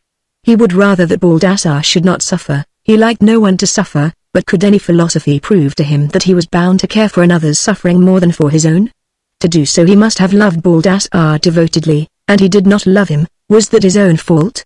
Gratitude. Seen closely, it made no valid claim. His father's life would have been dreary without him. Are we convicted of a debt to men for the pleasures they give themselves? Having once begun to explain away Baldassar's claim, Tito's thought showed itself as active as a virulent acid, eating its rapid way through all the tissues of sentiment. His mind was destitute of that dread which has been erroneously decried as if it were nothing higher than a man's animal care for his own skin, that awe of the divine nemesis which was felt by religious pagans, and, though it took a more positive form under Christianity, is still felt by the mass of mankind simply as a vague fear at anything which is called wrongdoing. Such terror of the unseen is so far above mere sensual cowardice that it will annihilate that cowardice. It is the initial recognition of a moral law restraining desire, and checks the hard-boiled scrutiny of imperfect thought into obligations which can never be proved to have any sanctity in the absence of feeling. It is good, sing the old Germanites, in Aeschylus, that fear should sit as the guardian of the soul, forcing it into wisdom. Good that men should carry a threatening shadow in their hearts under the full sunshine, else, How should they learn to revere the right? That guardianship may become needless, but only when all outward law has become needless, only when duty and love have united in one stream and made a common force. As Tito entered the outer cloister of San Marco, and inquired for Francis Luca, there was no shadowy presentiment in his mind. He felt himself too cultured and skeptical for that. He had been nurtured in contempt for the tales of priests whose impudent lives were a proverb, and in erudite familiarity with disputes concerning the chief good, which had after all, he considered, left it a matter of taste. Yet fear was a strong element in Tito's nature. The fear of what he believed or saw was likely to rob him of pleasure, and he had a definite fear that Francis Luca might be the means of driving him from Florence. Francis Luca? He has gone to Fiesole, to the Dominican monastery there. He was taken on a litter in the cool of the morning. The poor brother is very ill. Could you leave a message for him? This answer was given by a fra converso, or lay brother, whose accent told plainly that he was a raw contadino, and whose dull glance implied no curiosity. Thanks, my business can wait. Tito turned away with a sense of relief. This friar is not likely to live, he said to himself. I saw he was worn to a shadow. And at Fiesole there will be nothing to recall me to his mind. Besides, if he should come back, my explanation will serve as well then as now. But I wish I knew what it was that his face recalled to me. Chapter 12. The prize is nearly grasped. Tito walked along with a light step, for the immediate fear had vanished. The usual joyousness of his disposition reassumed its predominance, and he was going to see Romola. Yet Romola's life seemed an image of that loving, pitying devotedness, that patient endurance of irksome tasks, from which he had shrunk and excused himself. But he was not out of love with goodness, or prepared to plunge into vice. He was in his fresh youth, with soft pulses for all charm and loveliness. He had still a healthy appetite for ordinary human joys, and the poison could only work by degrees. He had sold himself to evil, but at present life seemed so nearly the same to him that he was not conscious of the bond. He meant all things to go on as they had done before, both within and without him. He meant to win golden opinions by meritorious exertion, by ingenious learning, by amiable compliance. He was not going to do anything that would throw him out of harmony with the beings he cared for. And he cared supremely for Romola. He wished to have her for his beautiful and loving wife. There might be a wealthier alliance within the ultimate reach of successful accomplishments like his, but there was no woman in all Florence like Romola. When she was near him, and looked at him with her sincere hazel eyes, he was subdued by a delicious influence as strong and inevitable as those musical vibrations which take possession of us with a rhythmic empire that no sooner ceases than we desire it to begin again. As he trod the stone stairs, when he was still outside the door, with no one but Mason near him, the influence seemed to have begun its work by the mere nearness of anticipation. "Welcome, Tito mio," said the old man's voice, before Tito had spoken. There was a new vigor in the voice, a new cheerfulness in the blind face, since that first interview more than 2 months ago. "You have brought fresh manuscript, doubtless. But since we were talking last night I have had new ideas. We must take a wider scope. We must go back upon our footsteps." Tito, paying his homage to Romola as he advanced, went, as his custom was, straight to Bardo's chair, and put his hand in the palm that was held to receive it, placing himself on the cross-legged leather seat with scrolled ends, close to Bardo's elbow. "Yes," he said, in his gentle way, "I have brought the new manuscript, but that can wait your pleasure. I have young limbs, you know, and can walk back up the hill without any difficulty." He did not look at Romola as he said this, but he knew quite well that her eyes were fixed on him with delight. "That is well said, my son." Bardo had already addressed Tito in this way once or twice of late. "And I perceive with gladness that you do not shrink from labor, without which, the poet has wisely said, life has given nothing to mortals. It is too often the Parmesan pulvia, the prize of glory without the dust of the race, that attracts young ambition. But what says the Greek? In the morning of life, work, in the midday, give counsel, in the evening, pray. It is true, I might be thought to have reached that helpless evening, but not so, while I have counsel within me which is yet unspoken.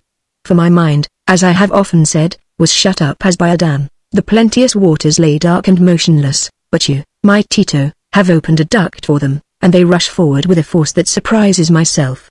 And now, what I want is, that we should go over our preliminary ground again, with a wider scheme of comment and illustration, otherwise I may lose opportunities which I now see retrospectively, and which may never occur again.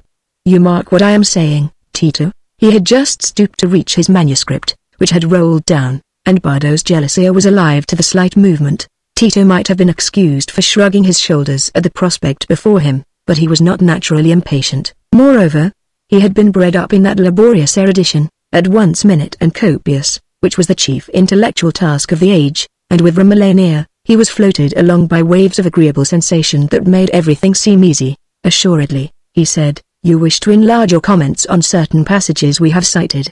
Not only so, I wish to introduce an occasional excursus, where we have noticed an author to whom I have given special study, for I may die too soon to achieve any separate work.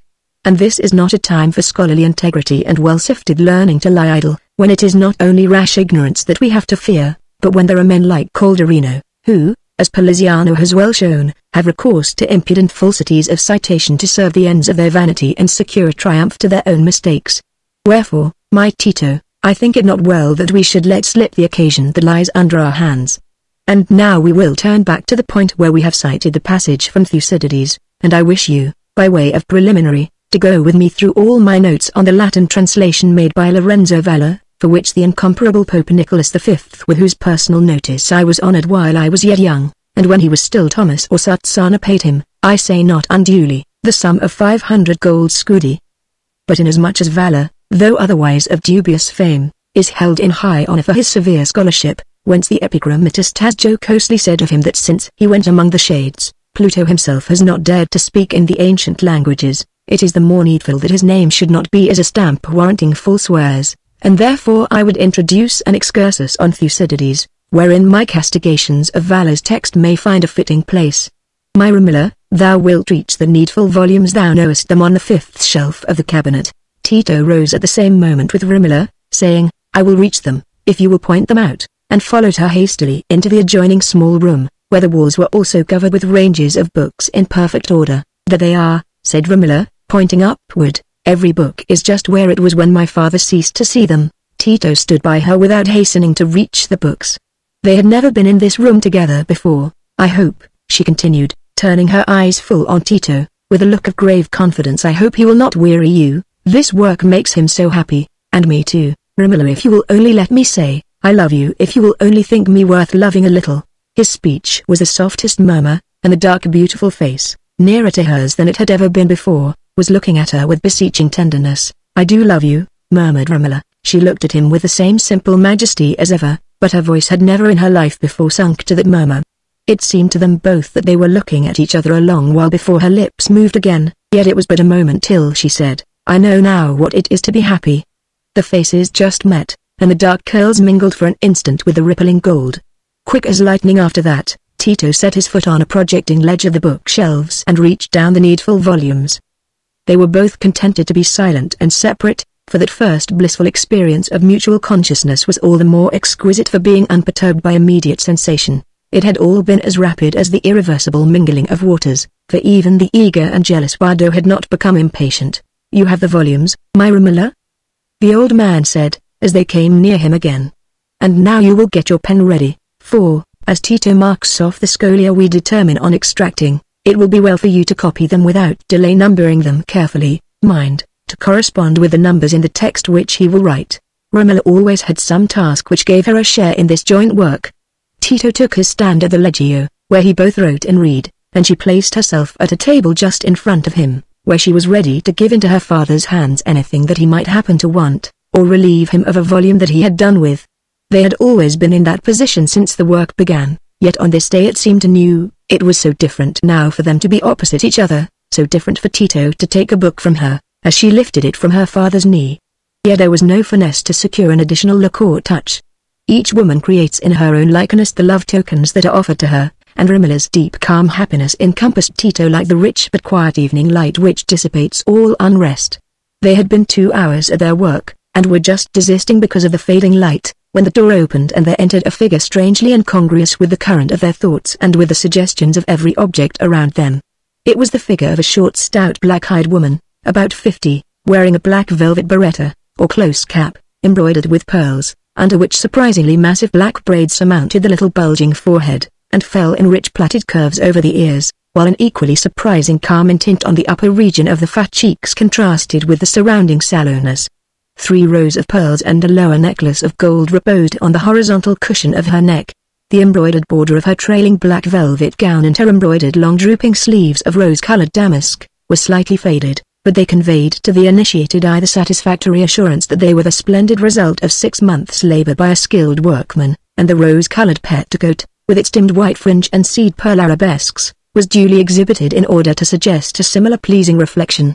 A handsome coral rosary hung from one side of an inferential belt, which emerged into certainty with a large clasp of silver wrought in Nilo, and, on the other side, where the belt again became inferential, hung a scarsella, or large purse, of crimson velvet, stitched with pearls. Her little fat right hand, which looked as if it had been made of paste, and had risen out of shape under partial baking, held a small book of devotions, also splendid with velvet, pearls, and silver. The figure was already too familiar to Tito to be startling, for Monna Brigida was a frequent visitor at Bardo's, being accepted from the sentence of banishment passed on feminine triviality, on the ground of her cousinship to his dead wife and her early care for Romola, who now looked round at her with an affectionate smile, and rose to draw the leather seat to a due distance from her father's chair, that the coming gush of talk might not be too near his ear. "Lack you Gina?" said Bardo, interrogatively, detecting the short steps and the sweeping drapery. "Yes, it is your cousin," said Monna Brigida, in an alert voice, raising her fingers smilingly at Tito, and then lifting up her face to be kissed by Romola. "Always the troublesome cousin breaking in on your wisdom," she went on, seating herself and beginning to fan herself with a white veil hanging over her arm. "Well, well, if I didn't bring you some news of the world now and then, I do believe you'd forget there was anything in life but these mouldy ancients, who want sprinkling with holy water if all I hear about them is true. Not but what the world is bad enough nowadays, for the scandals that turn up under one's nose at every corner. I don't want to hear and see such things, that one can't go about with one's head in a bag, and it was only yesterday. Well, you needn't burst out at me, Bardo, I'm not going to tell anything, if I'm not as wise as the 3 kings. I know how many legs go into one boot. But, nevertheless, Florence is a wicked city, is it not true, Messer Tito? For you go into the world. Not but what one must sin a little. Messer Dio expects that of us, else what are the blessed sacraments for? And what I say is, we've got to reverence the saints, and not to set ourselves up as if we could be like them, else life would be unbearable, as it will be if things go on after this new fashion. For what do you think? I've been at the wedding today, Diana Axiogeles, with the young Albizzi that there has been so much talk of, and everybody wondered at its being today instead of yesterday, but, Keely, such a wedding as it was might have been put off till the next Quaresima for a penance. For there was the bride looking like a white nun, not so much as a pearl about her, and the bridegroom as solemn as San Giuseppe. It's true. And half the people invited were Piagnoni. They call them Piagnoni, funeral mourners, properly, paid mourners, now. These new saints of Francis Girolamo's making. And to think of 2 families like the Albizzi and the Axiogeles taking up such notions, when they could afford to wear the best. Well, they invited me, but they could do no other, seeing my husband was Luca Antonio's uncle by the mother's side, and a pretty time I had of it while we waited under the canopy in front of the house, before they let us in. I couldn't stand in my clothes, it seemed, without giving offense, for there was Monna Berta, who has had worse secrets in her time than any I could tell of myself, looking askance at me from under her hood like a Pinzacora, a sister of the 3rd Order of St. Francis, an uncloistered nun, and telling me to read the Frate's book about widows, from which she had found great guidance. Holy Madonna! It seems as if widows have nothing to do now but to buy their coffins, and think it 1,000 years till they get into them, instead of enjoying themselves a little when they've got their hands free for the first time. And what do you think was the music we had, to make our dinner lively? A long discourse from Francis Domenico of San Marco, about the doctrines of their blessed Francis Girolamo, the 3 doctrines we are all to get by heart, and he kept marking them off on his fingers till he made my flesh creep, and the first is, Florence, or the church, I don't know which, for first he said one and then the other shall be scourged, but if he means the pestilence, the Signory ought to put to stop to such preaching, for it's enough to raise the swelling under one's arms with fright, but then, after that, he says Florence is to be regenerated, but what will be the good of that when we're all dead of the plague, or something else? And then, the 3rd thing, and what he said oftenest, is, that it's all to be in our days, and he marked that off on his thumb, till he made me tremble like the very jelly before me. They are jellies, to be sure, with the arms of the Albizzi and the Axiogeles raised on them in all colors. They've not turned the world quite upside down yet.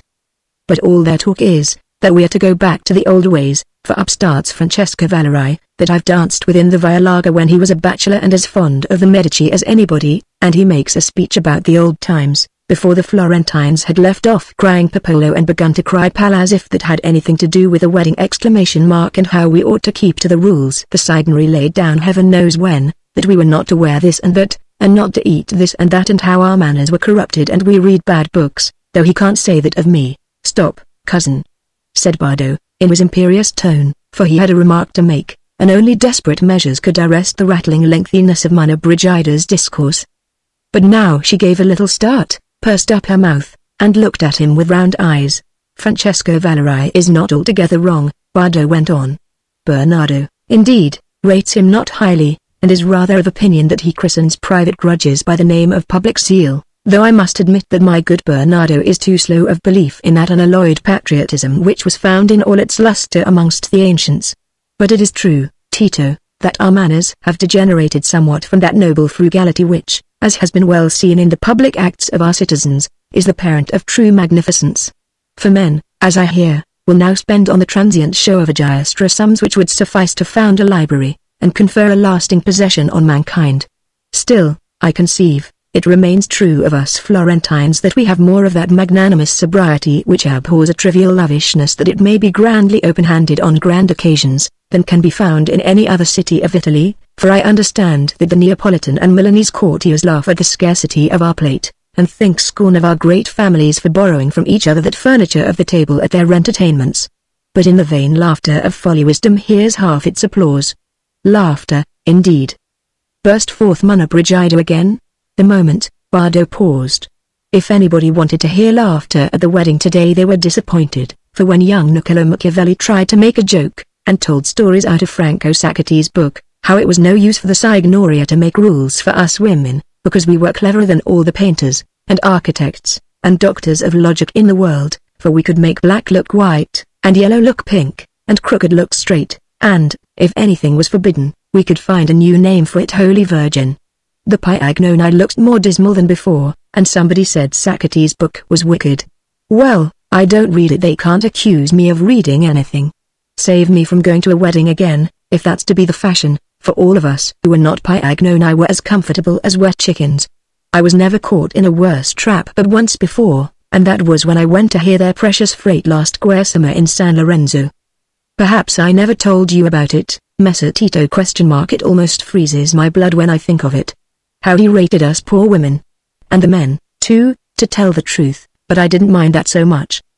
He called us cows, and lumps of flesh, and wantons, and mischief makers, and I could just bear that, for there were plenty others more fleshy and spiteful than I was, though every now and then his voice shook the very bench under me like a trumpet. But then he came to the false hair, and, oh misericordia!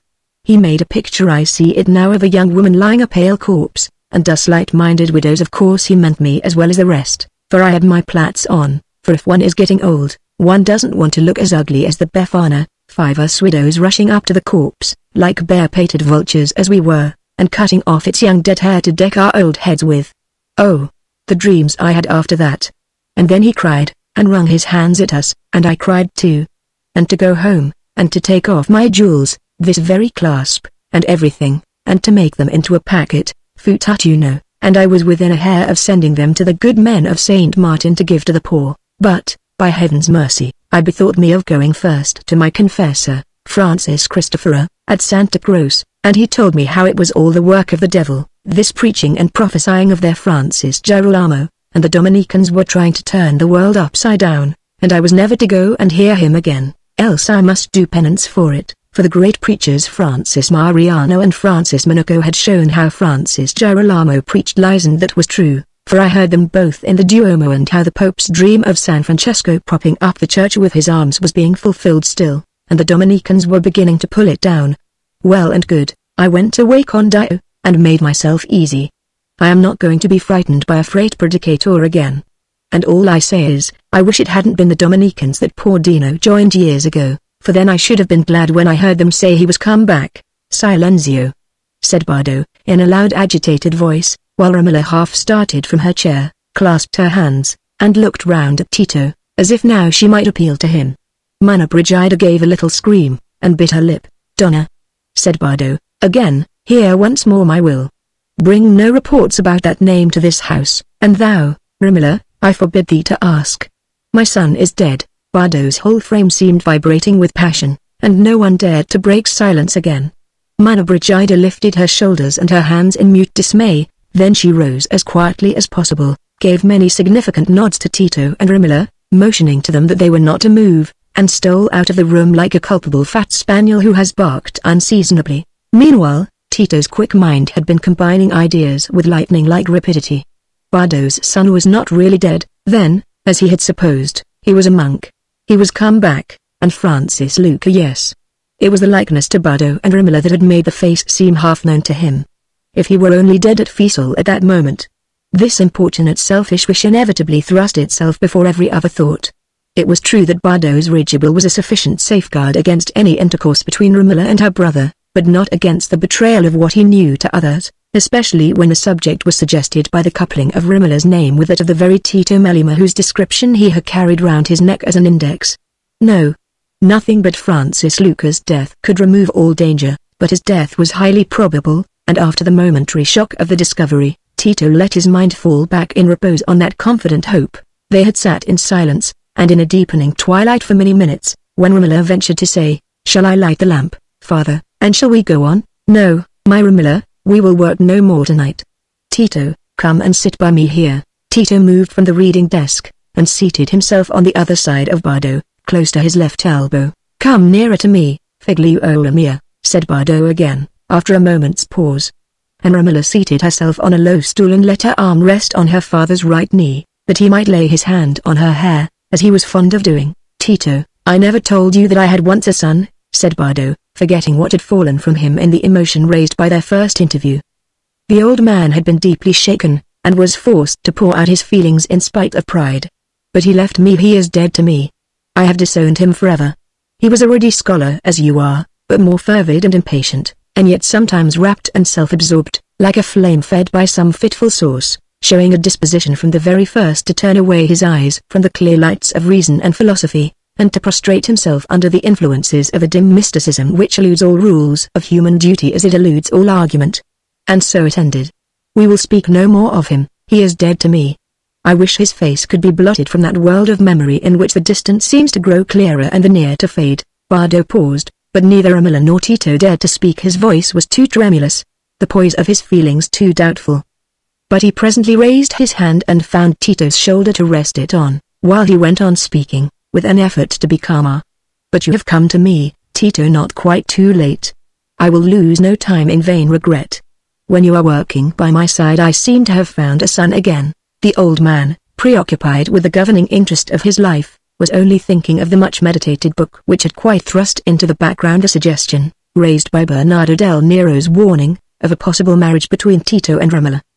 But Tito could not allow the moment to pass unused. "Will you let me be always and altogether your son? Will you let me take care of Romola, be her husband? I think she will not deny me. She has said she loves me. I know I am not equal to her in birth in anything, but I am no longer a destitute stranger. Is it true, my Romola?" said Bardo, in a lower tone, an evident vibration passing through him and dissipating the saddened aspect of his features. "Yes, father," said Romola, firmly. "I love Tito. I wish to marry him, that we may both be your children and never part." Tito's hand met hers in a strong clasp for the first time, while she was speaking, but their eyes were fixed anxiously on her father. "Why should it not be?" said Bardo, as if arguing against any opposition to his assent, rather than assenting. "It would be a happiness to me, and thou, too, Romola, wouldst be the happier for it." He stroked her long hair gently and bent towards her. "Ah, I have been apartment to forget that thou needest some other love than mine. And thou wilt be a noble wife. Bernardo thinks I shall hardly find a husband fitting for thee. And he is perhaps right. For thou art not like the herd of thy sex, thou art such a woman as the immortal poets had a vision of when they sang the lives of the heroes, tender but strong, like thy voice, which has been to me instead of the light in the years of my blindness. And so thou lovest him?" He sat upright again for a minute, and then said, in the same tone as before, "Why should it not be? I will think of it. I will talk with Bernardo." Tito felt a disagreeable chill at this answer, for Bernardo del Nero's eyes had retained their keen suspicion whenever they looked at him, and the uneasy remembrance of Francis Luca converted all uncertainty into fear. "Speak for me, Romola," he said, pleadingly. Messer Bernardo is sure to be against me. No, Tito, said Romola, my godfather will not oppose what my father firmly wills. And it is your will that I should marry Tito, is it not true, father? Nothing has ever come to me before that I have wished for strongly. I did not think it possible that I could care so much for anything that could happen to myself. It was a brief and simple plea, but it was the condensed story of Romola's self-repressing colourless young life, which had thrown all its passion into sympathy with aged sorrows, aged ambition, aged pride and indignation. It had never occurred to Romola that she should not speak as directly and emphatically of her love for Tito as of any other subject. Romola mia, said her father fondly, pausing on the words, it is true thou hast never urged on me any wishes of thy own. And I have no will to resist thine, rather, my heart met Tito's entreaty at its very first utterance. Nevertheless, I must talk with Bernardo about the measures needful to be observed. For we must not act in haste, or do anything unbeseeming my name. I am poor, and held of little account by the wealthy of our family, nay, I may consider myself a lonely man, but I must nevertheless remember that generous birth has its obligations. And I would not be reproached by my fellow citizens for rash haste in bestowing my daughter. Bartolomeo Scala gave his Alessandra to the Greek Marullo, but Marullo's lineage was well known, and Scala himself is of no extraction. I know Bernardo will hold that we must take time. He will, perhaps, reproach me with want of due forethought. Be patient, my children, you are very young. No more could be said, and Romola's heart was perfectly satisfied. Not so Tito's.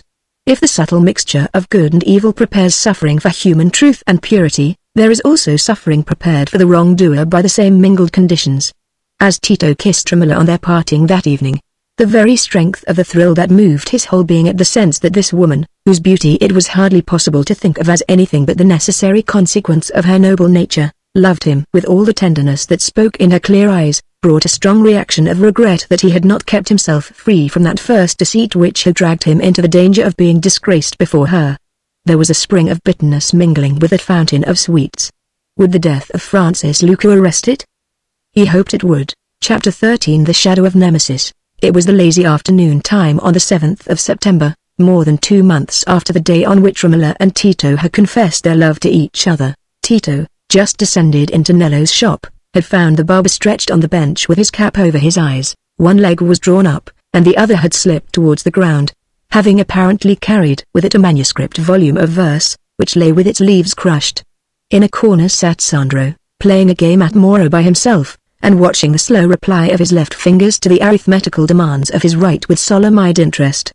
Treading with the gentlest step, Tito snatched up the lute, and bending over the barber, touched the strings lightly while he sang, Quanti bella giavinza, che si fug tuttavia, caevulus alitosa, didam non che certezza. 6. Nello was as easily awaked as a bird. The cap was off his eyes in an instant, and he started up. Ah, my Apollino! I am somewhat late with my siesta on this hot day, it seems. That comes of not going to sleep in the natural way, but taking a potion of potent poesy. Hear you, how I am beginning to match my words by the initial letter, like a trovatore. That is one of my bad symptoms. I am sorely afraid that the good wine of my understanding is going to run off at the spigot of authorship, and I shall be left an empty cask with an odor of dregs, like many another incomparable genius of my acquaintance. What is it, my Orpheus? Here Nello stretched out his arms to their full length, and then brought them round till his hands grasped Tito's curls, and drew them out playfully. What is it you want of your well-tamed Nello? For I perceive a coaxing sound in that soft strain of yours. Let me see the very needle's eye of your desire, as the sublime poet says, that I may thread it. That is but a tailor's image of your sublime poets, said Tito, still letting his fingers fall in a light dropping way on the strings. But you have divined the reason of my affectionate impatience to see your eyes open. I want you to give me an extra touch of your art, not on my chin, no, but on the zazzera, which is as tangled as your Florentine politics. You have an adroit way of inserting your comb, which flatters the skin, and stirs the animal spirits agreeably in that region, and a little of your most delicate orange scent would not lie amiss, for I am bound to the Scala Palace, and am to present myself in radiant company. The young Cardinal Giovanni de' Medici is to be there, and he brings with him a certain young Bernardo Dovizi of Bibibiena, whose wit is so rapid that I see no way of outrivaling it save by the scent of orange blossoms. Nello had already seized and flourished his comb, and pushed Tito gently backward into the chair, wrapping the cloth round him. Never talk of rivalry, bel Giovanni mio, Bernardo Dovizi is a keen youngster, who will never carry a net out to catch the wind, but he has something of the same sharp-muscled look as his brother Ser Piero, the weasel that Piero de' Medici keeps at his beck to slip through small holes for him. No. You distance all rivals, and may soon touch the sky with your forefinger. They tell me you have even carried enough honey with you to sweeten the sour Messer Angelo, for he has pronounced you less of an ass than might have been expected, considering there is such a good understanding between you and the secretary, and between ourselves, Nello mio, that Messer Angelo has more genius and erudition than I can find in all the other Florentine scholars put together. It may answer very well for them to cry me up now, when Poliziano is beaten down with grief, or illness, or something else. I can try a flight with such a sparrowhawk as Pietro Crenito, but for Poliziano, he is a large-beaked eagle who would swallow me, feathers and all, and not feel any difference. I will not contradict your modesty there, if you will have it so, but you don't expect us clever Florentines to keep saying the same things over again every day of our lives, as we must do if we always told the truth. We cry down Dante, and we cry up Francescus, just for the sake of variety, and if we cry you up as a new Poliziano, heaven has taken care that it shall not be quite so great a lie as it might have been. And are you not a pattern of virtue in this wicked city? With your ears double waxed against all siren invitations that would lure you from the Via de' Bardi, and the great work which is to astonish posterity in good truth, whom it will probably astonish as the universe does, by the impossibility of seeing what was the plan of it. Yes, something like that was being prophesied here the other day. Christopher Landino said that the excellent Bardo was one of those scholars who lie overthrown in their learning, like cavaliers in heavy armor, and then get angry because they are overridden, which pithy remark, it seems to me, was not a herb out of his own garden, for of all men, for feeding one with an empty spoon and gagging one with vain expectation by long discourse, Messer Christopher is the pearl? Ego. You are perfect now. Here Nello drew away the cloth. Impossible to add a grace more. But love is not always to be fed on learning, eh? I shall have to dress the Zazzera for the betrothal before long, is it not true? Perhaps, said Tito, smiling, unless Messer Bernardo should next recommend Bardo to require that I should yoke a lion and a wild boar to the car of the Zecca before I can win my Alcestis. But I confess he is right in holding me unworthy of Romola. She is applied that may grow dim by marrying any mortal. Gnaf, your modesty is in the right place there. Yet fate seems to have measured and chiseled you for the niche that was left empty by the old man's son, who, by the way, Cronaca was telling me, is now at San Marco.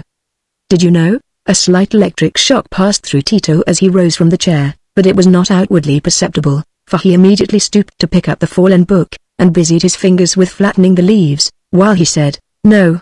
He was at Fiesole, I thought." "Are you sure he has come back to San Marco?" "Cronaca is my authority," said Nello, with a shrug. "I don't frequent that sanctuary, but he does. Ah," he added, taking the book from Tito's hands, "my poor Nencia da Barberino. It jars your scholarly feelings to see the pages dog's-eared. I was lulled to sleep by the well-rhymed charms of that rustic maiden prettier than the turnip flower, with a cheek more savory than cheese. But to get such a well-scented notion of the contadina, one must lie on velvet cushions in the Via Larga, not go to look at the Firucoloni stumping into the Piazza della Nunziata this evening after sundown. And pray who are the Firucoloni?" said Tito, indifferently, settling his cap. "The contadine who came from the mountains of Pistoia, and the Casentino, and heaven knows where, to keep their vigil in the church of the Nunziata, and sell their yarn and dried mushrooms at the Firucola, the little fair, as we call it. They make a queer show, with their paper lanterns, howling their hymns to the Virgin on this eve of her nativity if you had the leisure to see them. No question, Well, I have had enough of it myself, for there is wild work in the piazza. One may happen to get a stone or two about one's ears or shins without asking for it, and I was never fond of that pressing attention. Addio." Tito carried a little uneasiness with him on his visit, which ended earlier than he had expected. The boy Cardinal Giovanni de' Medici, youngest of red-hatted fathers, who has since presented his broad dark cheek very conspicuously to posterity as Pope Leo X, having been detained at his favorite pastime of the chase, and having failed to appear. It still wanted half an hour of sunset as he left the door of the Scala Palace, with the intention of proceeding forthwith to the Via de' Bardi, but he had not gone far when, to his astonishment, he saw Romola advancing towards him along the Borgo Pinti. She wore a thick black veil and black mantle, but it was impossible to mistake her figure and her walk, and by her side was a short stout form, which he recognized as that of Monna Brigida, in spite of the unusual plainness of her attire. Romola had not been bred up to devotional observances, and the occasions on which she took the air elsewhere than under the loggia on the roof of the house, were so rare and so much dwelt on beforehand, because of Bardo's dislike to be left without her, that Tito felt sure there must have been some sudden and urgent ground for an absence of which he had heard nothing the day before. She saw him through her veil and hastened her steps. "Romola, has anything happened?" said Tito, turning to walk by her side. She did not answer at the first moment, and MagneonBooks broke in. "Ah, Messer Tito, you do well to turn round, for we are in haste. And is it not a misfortune?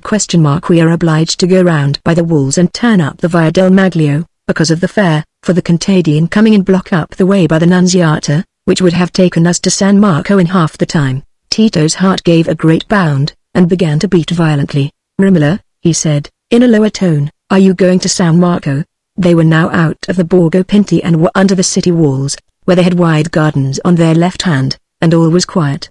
Romola put aside her veil for the sake of breathing the air, and he could see the subdued agitation in her face. "Yes, Tito mio," she said, looking directly at him with sad eyes.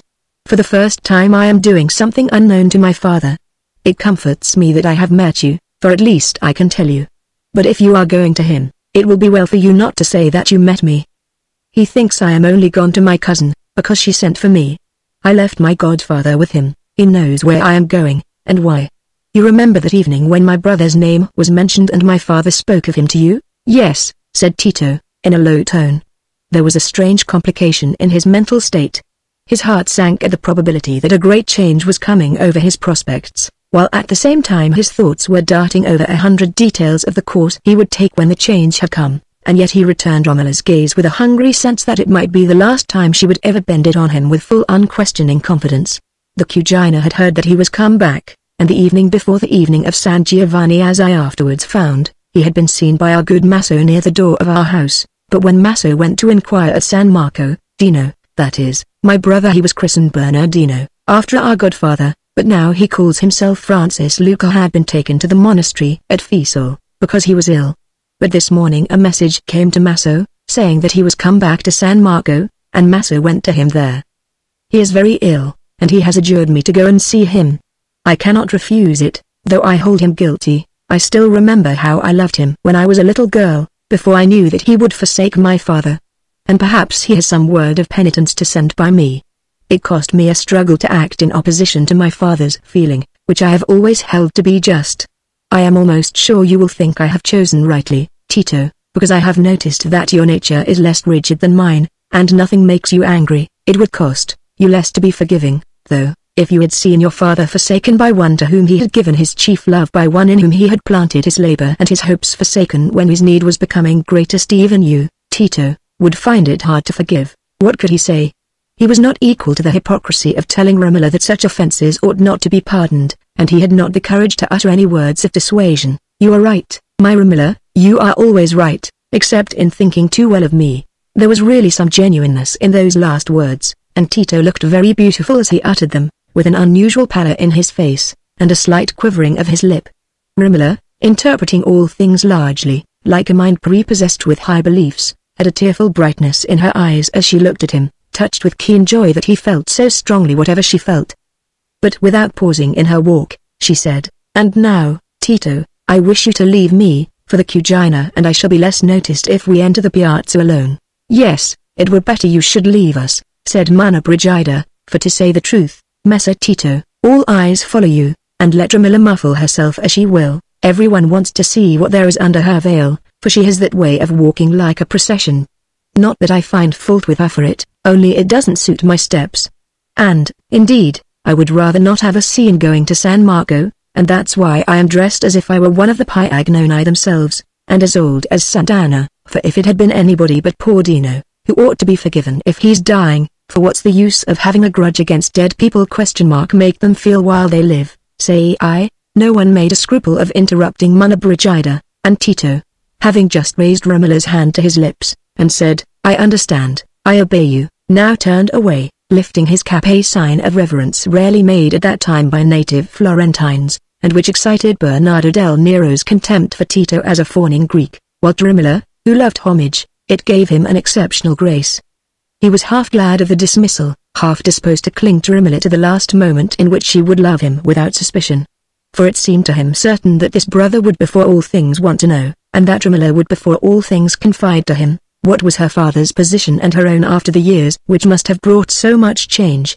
She would tell him that she was soon to be publicly betrothed to a young scholar, who was to fill up the place left vacant long ago by a wandering son. He foresaw the impulse that would prompt Romola to dwell on that prospect, and what would follow on the mention of the future husband's name.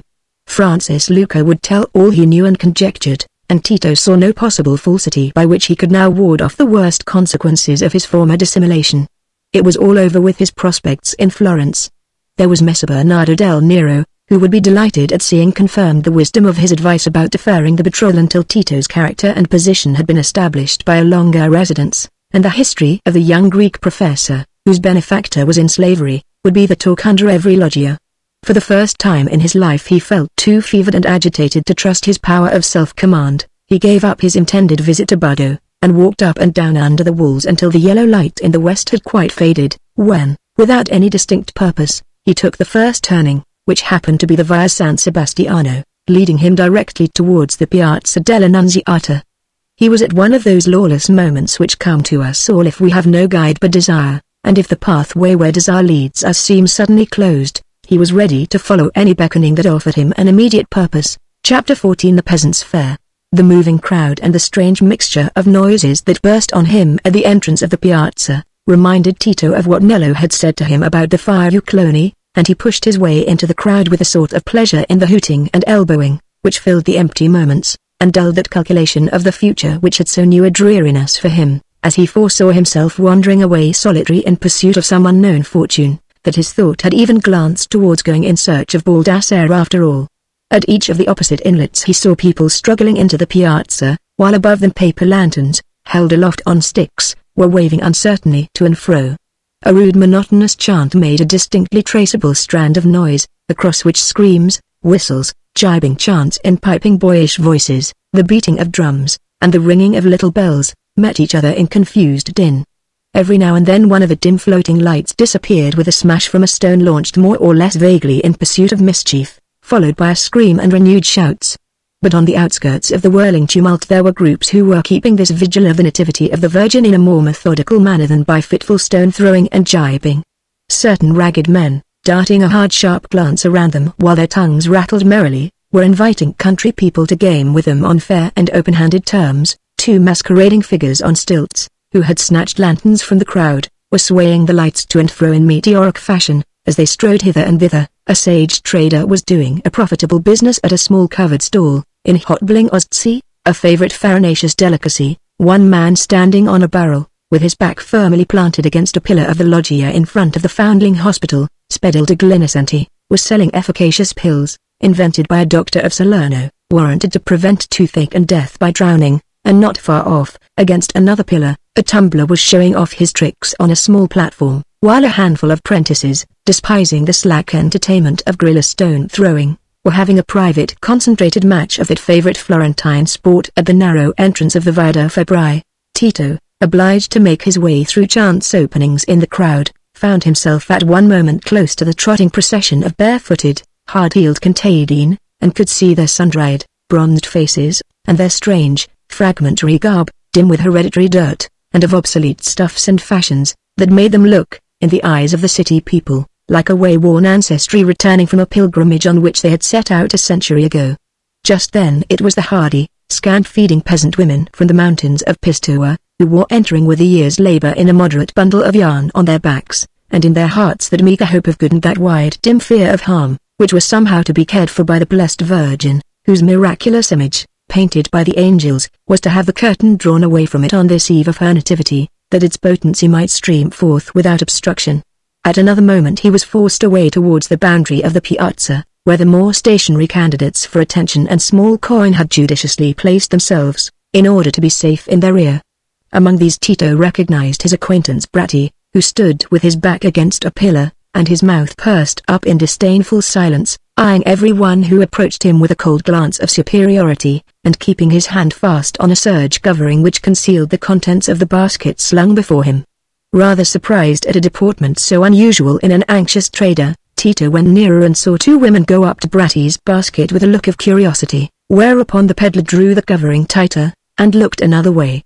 It was quite too provoking, and one of the women was fain to ask what there was in his basket. "Before I answer that, Munna, I must know whether you mean to buy. I can't show such wares as mine in this fair for every fly to settle on and pay nothing. My goods are a little too choice for that. Besides, I've only two left, and I've no mind to soil them, for with the chances of the pestilence that wise men talk of, there is likelihood of their being worth their weight in gold. No, number and 8 condito." The two women looked at each other. "And what may be the price?" said the second. "Not within what you are likely to have in your purse, Bonadonna," said Bratty, in a compassionately supercilious tone. "I recommend you to trust in Messer Dominadio and the saints. Poor people can do no better for themselves." "Not so poor," said the second woman, indignantly, drawing out her money bag. "Come, now. What do you say to a grosso?" "I say you may get 21 quattrini for it," said Bratty, coolly, "but not of me, for I haven't got that small change." "Come, 2, then?" said the woman, getting exasperated, while her companion looked at her with some envy. "It will hardly be above 2, I think." After further bidding, and further mercantile coquetry, Bratty put on an air of concession. "Since you've set your mind on it," he said, slowly raising the cover, "I should be loath to do you a mischief, for Maestro Gabadeo used to say, when a woman sets her mind on a thing and doesn't get it, she's in worse danger of the pestilence than before. Ergo, I have but 2 left, and let me tell you, the fellow to them is on the finger of Maestro Gabadeo, who is gone to Bologna as wise a doctor as sits at any door." The precious objects were 2 clumsy iron rings, beaten into the fashion of old Roman rings, such as were sometimes disinterred. The rust on them, and the entirely hidden character of their potency, was so satisfactory, that the grossi were paid without grumbling, and the first woman, destitute of those handsome coins, succeeded after much show of reluctance on Bratty's part in driving a bargain with some of her yarn, and carried off the remaining ring in triumph. Bratty covered up his basket, which was now filled with miscellanies, probably obtained under the same sort of circumstances as the yarn, and, moving from his pillar, came suddenly upon Tito, who, if he had had time, would have chosen to avoid recognition. "By the head of San Giovanni, now," said Bratty, drawing Tito back to the pillar, "this is a piece of luck. For I was talking of you this morning, Messer Greco, but, I said, he is mounted up among the signori now, and I'm glad of it, for I was at the bottom of his fortune, but I can rarely get speech of him, for he's not to be caught lying on the stones now, not he. But it's your luck, not mine, Messer Greco, save and accept some small trifle to satisfy me for my trouble in the transaction." "You speak in riddles, Bratty," said Tito. "Remember, I don't sharpen my wits, as you do, by driving hard bargains for iron rings. You must be plain, by the holy evangels. It was an easy bargain I gave them. If a Hebrew gets 32%, I hope a Christian may get a little more. If I had not borne a conscience, I should have got twice the money and twice the yarn. But, talking of rings, it is your ring, that very ring you've got on your finger, that I could get you a purchaser for, and a purchaser with a deep money bag." "Truly?" said Tito, looking at his ring and listening. "A Genoese who is going straight away into Hungary, as I understand. He came and looked all over my shop to see if I had any old things I didn't know the price of. I warrant you, he thought I had a pumpkin on my shoulders. He had been rummaging all the shops in Florence. And he had a ring on not like yours, but something of the same fashion, and as he was talking of rings, I said I knew a fine young man, a particular acquaintance of mine, who had a ring of that sort. And he said, 'Who is he, pray? Tell him I'll give him his price for it.' And I thought of going after you to Nello's tomorrow, for it's my opinion of you, Messer Greco, that you're not one who'd see the Anoran broth, and stand by without dipping your finger." Tito had lost no word of what Bratty had said, yet his mind had been very busy all the while. Why should he keep the ring? It had been a mere sentiment, a mere fancy, that had prevented him from selling it with the other gems. If he had been wiser and had sold it, he might perhaps have escaped that identification by Francis Luca. It was true that it had been taken from Baldassar's finger and put on his own as soon as his young hand had grown to the needful size, but there was really no valid good to anybody in those superstitious scruples about inanimate objects. The ring had helped towards the recognition of him. Tito had begun to dislike recognition, which was a claim from the past. This foreigner's offer, if he would really give a good price, was an opportunity for getting rid of the ring without the trouble of seeking a purchaser. "You speak with your usual wisdom, Bratty," said Tito. "I have no objection to hear what your Genoese will offer. But when and where shall I have speech of him?" Tomorrow, at 3 hours after sunrise, he will be at my shop, and if your wits are of that sharpness I have always taken them to be, Messer Greco, you will ask him a heavy price, for he minds not money. It's my belief he's buying for somebody else, and not for himself, perhaps for some great signor. It is well, said Tito. I will be at your shop, if nothing hinders, and you will doubtless deal nobly by me for old acquaintance sake, Messer Greco, so I will not stay to fix the small sum you will give me in token of my service in the matter. It seems to me 1,000 years now till I get out of the piazza, for a fair is a dull, not to say a wicked thing, when one has no more goods to sell. Tito made a hasty sign of assent and adieu, and moving away from the pillar, again found himself pushed towards the middle of the piazza and back again, without the power of determining his own course.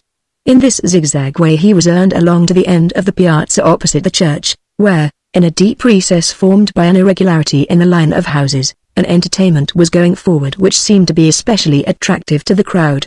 Loud bursts of laughter interrupted a monologue which was sometimes slow and oratorical, at others rattling and buffoonish. Here a girl was being pushed forward into the inner circle with apparent reluctance, and there a loud laughing minx was finding a way with her own elbows. It was a strange light that was spread over the piazza. There were the pale stars breaking out above, and the dim waving lanterns below, leaving all objects indistinct except when they were seen close under the fitfully moving lights, but in this recess there was a stronger light, against which the heads of the encircling spectators stood in dark relief as Tito was gradually pushed towards them, while above them rose the head of a man wearing a white mitre with yellow cabalistic figures upon it. "Behold, my children," Tito heard him saying, "behold your opportunity. Neglect not the holy sacrament of matrimony when it can be had for the small sum of a white quattrino, the cheapest matrimony ever offered, and dissolved by special bull beforehand at every man's own will and pleasure. Behold the bull." Here the speaker held up a piece of parchment with huge seals attached to it. "Behold the indulgence granted by His Holiness Alexander VI, who, being newly elected Pope for his peculiar piety, intends to reform and purify the Church, and wisely begins by abolishing that priestly abuse which keeps too large a share of this privileged matrimony to the clergy and stints the laity. Spit once, my sons, and pay a white quattrino. This is the whole and sole price of the indulgence. The quattrino is the only difference the Holy Father allows to be put any longer between us and the clergy who spit and pay nothing."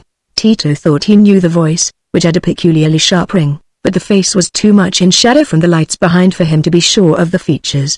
Stepping as near as he could, he saw within the circle behind the speaker an altar-like table raised on a small platform, and covered with a red drapery stitched all over with yellow cabalistical figures. Half a dozen thin tapers burned at the back of this table, which had a conjuring apparatus scattered over it, a large open book in the center, and at one of the front angles a monkey fastened by a cord to a small ring and holding a small taper, which in his incessant fidgety movements fell more or less aslant, whilst an impish boy in a white surplice occupied himself chiefly in cuffing the monkey, and adjusting the taper. The man in the mitre also wore a surplice, and over it a chasuble on which the signs of the zodiac were rudely marked in black upon a yellow ground. Tito was sure now that he recognized the sharp upward tending angles of the face under the mitre. It was that of Maestro Viano, the mountebank, from whom he had rescued Tessa. Pretty little Tessa. Perhaps she too had come in among the troops of Contadine. "Come, my maidens. This is the time for the pretty who can have many chances, and for the ill-favored who have few. Matrimony to be had hot, eaten, and done with as easily as blingostzi. And see." Here the conjurer held up a cluster of tiny bags. "To every bride I give a brief with a secret in it, the secret alone worth the money you pay for the matrimony." "The secret how to know?" "No, I will not tell you what the secret is about, and that makes it a double secret. Hang it round your neck if you like, and never look at it. I don't say that will not be the best, for then you will see many things you don't expect, though if you open it you may break your leg, Evero, but you will know a secret. Something nobody knows but me. And mark, I give you the brief, I don't sell it, as many another holy man would. The quadrino is for the matrimony, and the brief you get for nothing. Orsu, Giovanetti, come like dutiful sons of the Church and by the indulgence of His Holiness Alexander VI. This buffoonery just fitted the taste of the audience. The fiacula was but a small occasion, so the townsmen might be contented with jokes that were rather less indecent than those they were accustomed to hear at every carnival, put into easy rhyme by the Magnifico and his poetic satellites, while the women, over and above any relish of the fun, really began to have an itch for the brevi. Several couples had already gone through the ceremony, in which the conjurer's solemn gibberish and grimaces over the open book, the antics of the monkey, and even the preliminary spitting, had called forth peals of laughter, and now a well-looking, merry-eyed youth of 17, in a loose tunic and red cap, pushed forward, holding by the hand a plump brunette, whose scanty ragged dress displayed her round arms and legs very picturesquely. "Fetter us without delay, maestro," said the youth, "for I have got to take my bride home and paint her under the light of a lantern." "Ha! Mariotto, my son, I commend your pious observance." The conjurer was going on, when a loud chattering behind warned him that an unpleasant crisis had arisen with his monkey. The temper of the imperfect acolyth was a little tried by the overactive discipline of his colleague in the surplice, and a sudden cuff administered as his taper fell to a horizontal position, caused him to leap back with a violence that proved too much for the slackened knot by which his cord was fastened. His first leap was to the other end of the table, from which position his remonstrances were so threatening that the imp in the surplice took up a wand by way of an equivalent threat, whereupon the monkey leapt onto the head of a tall woman in the foreground, dropping his taper by the way, and chattering with increased emphasis from that eminence. Great was the screaming and confusion, not a few of the spectators having a vague dread of the maestro's monkey, as capable of more hidden mischief than mere teeth and claws could inflict, and the conjurer himself was in some alarm lest any harm should happen to his familiar. In the scuffle to seize the monkey's string, Tito got out of the circle, and, not caring to contend for his place again, he allowed himself to be gradually pushed towards the church of the Nunziata, and to enter amongst the worshippers. The brilliant illumination within seemed to press upon his eyes with palpable force after the pale scattered lights and broad shadows of the piazza, and for the first minute or two he could see nothing distinctly. That yellow splendor was in itself something supernatural and heavenly to many of the peasant women, for whom half the sky was hidden by mountains, and he went to bed in the twilight, and the uninterrupted chant from the choir was repose to the ear after the hellish hubbub of the crowd outside. Gradually the scene became clearer, though still there was a thin yellow haze from incense mingling with the breath of the multitude.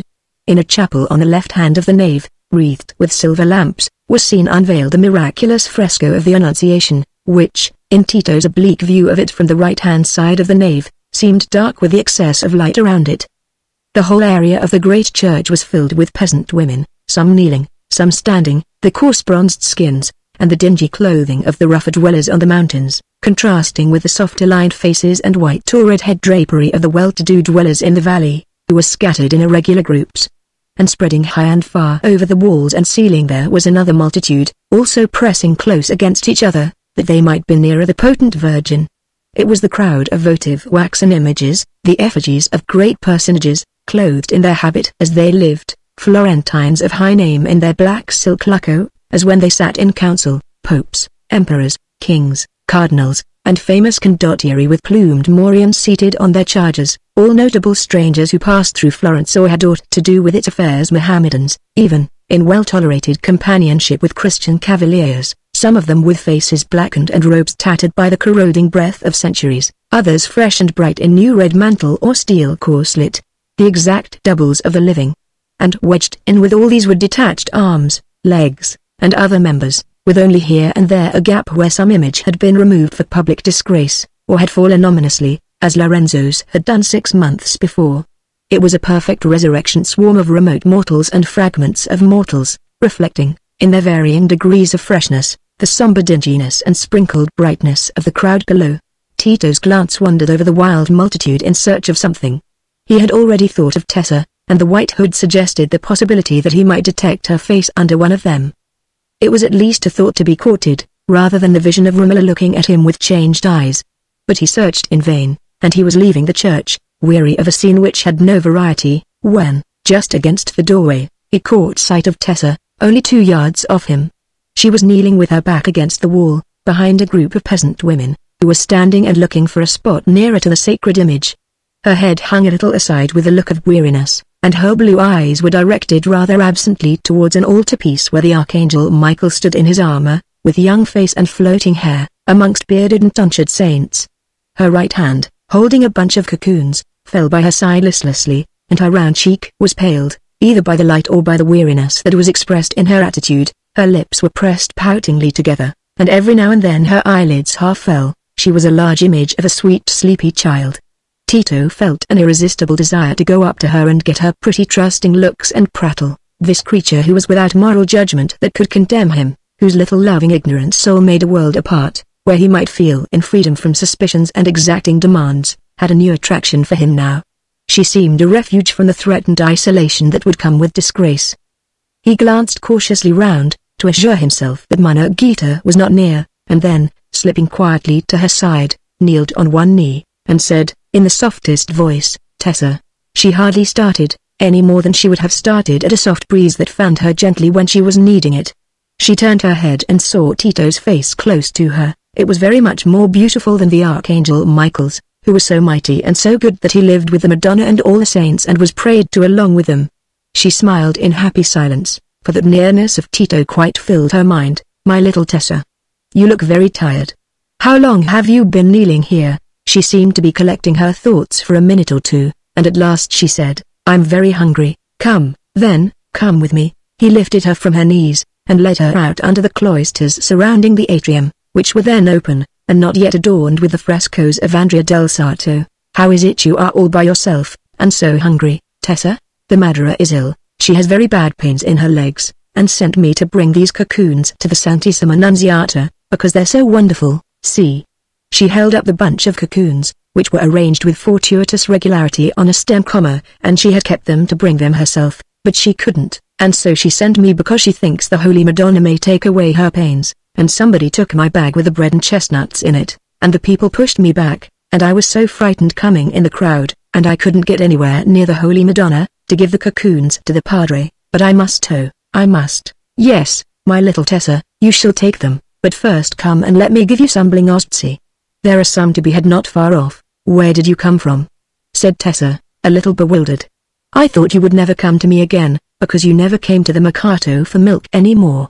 I set myself aides to see if they would bring you back, but I left off, because they didn't. You see, I come when you want someone to take care of you, Tessa.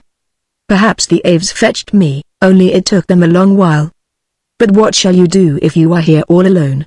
Where shall you go?" "Oh, I shall stay and sleep in the church. A great many of them do in the church and all about here. I did once when I came with my mother, and the Patrigno is coming with the mules in the morning."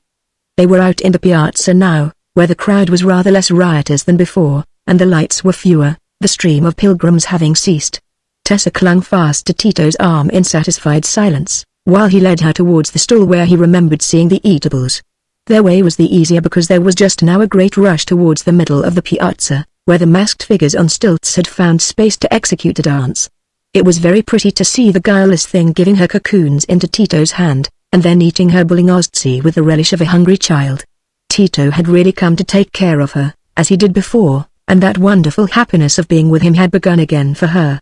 Her hunger was soon appeased, all the sooner for the new stimulus of happiness that had roused her from her languor, and, as they turned away from the stall, she said nothing about going into the church again, but looked round as if the sights in the piazza were not without attraction to her now she was safe under Tito's arm.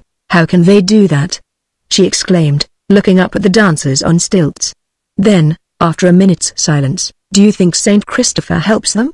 "Perhaps." "What do you think about it, Tessa?" said Tito, slipping his right arm round her, and looking down at her fondly. "Because Saint Christopher is so very tall, and he is very good. If anybody looks at him he takes care of them all day. He is on the wall of the church too tall to stand up, but I saw him walking through the streets one San Giovanni, carrying the little Gesù. You pretty pigeon. Do you think anybody could help taking care of you, if you looked at them? Shall you always come and take care of me?" said Tessa, turning her face up to him, as he crushed her cheek with his left hand. "And shall you always be a long while first?" Tito was conscious that some bystanders were laughing at them, and though the license or street fun, among artists and young men of the wealthier sort as well as among the populace, made few adventures exceptional, still less disreputable, he chose to move away towards the end of the piazza. "Perhaps I shall come again to you very soon, Tessa," he answered, rather dreamily, when they had moved away. He was thinking that when all the rest had turned their backs upon him, it would be pleasant to have this little creature adoring him and nestling against him. The absence of presumptuous self-conceit in Tito made him feel all the more defenseless under prospective obloquy. He needed soft looks and caresses too much ever to be impudent. "In the mercato?" said Tessa. "Not tomorrow morning, because the Patrigno will be there, and he is so cross." "Oh. But you have money, and he will not be cross if you buy some salad. And there are some chestnuts." "Do you like chestnuts?" He said nothing, but continued to look down at her with a dreamy gentleness, and Tessa felt herself in a state of delicious wonder. Everything seemed as new as if she were being earned on a chariot of clouds. Holy Virgin! She exclaimed again presently. There is a holy father like the bishop I saw at Prato. Tito looked up too, and saw that he had unconsciously advanced her within a few yards of the conjurer, Maestro Viano, who for the moment was forsaken by the crowd.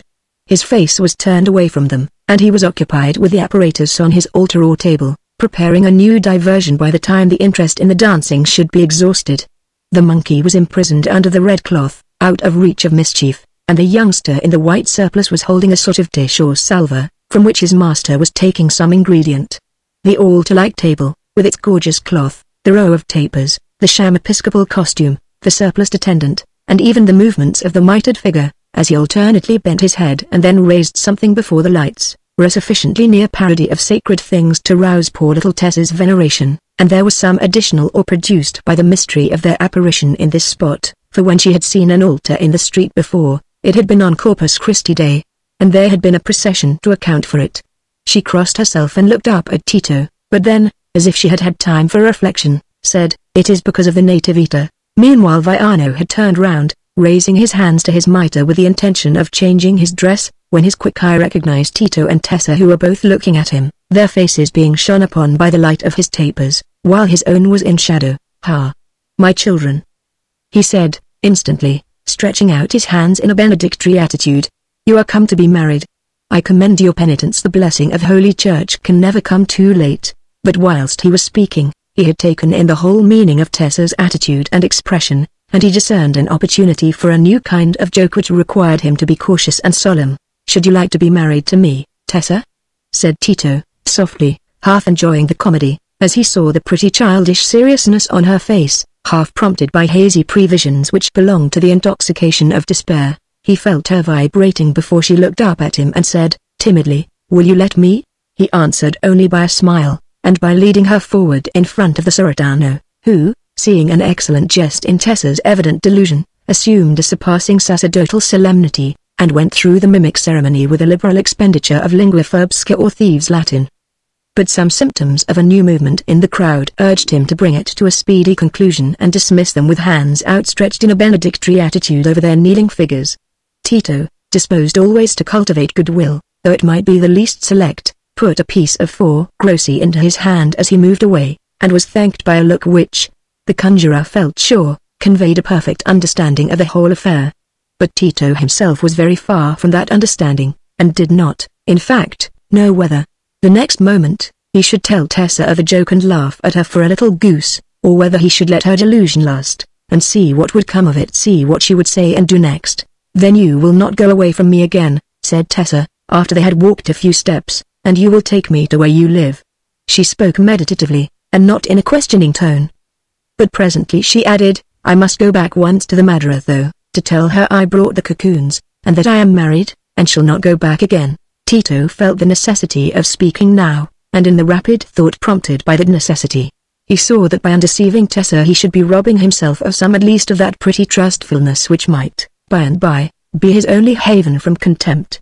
It would spoil Tessa to make her the least particle wiser or more suspicious. "Yes, my little Tessa," he said, caressingly, "you must go back to the Madeira, but you must not tell her you are married. You must keep that a secret from everybody, else some very great harm would happen to me, and you would never see me again." She looked up at him with fear in her face. "You must go back and feed your goats and mules, and do just as you have always done before, and say no word to anyone about me." The corners of her mouth fell a little, and then, perhaps, "I shall come and take care of you again when you want me, as I did before. But you must do just what I tell you, else you will not see me again." "Yes, I will, she said, in a loud whisper, frightened at that blank prospect. They were silent a little while, and then Tessa, looking at her hand, said, "The Madeira wears a betrothal ring. She went to church and had it put on, and then after that, another day, she was married. And so did the cousin Nanina. But then she married Gollo," added the poor little thing, entangled in the difficult comparison between her own ease and others within her experience. "But you must not wear a betrothal ring, my Tessa, because no one must know you are married," said Tito, feeling some insistence necessary. "And the bona fortuna that I gave you did just as well for betrothal. Some people are betrothed with rings and some are not." "Yes, it is true, they would see the ring," said Tessa, trying to convince herself that a thing she would like very much was really not good for her. They were now near the entrance of the church again, and she remembered her cocoons which were still in Tito's hand. "Ah, you must give me the boto," she said, "and we must go in, and I must take it to the padre, and I must tell the rest of my beads, because I was too tired before." "Yes, you must go in, Tessa, but I will not go in. I must leave you now," said Tito, too feverish and weary to re-enter that stifling heat, and feeling that this was the least difficult way of parting with her. "And not come back? Oh, where do you go?" Tessa's mind had never formed an image of his whereabouts or his doings when she did not see him. He had vanished, and her thought, instead of following him, had stayed in the same spot where he was with her. "I shall come back some time, Tessa," said Tito, taking her under the cloisters to the door of the church. "You must not cry, you must go to sleep, when you have said your beads. And here is money to buy your breakfast. Now kiss me, and look happy, else I shall not come again." She made a great effort over herself as she put up her lips to kiss him, and submitted to be gently turned round, with her face towards the door of the church. Tito saw her enter, and then with a shrug at his own resolution, leaned against a pillar, took her off his cap, rubbed his hair backward, and wondered where Romola was now, and what she was thinking of him. Poor little Tessa had disappeared behind the curtain among the crowd of peasants, but the love which formed one web with all his worldly hopes, with the ambitions and pleasures that must make the solid part of his days, the love that was identified with his larger self, was not to be banished from his consciousness. Even to the man who presents the most elastic resistance to whatever is unpleasant, there will come moments when the pressure from without is too strong for him, and he must feel the smart and the bruise in spite of himself. Such a moment had come to Tito. There was no possible attitude of mind, no scheme of action by which the uprooting of all his newly planted hopes could be made otherwise than painful. Chapter 15 The Dying Message. When Romola arrived at the entrance or San Marco, she found one of the frati waiting there in expectation of her arrival. Monna Brigida retired into the adjoining church, and Romola was conducted to the door of the chapter house in the outer cloister, whither the invalid had been conveyed, no woman being allowed admission beyond this precinct. When the door opened, the subdued external light, blending with that of two tapers placed behind a truckle bed, showed the emaciated face of Francis Luca, with the tonsured crown of golden hair above it, and with deep sunken hazel eyes fixed on a small crucifix which he held before him. He was propped up into nearly a sitting posture, and Romola was just conscious, as she threw aside her veil, that there was another monk standing by the bed, with the black cowl drawn over his head, and that he moved towards the door as she entered, just conscious that in the background there was a crucified form rising high and pale on the frescoed wall, and pale faces of sorrow looking out from it below. The next moment her eyes met Francis Luca's as they looked up at her from the crucifix, and she was absorbed in that pang of recognition which identified this monkish emaciated form with the image of her fair young brother, Dino. She said, in a voice like a low cry of pain. But she did not bend towards him, she held herself erect, and paused at 2 yards' distance from him. There was an unconquerable repulsion for her in that monkish aspect. It seemed to her the brand of the dastardly undutifulness which had left her father desolate, of the grovelling superstition which could give such undutifulness the name of piety. Her father, whose proud sincerity and simplicity of life had made him one of the few frank pagans of his time, had brought her up with a silent ignoring of any claims the church could have to regulate the belief and action of beings with a cultivated reason. The church, in her mind, belonged to that actual life of the mixed multitude from which they had always lived apart, and she had no ideas that could render her brother's course an object of any other feeling than incurious, indignant contempt. Yet the lovingness of Romola's soul had clung to that image in the past, and while she stood rigidly aloof, there was a yearning search in her eyes for something too faintly discernible, but there was no corresponding emotion in the face of the monk. He looked at the little sister returned to him in her full womanly beauty, with the far-off gaze of a revisiting spirit. "My sister," he said, with a feeble and interrupted but yet distinct utterance, "it is well thou hast not longer delayed to come, for I have a message to deliver to thee, and my time is short." Romola took a step nearer. The message, she thought, would be one of affectionate penitence to her father, and her heart began to open. Nothing could wipe out the long years of desertion, but the culprit, looking back on those years with a sense of irremediable wrong committed, would call forth pity. Now, at the last, there would be understanding and forgiveness. Dino would pour out some natural filial feeling. He would ask questions about his father's blindness, how rapidly it had come on, how the long dark days had been filled, what the life was now in the home where he himself had been nourished, and the last message from the dying lips would be one of tenderness and regret. "Romola," Francis Luca began, I have had a vision concerning thee. Thrice I have had it in the last 2 months, each time it has been clearer. Therefore I came from Fesol, deeming it a message from heaven that I was bound to deliver. And I gather a promise of mercy to thee in this, that my breath is preserved in order to. The difficult breathing which continually interrupted him would not let him finish the sentence. Romola had felt her heart chilling again. It was a vision, then, this message, one of those visions she had so often heard her father allude to with bitterness. Her indignation rushed to her lips. Dino, I thought you had some words to send to my father. You forsook him when his sight was failing, you made his life very desolate. Have you never cared about that? Never repented? What is this religion of yours, that places visions before natural duties? The deep-sunken hazel eyes turned slowly towards her, and rested upon her in silence for some moments, as if he were meditating whether he should answer her. No, he said at last, speaking as before, in a low passionless tone, as of some spirit not human, speaking through dying human organs. No, I have never repented fleeing from the stifling poison breath of sin that was hot and thick around me, and threatened to steal over my senses like besotting wine. My father could not hear the voice that called me night and day. He knew nothing of the demon tempters that tried to drag me back from following it. My father has lived amidst human sin and misery without believing in them. He has been like one busy picking shining stones in a mine, while there was a world dying of plague above him. I spoke, but he listened with scorn. I told him the studies he wished me to live for were either childish trifling dead toys or else they must be made warm and living by pulses that beat to worldly ambitions and fleshly lusts, for worldly ambitions and fleshly lusts made all the substance of the poetry and history he wanted me to bend my eyes on continually. Has not my father led a pure and noble life, then? Romola burst forth, unable to hear in silence this implied accusation against her father. He has sought no worldly honors. He has been truthful. He has denied himself all luxuries, he has lived like one of the ancient sages.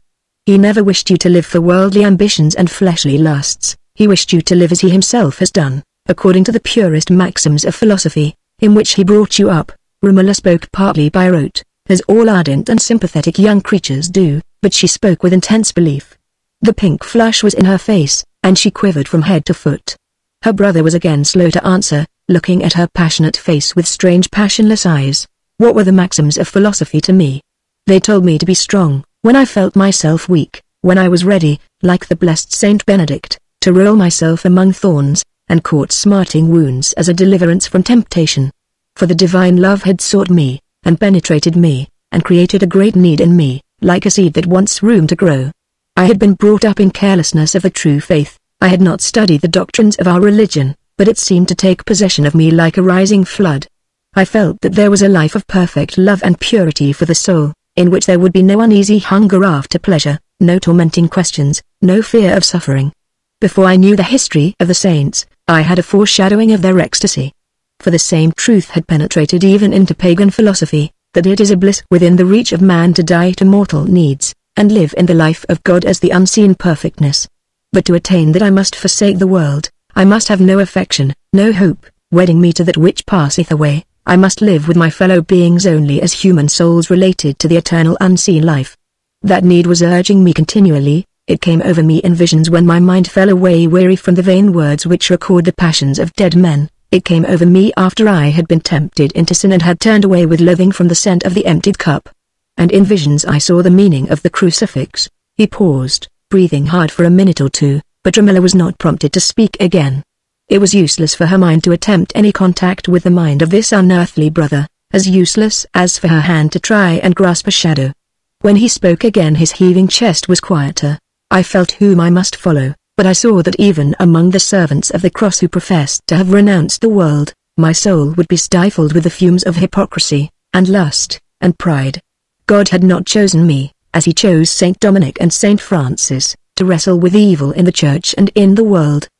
He called upon me to flee, I took the sacred vows and I fled to lands where danger and scorn and want bore me continually, like angels, to repose on the bosom of God. I have lived the life of a hermit, I have ministered to pilgrims, but my task has been short, the veil has worn very thin that divides me from my everlasting rest. I came back to Florence that, Dino, you did want to know if my father was alive, interrupted Romola, the picture of that suffering life touching her again with a desire for union and forgiveness. that before I died I might urge others of our brethren to study the Eastern tongues, as I had not done, and go out to greater ends than I did, and I find them already bent on the work. And since I came, Romola, I have felt that I was sent partly to thee not to renew the bonds of earthly affection, but to deliver the heavenly warning conveyed in a vision. For I have had that vision thrice. And through all the years since first the divine voice called me, while I was yet in the world, I have been taught and guided by visions. For in the painful linking together of our waking thoughts we can never be sure that we have not mingled our own error with the light we have prayed for, but in visions and dreams we are passive, and our souls are as an instrument in the divine hand. Therefore listen, and speak not again for the time is short. Romola's mind recoiled strongly from listening to this vision. Her indignation had subsided, but it was only because she had felt the distance between her brother and herself widening. But while Francis Luca was speaking, the figure of another monk had entered, and again stood on the other side of the bed, with the cowl drawn over his head. "Kneel, my daughter, for the angel of death is present, and waits while the message of heaven is delivered. Bend thy pride before it is bent for thee by a yoke of iron," said a strong rich voice, startlingly in contrast with Francis Luca's. The tone was not that of imperious command, but of quiet self-possession and assurance of the right, blended with benignity. Romola, vibrating to the sound, looked round at the figure on the opposite side of the bed. His face was hardly discernible under the shadow of the cowl, and her eyes fell at once on his hands, which were folded across his breast and lay in relief on the edge of his black mantle. They had a marked physiognomy which enforced the influence of the voice. They were very beautiful and almost of transparent delicacy. Romola's disposition to rebel against command, doubly active in the presence of monks, whom she had been taught to despise, would have fixed itself on any repulsive detail as a point of support. But the face was hidden, and the hands seemed to have an appeal in them against all hardness. The next moment the right hand took the crucifix to relieve the fatigued grasp of Francis Luca, and the left touched his lips with a wet sponge which lay near. In the act of bending, the cowl was pushed back, and the features of the monk had the full light of the tapers on them. They were very marked features, such as lend themselves to popular description.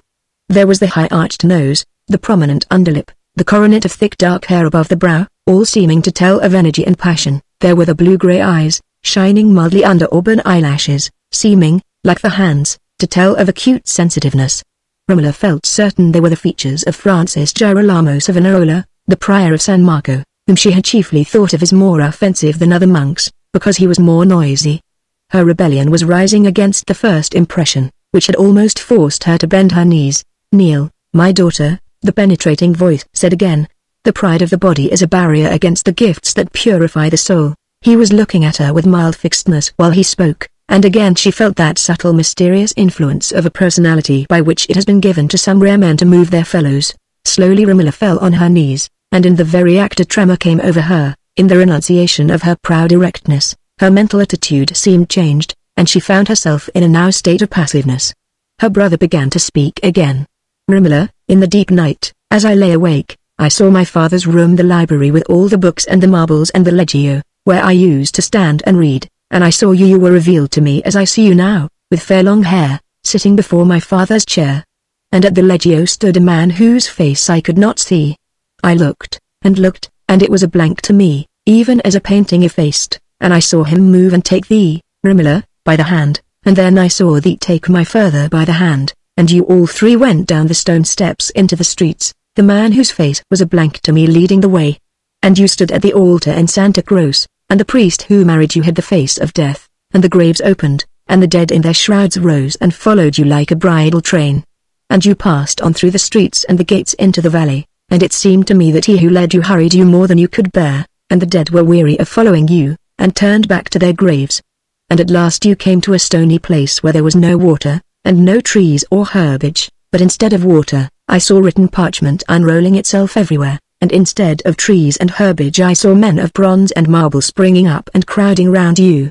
And my father was faint for want of water and fell to the ground, and the man whose face was a blank loosed thy hand and departed, and as he went I could see his face, and it was the face of the great tempter. And thou, Romola, didst wring thy hands and seek for water, and there was none. And the bronze and marble figures seemed to mock thee and hold out cups of water, and when thou didst grasp them and put them to my father's lips, they turned to parchment. And the bronze and marble figures seemed to turn into demons and snatch my father's body from thee, and the parchments shriveled up, and blood ran everywhere instead of them, and fire upon the blood, till they all vanished, and the plain was bare and stony again, and thou wast alone in the midst of it. And then it seemed that the night fell and I saw no more. Thrice I have had that vision, Romola.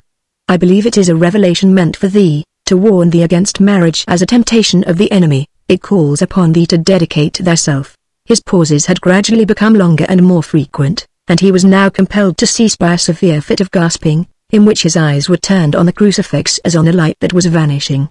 Presently he found strength to speak again, but in a feebler, scarcely audible tone, to renounce the vain philosophy and corrupt thoughts of the heathens, for in the hour of sorrow and death their pride will turn to mockery, and the unclean gods will. The words died away, in spite of the thought that was at work in Romola, telling her that this vision was no more than a dream, fed by youthful memories and ideal convictions. A strange awe had come over her. Her mind was not a apartment to be assailed by sickly fancies. She had the vivid intellect and the healthy human passion, which are too keenly alive to the constant relations of things to have any morbid craving after the exceptional. Still the images of the vision she despised jarred and distressed her like painful and cruel cries. And it was the first time she had witnessed the struggle with approaching death. Her young life had been somber, but she had known nothing of the utmost human needs, no acute suffering, no heart-cutting sorrow, and this brother, come back to her in his hour of supreme agony, was like a sudden awful apparition from an invisible world. The pale faces of sorrow in the fresco on the opposite wall seemed to have come nearer, and to make one company with the pale face on the bed. "Fate," said the dying voice. Francis Girolamo leaned down. But no other word came for some moments. "Romola," it said next. She leaned forward too, but again there was silence.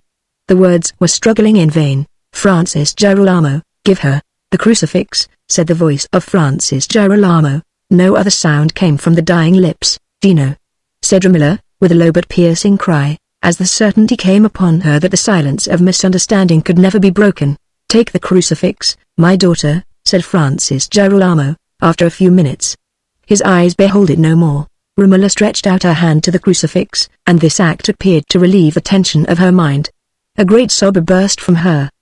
She bowed her head by the side of her dead brother, and wept aloud. It seemed to her as if this first vision of death must alter the daylight for her forevermore. Francis Girolamo moved towards the door, and called in a lay brother who was waiting outside.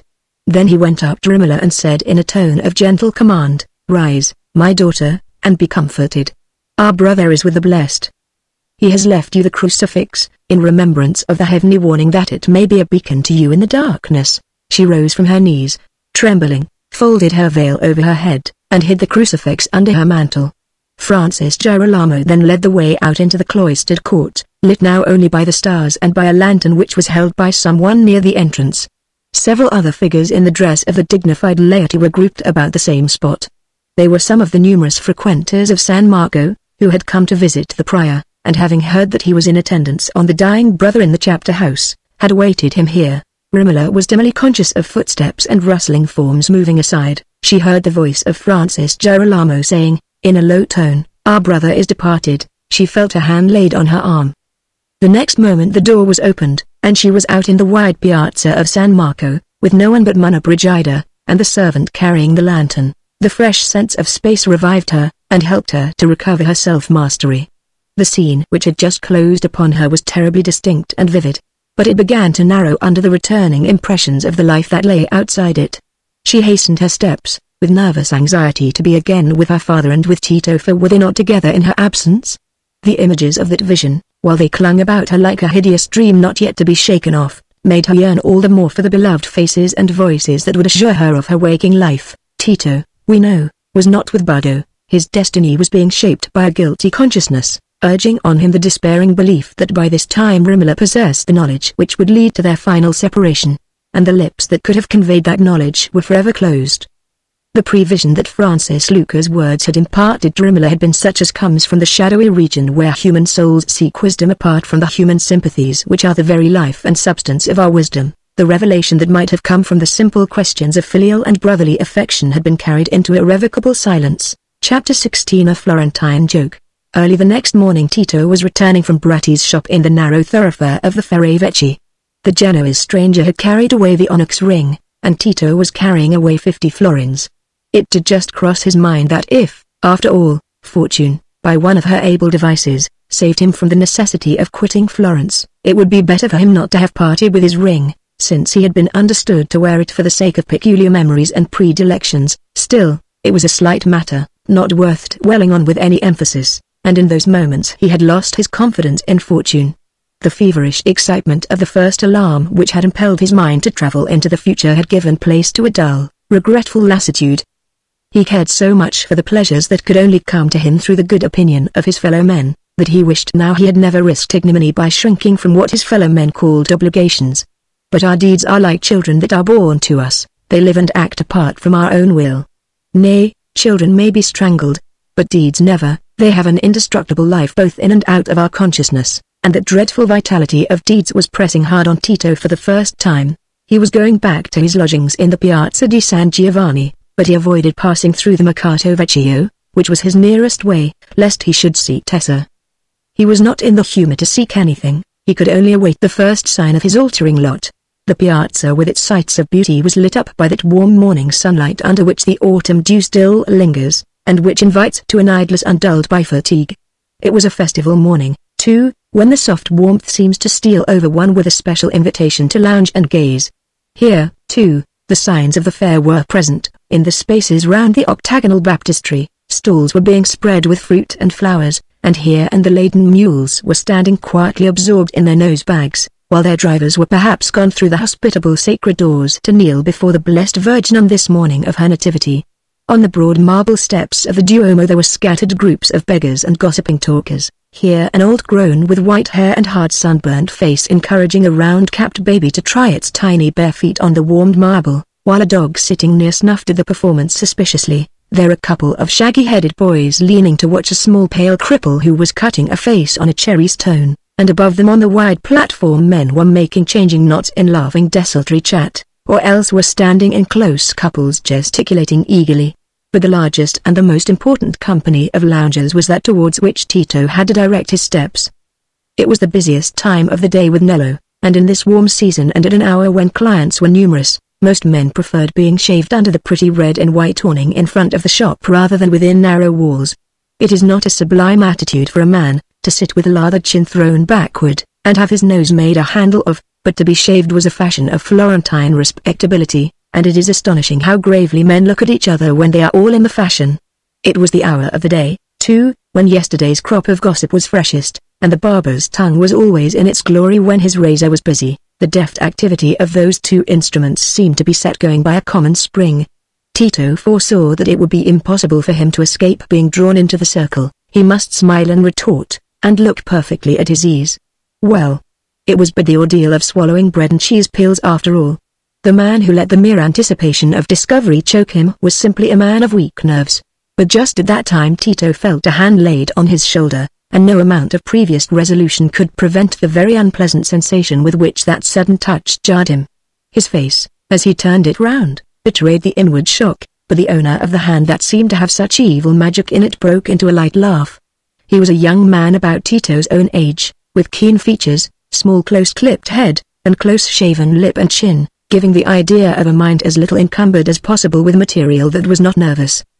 The keen eyes were bright with hope and friendliness, as so many other young eyes have been that have afterwards closed on the world in bitterness and disappointment, for at that time there were none but pleasant predictions about Niccolo Machiavelli, as a young man of promise, who was expected to mend the broken fortunes of his ancient family. "Why, Melema, what evil dream did you have last night, that you took my light grasp for that of a sparrow or something worse?" "Ah, Messer Niccolo," said Tito, recovering himself immediately. "It must have been an extra amount of dullness in my veins this morning that shuddered at the approach of your wit. But the fact is, I have had a bad night. That is unlucky, because you will be expected to shine without any obstructing fog today in the Russelli Gardens. I take it for granted you are to be there." "Messer Bernardo did me the honor to invite me," said Tito, "but I shall be engaged elsewhere." "Ah, I remember, you are in love," said Machiavelli, with a shrug, "else you would never have such inconvenient engagements." "Why, we are to eat a peacock and ortolans under the loggia among Bernardo Russelli's rare trees. There are to be the choicest spirits in Florence and the choicest wines. Only, as Piero de' Medici is to be there, the choice spirits may happen to be swamped in the capping of impromptu verses. I hate that game. It is a device for the triumph of small wits, who are always inspired the most by the smallest occasions. "What is that you are saying about Piero de' Medici and small wits, Messer Niccolo?" said Nello, whose light figure was at that moment predominating over the Herculean frame of Niccolo Capera, that famous worker in iron, whom we saw last with bared muscular arms and leathern apron in the Mercato Vecchio, was this morning dressed in holiday suit, and as he sat submissively while Nello skipped round him, lathered him, seized him by the nose, and scraped him with magical quickness, he looked much as a lion might if it had donned linen and tunic and was preparing to go into society. "A private secretary will never rise in the world if he couples great and small in that way," continued Nello. "When great men are not allowed to marry their sons and daughters as they like, small men must not expect to marry their words as they like. Have you heard the news? Domenico Cennini, here, has been telling us that Pagilantonio Soderini has given Ser Piero di Bibbino a box on the ear for setting on Piero de' Medici to interfere with the marriage between young Tommaso Soderini and Fiammetta Strozzi, and is to be sent ambassador to Venice as a punishment. I don't know which I envy him most," said Machiavelli. "The offense or the punishment? The offense will make him the most popular man in all Florence, and the punishment will take him among the only people in Italy who have known how to manage their own affairs." "Yes, if Soderini stays long enough at Venice," said Cennini, "he may chance to learn the Venetian fashion, and bring it home with him. The Soderini have been fast friends of the Medici, but what has happened is likely to open Pagilantonio's eyes to the good of our old Florentine trick of choosing a new harness when the old one galls us, if we have not quite lost the trick in these last 50 years. "Not we," said Niccolo Capera, who was rejoicing in the free use of his lips again. "Eat eggs in Lent and the snow will melt. That's what I say to our people when they get noisy over their cups at San Gallo, and talk of raising a Roma insurrection. I say, never do you plan a Roma, you may as well try to fill Arno with buckets. When there's water enough Arno will be full, and that will not be till the torrent is ready." "Capera, that oracular speech of yours is due to my excellent shaving," said Nello. "You could never have made it with that dark crust on your chin. Ecco, Messer Domenico, I am ready for you now. By the way, my bel erudito," continued Nello, as he saw Tito moving towards the door, "here has been old Maso seeking for you, but your nest was empty. He will come again presently." The old man looked mournful, and seemed in haste. "I hope there is nothing wrong in the Via de' Bardi. Doubtless Messer Tito knows that Bardo's son is dead," said Cronaca, who had just come up. Tito's heart gave a leap. Had the death happened before Romola saw him? "No, I had not heard it," he said, with no more discomposure than the occasion seemed to warrant, turning and leaning against the doorpost, as if he had given up his intention of going away. "I knew that his sister had gone to see him." "Did he die before she arrived?" "No," said Cronaca, "I was in San Marco at the time, and saw her come out from the chapter house with Francis Girolamo, who told us that the dying man's breath had been preserved as by a miracle, that he might make a disclosure to his sister." Tito felt that his fate was decided. Again his mind rushed over all the circumstances of his departure from Florence, and he conceived a plan of getting back his money from Cennini before the disclosure had become public. If he once had his money he need not stay long in endurance of scorching looks and biting words. He would wait now, and go away with Cennini and get the money from him at once. With that project in his mind he stood motionless, his hands in his belt, his eyes fixed absently on the ground. Nello, glancing at him, felt sure that he was absorbed in anxiety about Romola, and thought him such a pretty image of self-forgetful sadness, that he just perceptibly pointed his razor at him, and gave a challenging look at Piero di Cosimo, whom he had never forgiven for his refusal to see any prognostics of character in his favorite's handsome face. Piero, who was leaning against the other doorpost, close to Tito, shrugged his shoulders. The frequent recurrence of such challenges from Nello had changed the painter's first declaration of neutrality into a positive inclination to believe ill of the much-praised Greek. "So you have got your Francis Girolamo back again, Cronaca? I suppose we shall have him preaching again this next Advent," said Nello. "And not before there is need," said Cronaca, gravely. "We have had the best testimony to his words since the last Quaresima, for even to the wicked wickedness has become a plague, and the ripeness of vice is turning to rottenness in the nostrils even of the vicious. There has not been a change since the Quaresima, either in Rome or at Florence, but has put a new seal on the Frate's words that the harvest of sin is ripe, and that God will reap it with a sword. I hope he has had a new vision, however," said Francescos, sneeringly. "The old ones are somewhat stale. Can't your Frate get a poet to help out his imagination for him?" "He has no lack of poets about him," said Cronaca, with quiet contempt. "But they are great poets and not little ones, so they are contented to be taught by him, and no more think the truth stale which God has given him to utter, than they think the light of the moon is stale. But perhaps certain high prelates and princes who dislike the Frate's denunciations might be pleased to hear that, though Giovanni Pico, and Poliziano, and Marsilio Ficino, and most other men of mark in Florence, reverence Francis Girolamo, Messer Francesco despises him. Poliziano? Said S, with a scornful laugh.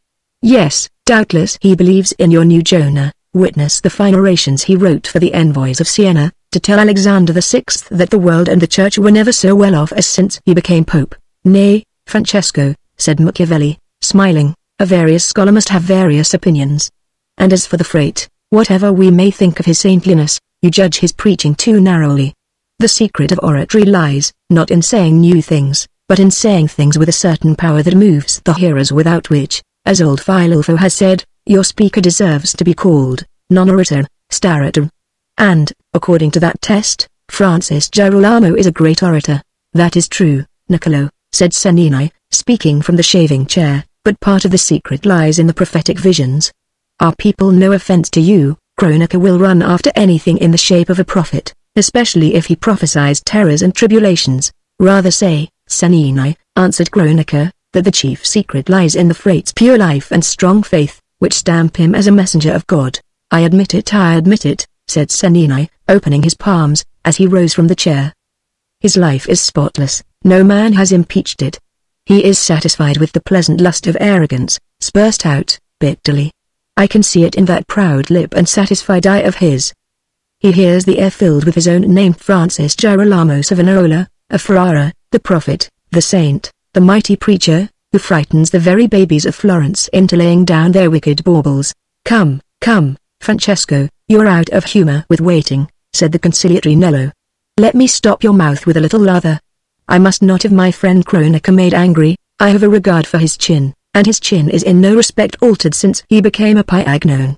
And for my own part, I confess, when the Frate was preaching in the Duomo last Advent, I got into such a trick of slipping in to listen to him that I might have turned Piagnone too, if I had not been hindered by the liberal nature of my art, and also by the length of the sermons, which are sometimes a good while before they get to the moving point.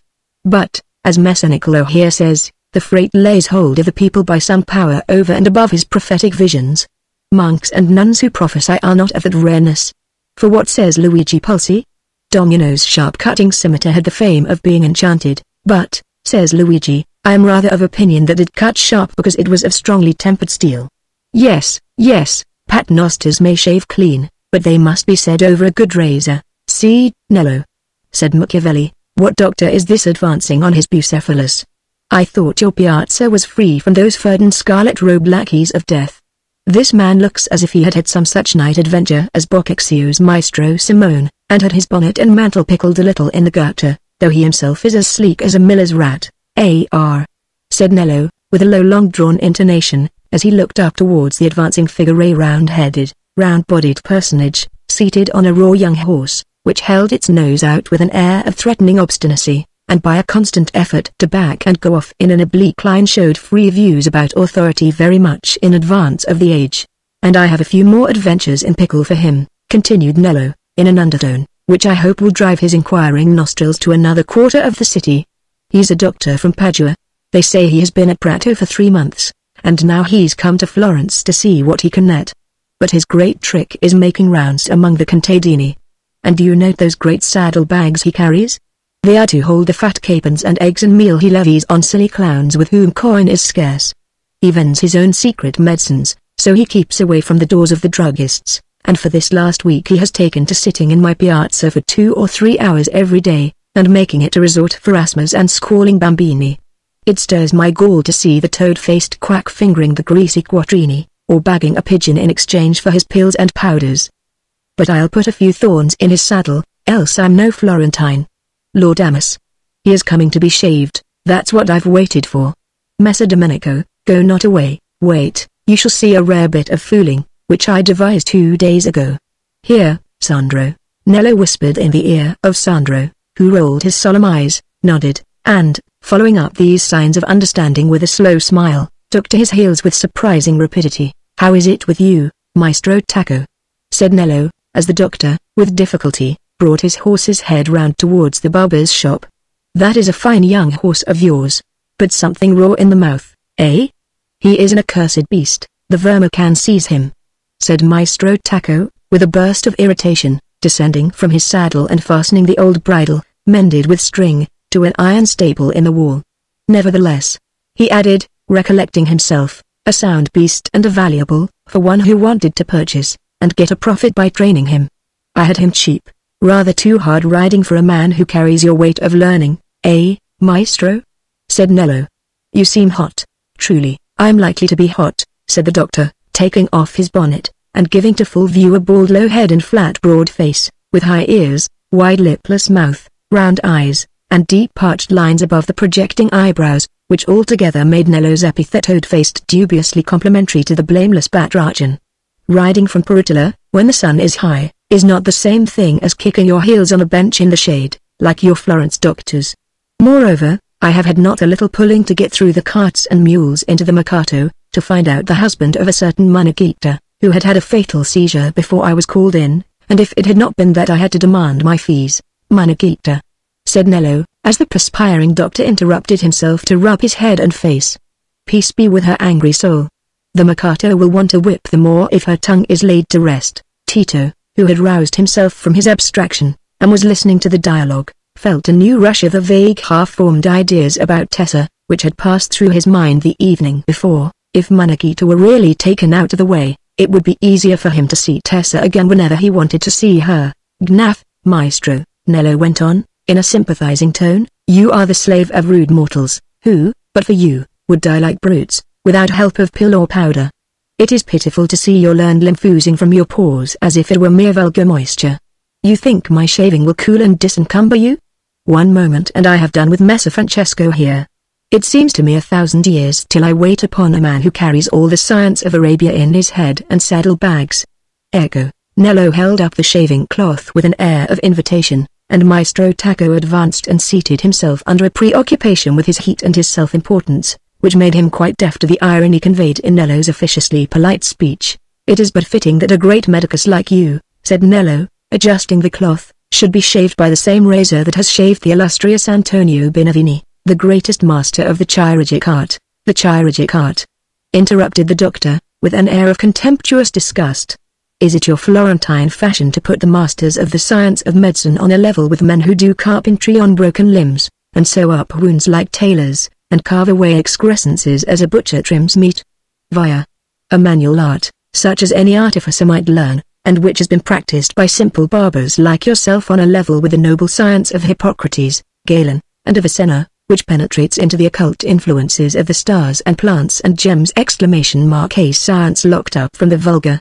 "No, in truth, Maestro," said Nello, using his lather very deliberately, as if he wanted to prolong the operation to the utmost. "I never thought of placing them on a level. I know your science comes next to the miracles of Holy Church for mystery. But there, you see, is the pity of it." Here Nello fell into a tone of regretful sympathy. "Your high science is sealed from the profane and the vulgar, and so you become an object of envy and slander. I grieve to say it, but there are low fellows in this city mere scary, who go about in nightcaps and long beards, and make it their business to sprinkle gall in every man's broth who is prospering. Let me tell you, for you are a stranger, this is a city where every man had need carry a large nail ready to fasten on the wheel of fortune when his side happens to be uppermost. Already there are stories, mere fables doubtless, beginning to be buzzed about concerning you, that make me wish I could hear of your being well on your way to Arezzo. I would not have a man of your metal stoned, for though San Stefano was stoned, he was not great in medicine like San Cosmo and San Damiano." "What stories? What fables?" stammered Maestro Taco. "What do you mean, lassù? I fear me you are come into the trap for your cheese, Maestro. The fact is, there is a company of evil youths who go prowling about the houses of our citizens carrying sharp tools in their pockets. No sort of door, or window, or shutter, but they will pierce it. They are possessed with a diabolical patience to watch the doings of people who fancy themselves private. It must be they who have done it. It must be they who have spread the stories about you and your medicines. Have you by chance detected any small aperture in your door, or window shutter? No? Well, I advise you to look, for it is now commonly talked of that you have been seen in your dwelling at the Canto di Paglia, making your secret specifics by night, pounding dried toads in a mortar, compounding a salve out of mashed worms, and making your pills from the dried livers of rats which you mix with saliva emitted during the utterance of a blasphemous incantation which indeed these witnesses profess to repeat. It is a pack of lies," exclaimed the doctor, struggling to get utterance, and then desisting in alarm at the approaching razor. "It is not to me, or any of this respectable company, that you need to say that, doctor. We are not the heads to plant such carrots as those in. But what of that? What are a handful of reasonable men against a crowd with stones in their hands? There are those among us who think Secodusculi was an innocent sage, and we all know how he was burnt alive for being wiser than his fellows. Ah, doctor, it is not by living at Padua that you can learn to know Florentines.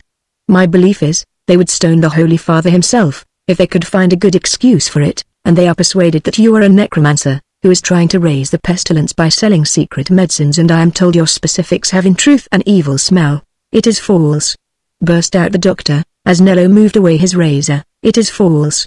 I will show the pills and the powders to these honorable signori, and the salve, it has an excellent odor, an odor of a salve." He started up with the lather on his chin, and the cloth round his neck, to search in his saddle-bag for the belied medicines, and Nello in an instant adroitly shifted the shaving chair till it was in the close vicinity of the horse's head, while Sandro, who had now returned, at a sign from his master placed himself near the bridle. "Behold, Mesri," said the doctor, bringing a small box of medicines and opening it before them. "Let any signor apply this box to his nostrils, and he will find an honest odor of medicaments, not indeed of pounded gems, or rare vegetables from the East, or stones found in the bodies of birds, for I practice on the diseases of the vulgar, for whom heaven has provided cheaper and less powerful remedies according to their degree, and there are even remedies known to our science which are entirely free of cost, as the new tusses may be counteracted in the poor, who can pay for no specifics, by a resolute holding of the breath. And here is a paste which is even of savory odor, and is infallible against melancholia, being concocted under the conjunction of Jupiter and Venus, and I have seen it allay spasms." "Stay, maestro," said Nello, while the doctor had his lathered face turned towards the group near the door, eagerly holding out his box, and lifting out one specific after another. "Here comes a crying contadina with her baby. Doubtless she is in search of you. It is perhaps an opportunity for you to show this honorable company a proof of your skill. Here, Bona Donna. Here is the famous doctor. Why, what is the matter with the sweet bimbo?" This question was addressed to a sturdy-looking, broad-shouldered contadina, with her head drapery folded about her face so that little was to be seen but a bronzed nose and a pair of dark eyes and eyebrows. She carried her child packed up in the stiff mummy-shaped case in which Italian babies have been from time immemorial introduced into society, turning its face a little towards her bosom, and making those sorrowful grimaces which women are in the habit of using as a sort of pulleys to draw down reluctant tears. "Oh, for the love of the Holy Madonna," said the woman, in a wailing voice, "will you look at my poor bimbo? I know I can't pay you for it, but I took it into the Nunziata last night, and it's turned a worse color than before. It's the convulsions. But when I was holding it before the Santissima Nunziata, I remembered they said there was a new doctor come who cured everything, and so I thought it might be the will of the Holy Madonna that I should bring it to you." "Sit down, maestro, sit down," said Nello. "Here is an opportunity for you. Here are honorable witnesses who will declare before the Magnificent Eight that they have seen you practicing honestly and relieving a poor woman's child. And then if your life is in danger, the Magnificent Eight will put you in prison a little while just to ensure your safety, and after that, their spuri will conduct you out of Florence by night, as they did the zealous Frate Minor who preached against the Jews." "What? Our people are given to stone throwing, but we have magistrates." The doctor, unable to refuse, seated himself in the shaving chair, trembling, half with fear and half with rage, and by this time quite unconscious of the lather which Nello had laid on with such profuseness. He deposited his medicine case on his knees, took out his precious spectacles, wondrous Florentine device, from his wallet, lodged them carefully above his flat nose and high ears, and lifting up his brows, turned towards the applicant. "Oh Santidio! Look at him," said the woman, with a more piteous wail than ever, as she held out the small mummy, which had its head completely concealed by dingy drapery wound round the head of the portable cradle, but seemed to be struggling and crying in a demoniacal fashion under this imprisonment. "The fit is on him. Oh, I know what color he is. It's the evil eye." Oh, the doctor, anxiously holding his knees together to support his box, bent his spectacles towards the baby, and said cautiously, "It may be a new disease. Unwind these rags, Mona." The contadina, with sudden energy, snatched off the encircling linen, went out, struggled, scratching, grinning, and screaming what the doctor in his fright fully believed to be a demon, but what Tito recognized as Viano's monkey, made more formidable by an artificial blackness, such as might have come from a hasty rubbing up the chimney. Up started the unfortunate doctor, letting his medicine box fall, and away jumped the no less terrified and indignant monkey, finding the first resting place for his claws on the horse's mane, which he used as a sort of rope ladder till he had fairly found his equilibrium, when he continued to clutch it as a bridle. The horse wanted no spur under such a rider, and, the already loosened bridle offering no resistance, darted off across the piazza, with the monkey, clutching, grinning, and blinking, on his neck. Il cavallo! Il diavolo!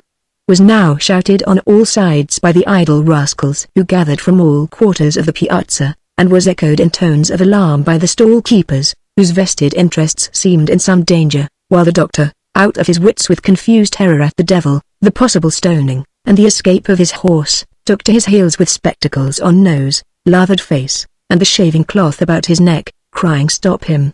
Stop him! For a powder a florin, stop him for a florin!" While the lads, outstripping him, clapped their hands and shouted encouragement to the runaway. The Cerretano, who had not bargained for the flight of his monkey along with the horse, had caught up his petticoats with much celerity, and showed a pair of party-colored hose above his contadina's shoes, far in advance of the doctor. And away went the grotesque race up the Corso degli Adamari, the horse with a singular jockey, the contadina with the remarkable hose, and the doctor in lather and spectacles, with furred mantle outflying. It was a scene such as Florentines loved, from the potent and reverend signor going to council in his lucco, down to the grinning youngster, who felt himself master of all situations when his bag was filled with smooth stones from the convenient dry bed of the torrent. The grey-headed Domenico Sanini laughed no less heartily than the younger men, and Nello was triumphantly secure of the general admiration. "Aha!" he exclaimed, snapping his fingers when the first burst of laughter was subsiding. "I have cleared my piazza of that unsavory fly-trap, Miles Bear. Maestro Tacco will no more come here again to sit for patience than he will take to licking marble for his dinner." "You are going towards the Piazza della Signoria, Messer Domenico," said Machiavelli. "I will go with you, and we shall perhaps see who has deserved the palio among these racers. Come, Melima, will you go too?" It had been precisely Tito's intention to accompany Sanini, but before he had gone many steps, he was called back by Nello, who saw Maso approaching. Maso's message was from Romola. She wished Tito to go to the Via de' Bardi as soon as possible. She would see him under the loggia, at the top of the house, as she wished to speak to him alone. Chapter 17. Under the loggia. The loggia at the top of Bardo's house rose above the buildings on each side of it, and formed a gallery round quadrangular walls. On the side towards the street the roof was supported by columns, but on the remaining sides, by a wall pierced with arched openings, so that at the back, looking over a crowd of irregular, poorly built dwellings towards the hill of Bogili, Romola could at all times have a walk sheltered from observation. Near one of those arched openings, close to the door by which he had entered the loggia, Tito awaited her, with a sickening sense of the sunlight that slanted before him and mingled itself with the ruin of his hopes. He had never for a moment relied on Romola's passion for him as likely to be too strong for the repulsion created by the discovery of his secret. He had not the presumptuous vanity which might have hindered him from feeling that her love had the same root with her belief in him. But as he imagined her coming towards him in her radiant beauty, made so lovably mortal by her soft hazel eyes, he fell into wishing that she had been something lower, if it were only that she might let him clasp her and kiss her before they parted. He had had no real caress from her, nothing but now and then a long glance, a kiss, a pressure of the hand, and he had so often longed that they should be alone together. They were going to be alone now, but he saw her standing inexorably aloof from him. His heart gave a great throb as he saw the door move. Romola was there. It was all like a flash of lightning. He felt, rather than saw, the glory about her head, the tearful appealing eyes. He felt, rather than heard, the cry of love with which she said, "Tito," and in the same moment she was in his arms, and sobbing with her face against his. How poor Romola had yearned through the watches of the night to see that bright face. The new image of death, the strange bewildering doubt infused into her by the story of a life removed from her understanding and sympathy, the haunting vision, which she seemed not only to hear uttered by the low gasping voice, but to live through, as if it had been her own dream, had made her more conscious than ever that it was Tito who had first brought the warm stream of hope and gladness into her life, and who had first turned away the keen edge of pain in the remembrance of her brother. She would tell Tito everything. There was no one else to whom she could tell it. She had been restraining herself in the presence of her father all the morning, but now, that long pent-up sob might come forth. Proud and self-controlled to all the world beside, Romola was as simple and unreserved as a child in her love for Tito. She had been quite contented with the days when they had only looked at each other, but now, when she felt the need of clinging to him, there was no thought that hindered her. "My Romola. My goddess," Tito murmured with passionate fondness, as he clasped her gently, and kissed the thick golden ripples on her neck. He was in paradise. Disgrace, shame, parting, there was no fear of them any longer. This happiness was too strong to be marred by the sense that Romola was deceived in him. Nay, he could only rejoice in her delusion, for, after all, concealment had been wisdom. The only thing he could regret was his needless dread, if, indeed, the dread had not been worth suffering for the sake of this sudden rapture. The sob had satisfied itself, and Romola raised her head. Neither of them spoke. They stood looking at each other's faces with that sweet wonder which belongs to young love, she with her long white hands on the dark brown curls, and he with his dark fingers bathed in the streaming gold. Each was so beautiful to the other, each was experiencing that undisturbed mutual consciousness for the first time. The cold pressure of a new sadness on Romola's heart made her linger the more in that silent, soothing sense of nearness and love, and Tito could not even seek to press his lips to hers, because that would be change. "Tito," she said at last, "it has been altogether painful, but I must tell you everything. Your strength will help me to resist the impressions that will not be shaken off by reason." "I know, Romola, I know he is dead," said Tito, and the long lustrous eyes told nothing of the many wishes that would have brought about that death long ago if there had been such potency in mere wishes. Romola only read her own pure thoughts in their dark depths, as we read letters in happy dreams. "So changed, Tito. It pierced me to think that it was Dino. And so strangely hard, not a word to my father, nothing but a vision that he wanted to tell me. And yet it was so piteous, the struggling breath, and the eyes that seemed to look towards the crucifix, and yet not to see it. I shall never forget it. It seems as if it would come between me and everything I shall look at." Romola's heart swelled again, so that she was forced to break off. But the need she felt to disburden her mind to Tito urged her to repress the rising anguish. When she began to speak again, her thoughts had traveled a little. "It was strange, Tito. The vision was about our marriage, and yet he knew nothing of you. What was it, my Romola?" "Sit down and tell me," said Tito, leading her to the bench that stood near. A fear had come across him lest the vision should somehow or other relate to Baldassar, and this sudden change of feeling prompted him to seek a change of position. Romola told him all that had passed, from her entrance into San Marco, hardly leaving out one of her brother's words, which had burnt themselves into her memory as they were spoken. But when she was at the end of the vision, she paused. The rest came too vividly before her to be uttered, and she sat looking at the distance, almost unconscious for the moment that Tito was near her. His mind was at ease now, that the vague vision had passed over him like white mist, and left no mark. But he was silent, expecting her to speak again. "I took it," she went on, as if Tito had been reading her thoughts. "I took the crucifix. It is down below in my bedroom. And now, my Romola," said Tito, entreatingly, "you will banish these ghastly thoughts." The vision was an ordinary monkish vision, bred of fasting and fanatical ideas. "It surely has no weight with you." "No, Tito, no. But poor Dino. He believed it was a divine message. It is strange," she went on meditatively, "this life of men possessed with fervid beliefs that seem like madness to their fellow beings. Dino was not a vulgar fanatic, and that Francis Girolamo, his very voice seems to have penetrated me with a sense that there is some truth in what moves them, some truth of which I know nothing. It was only because your feelings were highly wrought, my Romola. Your brother's state of mind was no more than a form of that theosophy which has been the common disease of excitable dreamy minds in all ages, the same ideas that your father's old antagonist, Marsilio Ficino, pores over in the New Platonists. Only your brother's passionate nature drove him to act out what other men write and talk about. And for Francis Girolamo, he is simply a narrow-minded monk, with a gift of preaching and infusing terror into the multitude. Any words or any voice would have shaken you at that moment. When your mind has had a little repose, you will judge of such things as you have always done before." "Not about poor Dino," said Romola. "I was angry with him, my heart seemed to close against him while he was speaking, but since then I have thought less of what was in my own mind and more of what was in his. Oh, Tito. It was very piteous to see his young life coming to an end in that way. That yearning look at the crucifix when he was gasping for breath, I can never forget it. Last night I looked at the crucifix a long while, and tried to see that it would help him, until at last it seemed to me by the lamplight as if the suffering face shed pity. My Romola, promise me to resist such thoughts, They are fit for sickly nuns, not for my golden trust Aurora, who looks made to scatter all such twilight fantasies. Try not to think of them now, we shall not long be alone together." The last words were uttered in a tone of tender beseeching, and he turned her face towards him with a gentle touch of his right hand. Romola had had her eyes fixed absently on the arched opening, but she had not seen the distant hill. She had all the while been in the chapter house, looking at the pale images of sorrow and death.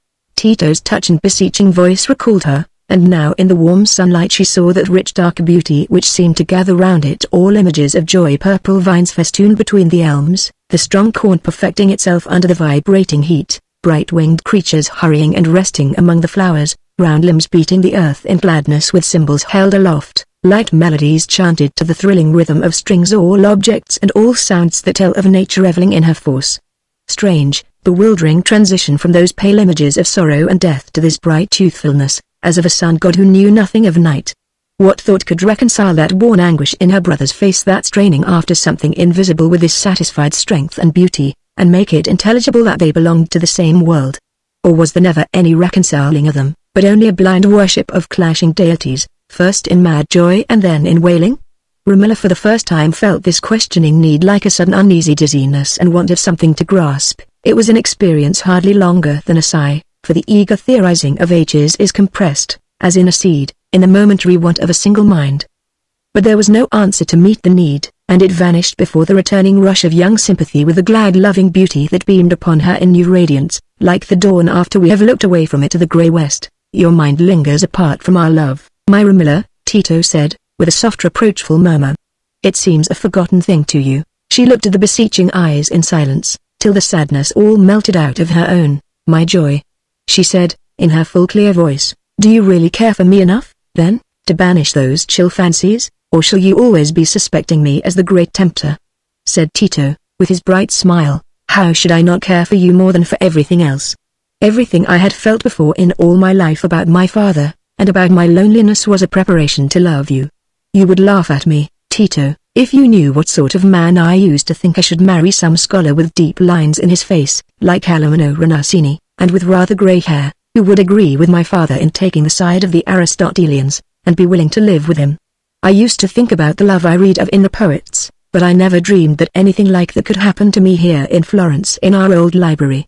And then you came, Tito, and were so much to my father, and I began to believe that life could be happy for me too, my goddess. Is there any woman like you?"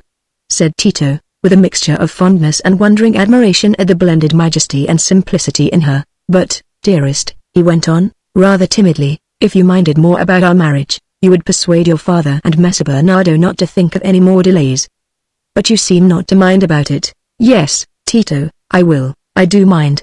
But I am sure my godfather will urge more delay now, because of Dino's death. He has never agreed with my father about disowning Dino, and you know he has always said that we ought to wait until you have been at least a year in Florence. Do not think hardly of my godfather. I know he is prejudiced and narrow, but yet he is very noble.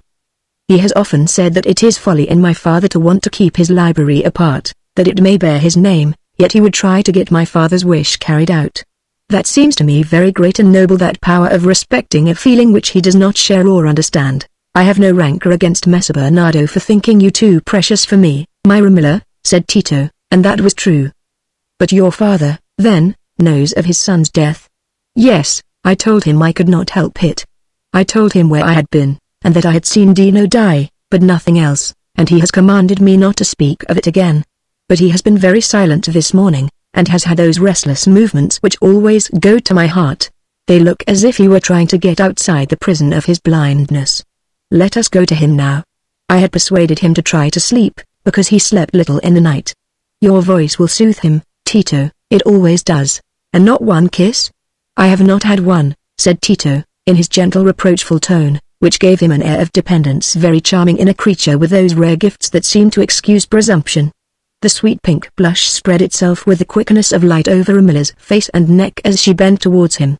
It seemed impossible that their kisses could ever become common things. "Let us walk once round the loggia," said Romola, "before we go down." "There is something grim and grave to me always about Florence," said Tito, as they paused in the front of the house, where they could see over the opposite roofs to the other side of the river, "and even in its merriment there is something shrill and hard-biting rather than gay. I wish we lived in southern Italy, where thought is broken, not by weariness, but by delicious languors such as never seem to come over the ingenious Roma Florentina. I should like to see you under that southern sun, lying among the flowers, subdued into mere enjoyment, while I bent over you and touched the lute and sang to you some little unconscious strain that seemed all one with the light and the warmth.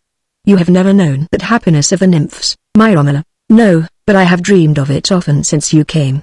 I am very thirsty for a deep draught of joy for a life all bright like you. But we will not think of it now, Tito. It seems to me as if there would always be pale sad faces among the flowers, and eyes that look in vain. Let us go. Chapter 18. The Portrait. When Tito left the Via de' Bardi that day in exultant satisfaction at finding himself thoroughly free from the threatened peril, his thoughts, no longer claimed by the immediate presence of Romola and her father, recurred to those futile hours of dread in which he was conscious of having not only felt but acted as he would not have done if he had had a truer foresight.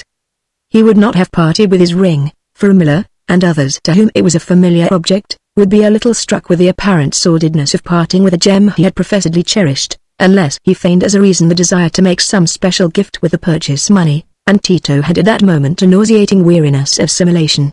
He was well out of the possible consequences that might have fallen on him from that initial deception, and it was no longer a load on his mind. Kind fortune had brought him immunity, and he thought it was only fair that she should. Who was hurt by it? The results to Baldassare were too problematical to be taken into account. But he wanted now to be free from any hidden shackles that would gall him, though ever so little, under his ties to Romola. He was not aware that that very delight in immunity which prompted resolutions not to entangle himself again, was deadening the sensibilities which alone could save him from entanglement. But, after all, the sale of the ring was a slight matter. Was it also a slight matter that little Tessa was under a delusion which would doubtless fill her small head with expectations doomed to disappointment? Should he try to see the little thing alone again and undeceive her at once, or should he leave the disclosure to time and chance? Happy dreams are pleasant, and they easily come to an end with daylight and the stir of life. The sweet, pouting, innocent, round thing. It was impossible not to think of her. Tito thought he should like some time to take her a present that would please her, and just learn if her stepfather treated her more cruelly now her mother was dead.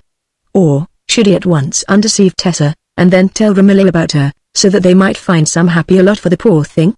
Number that unfortunate little incident of the Cerretano and the marriage, and his allowing Tessa to part from him in delusion, must never be known to Romola, and since no enlightenment could expel it from Tessa's mind, there would always be a risk of betrayal. Besides, even little Tessa might have some gall in her when she found herself disappointed in her love. Yes, she must be a little in love with him, and that might make it well that he should not see her again. Yet it was a trifling adventure such as a country girl would perhaps ponder until some ruddy contadino made acceptable love to her, when she would break her resolution of secrecy and get at the truth that she was free. Done. Goodbye, Tessa. Kindest wishes. Tito had made up his mind that the silly little affair of the Cerretano should have no further consequences for himself, and people are apartment to think that resolutions taken on their own behalf will be firm. As for the 55 florins, the purchase money of the ring, Tito had made up his mind what to do with some of them. He would carry out a pretty ingenious thought which would set him more at ease in accounting for the absence of his ring to Romola, and would also serve him as a means of guarding her mind from the recurrence of those monkish fancies which were especially repugnant to him, and with this thought in his mind, he went to the Via Gualfanda to find Piero di Cosimo, the artist who at that time was preeminent in the fantastic mythological design which Tito's purpose required. Entering the court on which Piero's dwelling opened, Tito found the heavy iron knocker on the door thickly bound round with wool and ingeniously fastened with cords. Remembering the painter's practice of stuffing his ears against obtrusive noises, Tito was not much surprised at this mode of defense against visitors' thunder, and betook himself first to tapping modestly with his knuckles, and then to a more importunate attempt to shake the door. In vain. Tito was moving away, blaming himself for wasting his time on this visit, instead of waiting till he saw the painter again at Nello's, when a little girl entered the court with a basket of eggs on her arm, went up to the door, and standing on tiptoe, pushed up a small iron plate that ran in grooves, and putting her mouth to the aperture thus disclosed, called out in a piping voice, "Messer Piero." In a few moments Tito heard the sound of bolts, the door opened, and Piero presented himself in a red nightcap and a loose brown serge tunic, with sleeves rolled up to the shoulder. He darted a look of surprise at Tito, but without further notice of him stretched out his hand to take the basket from the child, re-entered the house, and presently returning with the empty basket, said, "How much to pay?" "2 grossoni, Messer Piero, they are already boiled, my mother says. Piero took the coin out of the leathern scarsella at his belt, and the little maiden trotted away, not without a few upward glances of awed admiration at the surprising young signor. Piero's glance was much less complimentary as he said, "What do you want at my door, Messer Greco? I saw you this morning at Nello's. If you had asked me then, I could have told you that I see no man in this house without knowing his business and agreeing with him beforehand." "Pardon, Messer Piero," said Tito, with his imperturbable good humor, "I acted without sufficient reflection. I remembered nothing but your admirable skill in inventing pretty caprices, when a sudden desire for something of that sort prompted me to come to you." The painter's manners were too notoriously odd to all the world for this reception to be held a special affront. But even if Tito had suspected any offensive intention, the impulse to resentment would have been less strong in him than the desire to conquer goodwill. Piero made a grimace which was habitual with him when he was spoken to with flattering suavity. He grinned, stretched out the corners of his mouth, and pressed down his brows, so as to defy any divination of his feelings under that kind of stroking. "And what may that need be?" he said, after a moment's pause. In his heart he was tempted by the hinted opportunity of applying his invention. "I want a very delicate miniature device taken from certain fables of the poets, which you will know how to combine for me. It must be painted on a wooden case. I will show you the size in the form of a triptych. The inside may be simple gilding, it is on the outside I want the device. It is a favorite subject with you Florentines, the triumph of Bacchus and Ariadne. But I want it treated in a new way. A story in Ovid will give you the necessary hints. The young Bacchus must be seated in a ship, his head bound with clusters of grapes, and a spear entwined with vine leaves in his hand. Dark buried ivy must wind about the masts and sails, the oars must be thyrsi, and flowers must wreathe themselves about the poop. Leopards and tigers must be crouching before him, and dolphins must be sporting round. But I want to have the fair-haired Ariadne with him, made immortal with her golden crown. That is not in Ovid's story, but no matter, you will conceive it all, and above them must be young loves, such as you know how to paint, shooting with roses at the points of their arrows." "Say no more," said Piero. "I have Ovid in the vulgar tongue. Find me the passage. I love not to be choked with other men's thoughts. You may come in." Piero led the way through the first room, where a basket of eggs was deposited on the open hearth, near a heap of broken eggshells and a bank of ashes. In strange keeping with that sordid litter, there was a low bedstead of carved ebony, covered carelessly with a piece of rich oriental carpet, that looked as if it had served to cover the steps to a Madonna's throne, and a carved caisson, or large chest, with painted devices on its sides and lid. There was hardly any other furniture in the large room, except casts, wooden steps, easels and rough boxes, all festooned with cobwebs. The next room was still larger, but it was also much more crowded. Apparently Piero was keeping the festa, for the double door underneath the window which admitted the painter's light from above, was thrown open, and showed a garden, or rather thicket, in which fig trees and vines grew in tangled trailing wilderness among nettles and hemlocks, and a tall cypress lifted its dark head from a stifling mass of yellowish mulberry leaves.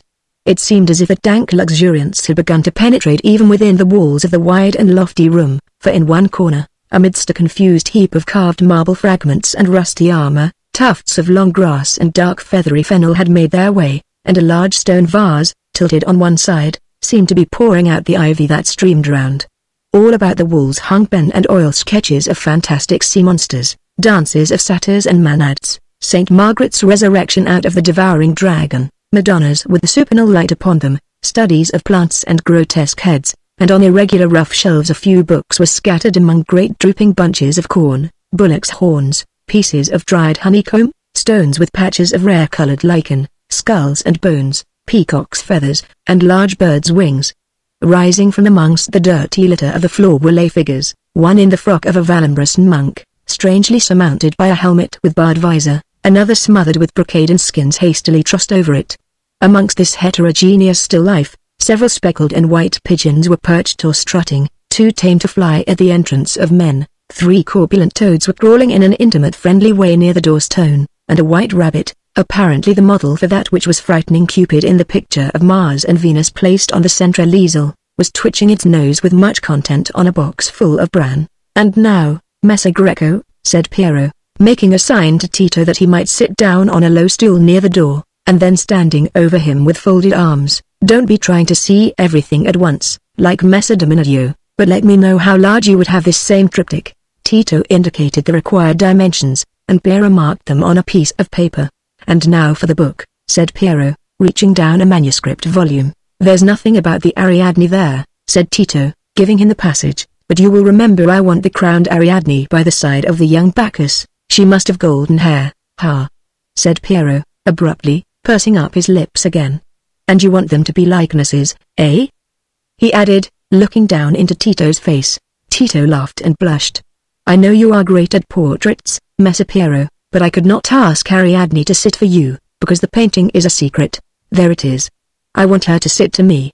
Giovanni Vespasi wants me to paint him a picture of Oedipus and Antigone at Colonnos, as he has expounded it to me. I have a fancy for the subject, and I want Bardo and his daughter to sit for it.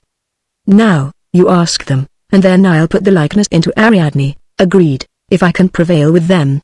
"And your price for the Bacchus and Ariadne, B? If you get them to let me paint them, that will pay me." "I'd rather not have your money, you may pay for the case." "And when shall I sit for you?" said Tito, "for if we have one likeness, we must have two." "I don't want your likeness, I've got it already," said Piero, "only I've made you look frightened. I must take the fright out of it for Bacchus." As he was speaking, Piero laid down the book and went to look among some paintings, propped with their faces against the wall. He returned with an oil sketch in his hand. "I call this as good a bit of portrait as I ever did," he said, looking at it as he advanced. "Yours is a face that expresses fear well, because it's naturally a bright one. I noticed it the first time I saw you. The rest of the picture is hardly sketched, but I've painted you in thoroughly." Piero turned the sketch, and held it towards Tito's eyes. He saw himself with his right hand uplifted, holding a wine cup, in the attitude of triumphant joy, but with his face turned away from the cup with an expression of such intense fear in the dilated eyes and pallid lips, that he felt a cold stream through his veins, as if he were being thrown into sympathy with his imaged self. "You are beginning to look like it already," said Piero, with a short laugh, moving the picture away again. "He's seeing a ghost, that fine young man. I shall finish it some day, when I've settled what sort of ghost is the most terrible, whether it should look solid, like a dead man come to life, or half-transparent, like a mist." Tito, rather ashamed of himself for a sudden sensitiveness strangely opposed to his usual easy self-command, said carelessly, "That is a subject after your own heart, Messer Piero." A revel interrupted by a ghost. "You seem to love the blending of the terrible with the gay. I suppose that is the reason your shelves are so well furnished with death's heads, while you are painting those roguish loves who are running away with the armor of Mars. I begin to think you are a cynic philosopher in the pleasant disguise of a cunning painter." "Not I, Messer Greco. A philosopher is the last sort of animal I should choose to resemble. I find it enough to live, without spinning lies to account for life. Fowls cackle, asses bray, women chatter, and philosophers spin false reasons. That's the effect the sight of the world brings out of them. Well, I am an animal that paints instead of cackling, or braying, or spinning lies. And now, I think, our business is done. You'll keep to your side of the bargain about the Oedipus and Antigone." "I will do my best," said Tito on this strong hint, immediately moving towards the door. "And you'll let me know at Nello's. No need to come here again." "I understand," said Tito, laughingly, lifting his hand in sign of friendly parting. Chapter 19. The Old Man's Hope. Messer Bernardo del Nero was as inexorable as Romola had expected in his advice that the marriage should be deferred till Easter, and in this matter Bardo was entirely under the ascendancy of his sagacious and practical friend. Nevertheless, Bernardo himself, though he was as far as ever from any susceptibility to the personal fascination in Tito which was felt by others, could not altogether resist that argument of success which is always powerful with men of the world. Tito was making his way rapidly in high quarters. He was especially growing in favor with the young Cardinal Giovanni de' Medici, who had even spoken of Tito's forming part of his learned retinue on an approaching journey to Rome, and the bright young Greek who had a tongue that was always ready without ever being quarrelsome, was more and more wished for at gay suppers in the Via Larga, and at Florentine games in which he had no pretension to excel, and could admire the incomparable skill of Piero de' Medici in the most graceful manner in the world. By an unfailing sequence, Tito's reputation as an agreeable companion in magnificent society made his learning and talent appear more lustrous, and he was really accomplished enough to prevent an exaggerated estimate from being hazardous to him. Messer Bernardo had old prejudices and attachments which now began to argue down the newer and feebler prejudice against the young Greek stranger who was rather too supple. To the old Florentine it was impossible to despise the recommendation of standing well with the best Florentine families, and since Tito began to be thoroughly received into that circle whose views were the unquestioned standard of social value, it seemed irrational not to admit that there was no longer any check to satisfaction in the prospect of such a son-in-law for Bardo, and such a husband for Romola. It was undeniable that Tito's coming had been the dawn of a new life for both father and daughter, and the first promise had even been surpassed. The blind old scholar whose proud truthfulness would never enter into the commerce of feigned and preposterous admiration which, varied by a corresponding measurelessness in vituperation, made the woof of all learned intercourse had fallen into neglect even among his fellow citizens, and when he was alluded to at all, it had long been usual to say that, though his blindness and the loss of his son were pitiable misfortunes, he was tiresome in contending for the value of his own labors, and that his discontent was a little inconsistent in a man who had been openly regardless of religious rites, and who in days past had refused offers made to him from various quarters, on the slight condition that he would take orders, without which it was not easy for patrons to provide for every scholar. But since Tito's coming, there was no longer the same monotony in the thought that Bardo's name suggested. The old man, it was understood, had left off his plaints, and the fair daughter was no longer to be shut up in dowerless pride, waiting for a parentado.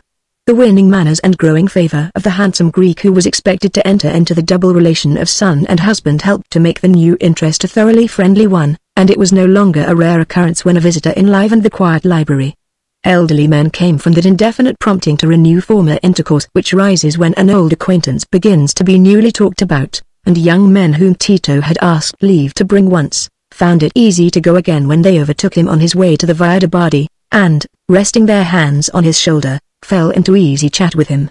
For it was pleasant to look at Romola's beauty, to see her, like old Firenzuola's type of womanly majesty, sitting with a certain grandeur, speaking with gravity, smiling with modesty, and casting around, as it were, an odor of queenliness. 7. And she seemed to unfold like a strong white lily under this genial breath of admiration and homage. It was all one to her with her new bright life in Tito's love. Tito had even been the means of strengthening the hope in Bardo's mind that he might before his death receive the longed-for security concerning his library, that it should not be merged in another collection, that it should not be transferred to a body of monks, and be called by the name of a monastery, but that it should remain forever the Bardi Library, for the use of Florentines. For the old habit of trusting in the Medici could not die out while their influence was still the strongest lever in the state, and Tito, once possessing the ear of the Cardinal Giovanni de' Medici, might do more even than Messer Bernardo towards winning the desired interest, for he could demonstrate to a learned audience the peculiar value of Bardi's collection.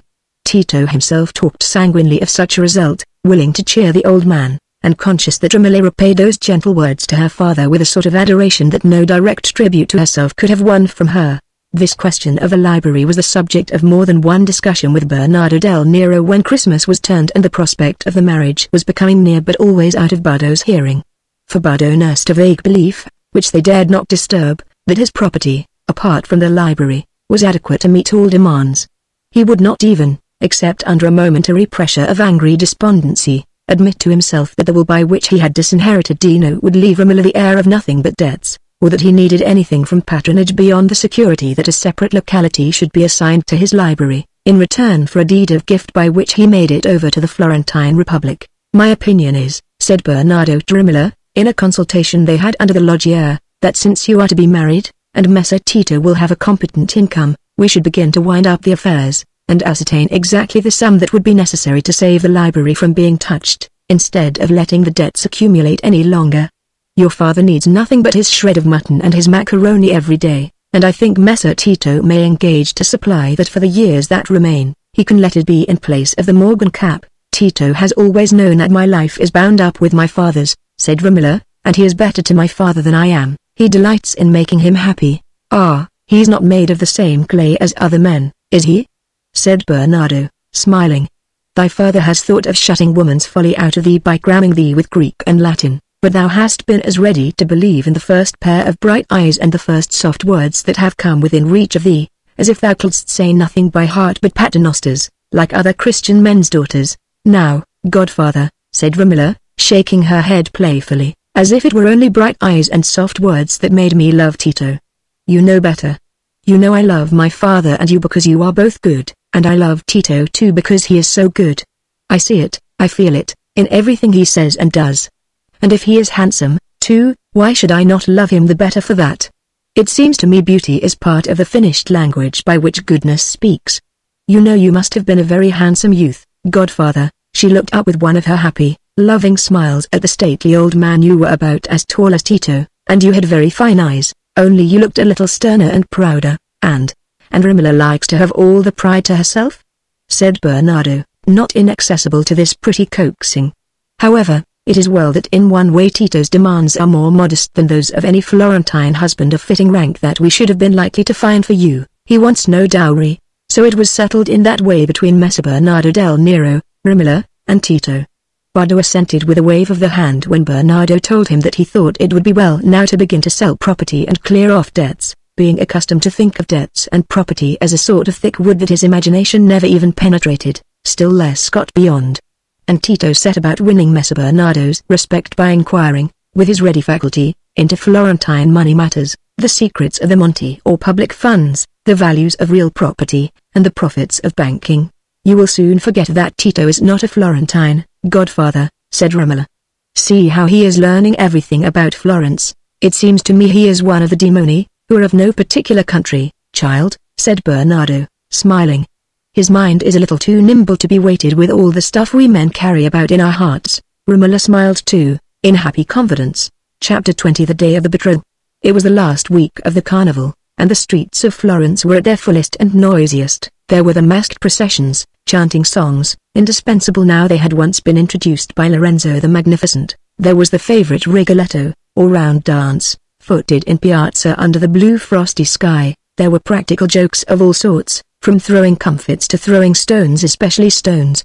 For the boys and striplings, always a strong element in Florentine crowds, became at the height of carnival time as loud and unmanageable as tree crickets, and it was their immemorial privilege to bar the way with poles to all passengers, until a tribute had been paid towards furnishing those lovers of strong sensations with suppers and bonfires, to conclude with the standing entertainment of stone throwing, which was not entirely monotonous, since the consequent maiming was various, and it was not always a single person who was killed. So that the pleasures of the carnival were of a checkered kind, and if a painter were called upon to represent them truly, he would have to make a picture in which there would be so much grossness and barbarity that it must be turned with its face to the wall, except when it was taken down for the grave historical purpose of justifying a reforming zeal which, in ignorance of the facts, might be unfairly condemned for its narrowness. Still there was much of that more innocent picturesque merriment which is never wanting among a people with quick animal spirits and sensitive organs. There was not the heavy sottishness which belongs to the thicker northern blood, nor the stealthy fierceness which in the more southern regions of the peninsula makes the brawl lead to the dagger thrust. It was the high morning, but the merry spirits of the carnival were still inclined to lounge and recapitulate the last night's jests, when Tito Melema was walking at a brisk pace on the way to the Via de' Bardi. Young Bernardo Dovizi, who now looks at us out of Raphael's portrait as the keen-eyed Cardinal da Bibbiena, was with him, and, as they went, they held animated talk about some subject that had evidently no relation to the sights and sounds through which they were pushing their way along the poor Santa Maria.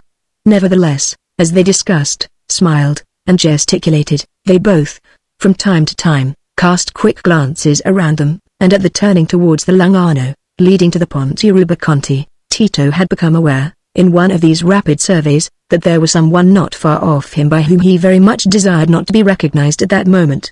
His time and thoughts were thoroughly preoccupied, for he was looking forward to a unique occasion in his life. He was preparing for his betrothal, which was to take place on the evening of this very day. The ceremony had been resolved upon rather suddenly, for although preparations towards the marriage had been going forward for some time, chiefly in the application of Tito's florins to the fitting up of rooms in Bardo's dwelling, which, the library excepted, had always been scantily furnished, it had been intended to defer both the betrothal and the marriage until after Easter, when Tito's year of probation, insisted on by Bernardo del Nero, would have been complete.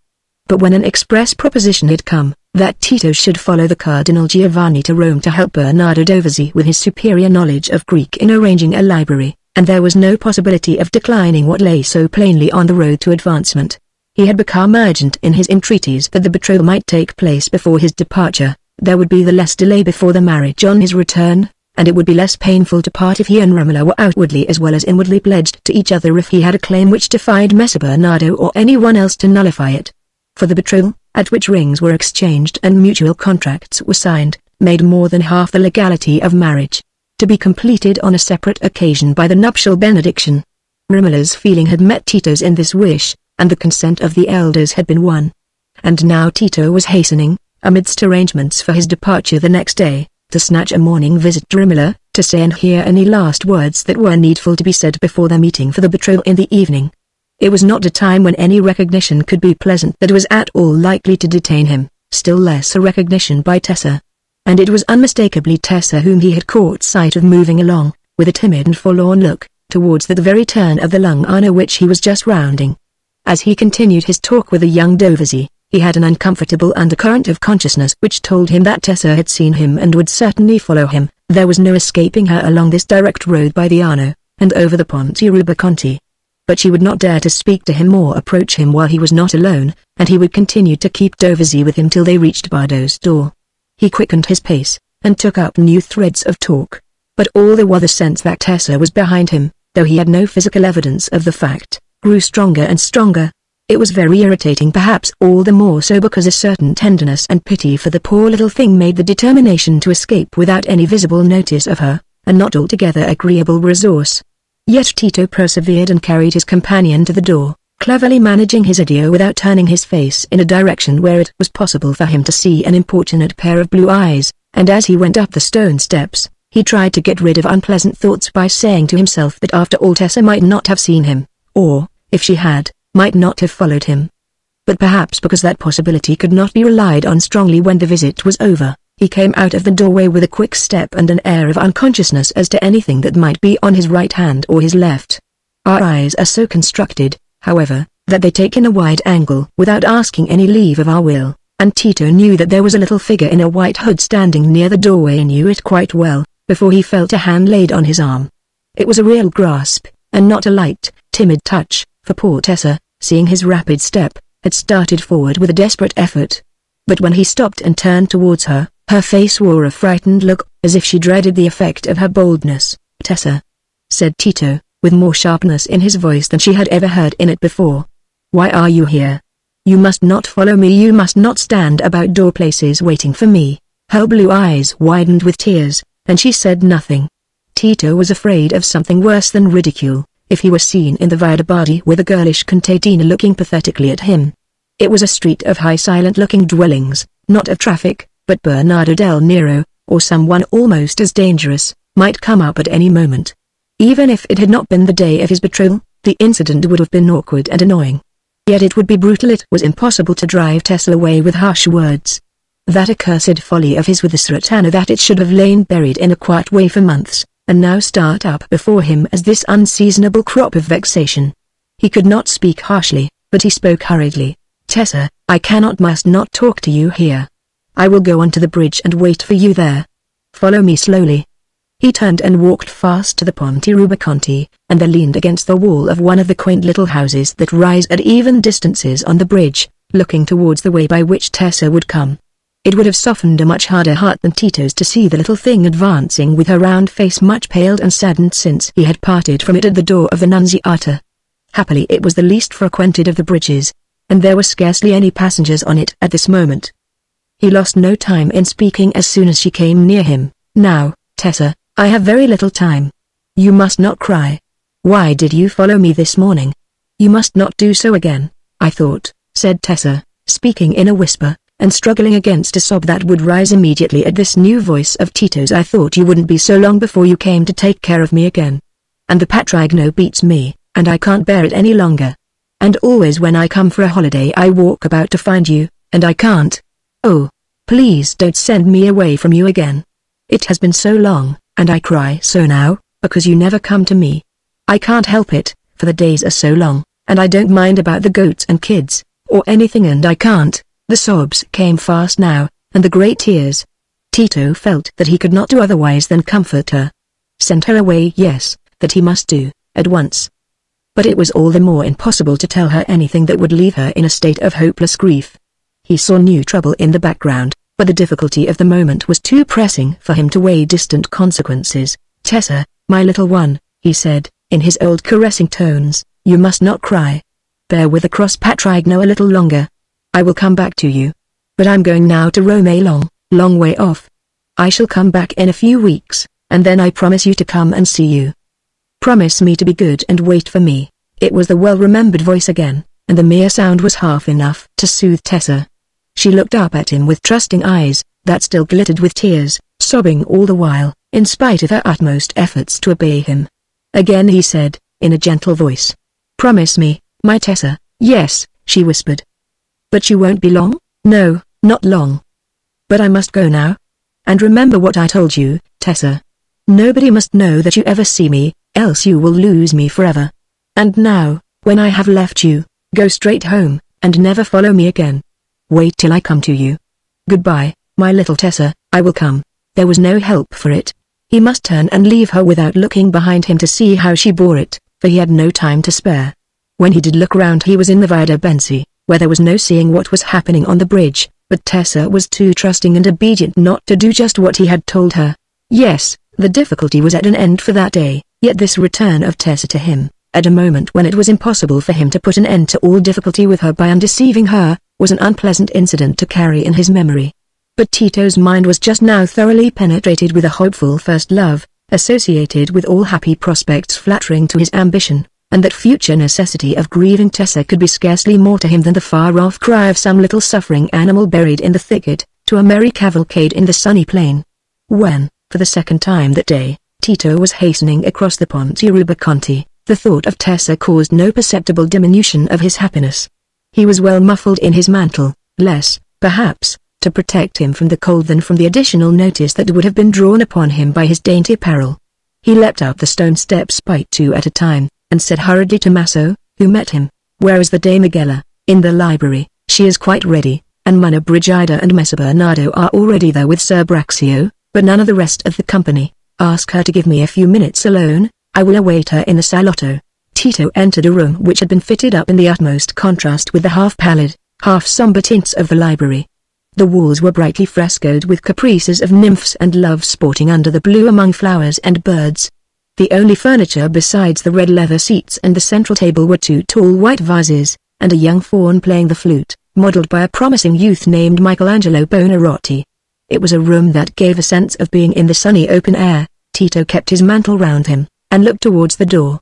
It was not long before Romola entered, all white and gold, more than ever like a tall lily.